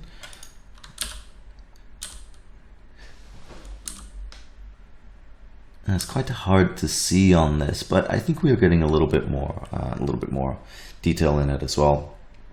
So these are all things to consider. I just want to make a quick video about this because I think it's one of the most exciting features in the 2.78 build. I think the guys did a really, really good job. There's a lot of cool stuff, but this is definitely one of them. And just let's see, hopefully I'm not going to make everything crash now, but other stuff you can do as well, which is really cool, is you can multiply all these different maps. So let's say we have a Voronoi texture, which if we preview this sort of looks like this. So we get these cool ridges. What we could do is actually mix these together. And again, how you mix these is, where are we? With a math node, because you're dealing with singular values, so singular floating point values. So you could actually use a math node for this. So let's see, we'll add the Voronoi onto the noise texture. There we go. And pipe that into the displacement. Excuse me. And if we render again now, you'll see that the Voronoi has been added on top of the other displacement. So if I just turn off border for a second, you'll see it goes completely crazy, and it's really cool. And that being said, let's say if we were setting this to, where are we? I think it's maximum. You get all different kinds of results depending on the different ranges that you use. Now, I've used this, I've used the regular color mixer as well, the mix RGB, because it gives you options like screen and multiply and stuff like that. If you're more comfortable using those, you can use that one to mix your maps as well. But again, let's see. We have some pretty hefty subdivisions. If we bump these up, for example, and just let's see how far I can push it. It might crash, but we can keep trying until we run out of memory or something crazy happens. Let's just let it run.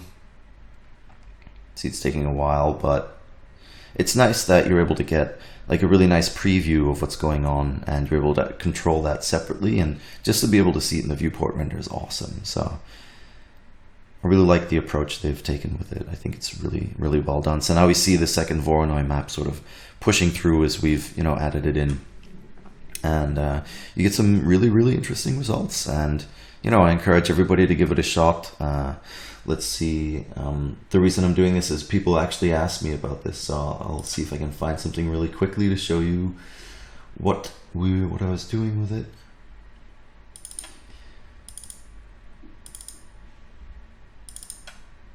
So this is just a raw render. Let's see if we can drag it in. I was creating this weird stuff, and this is, I believe, as far as I know, a noise texture with quite a bit of distortion. So just goes to show you with the amount of stuff that you can do. I was using a shader here that was dependent on slope and things like that. So it's quite amazing to see, you know, all the stuff it can do. And yeah, like I said, I've been having a great time with it. So I guess that covers that. I hope this is useful to somebody, and yeah, I'll catch you next time. Happy blendering. See ya.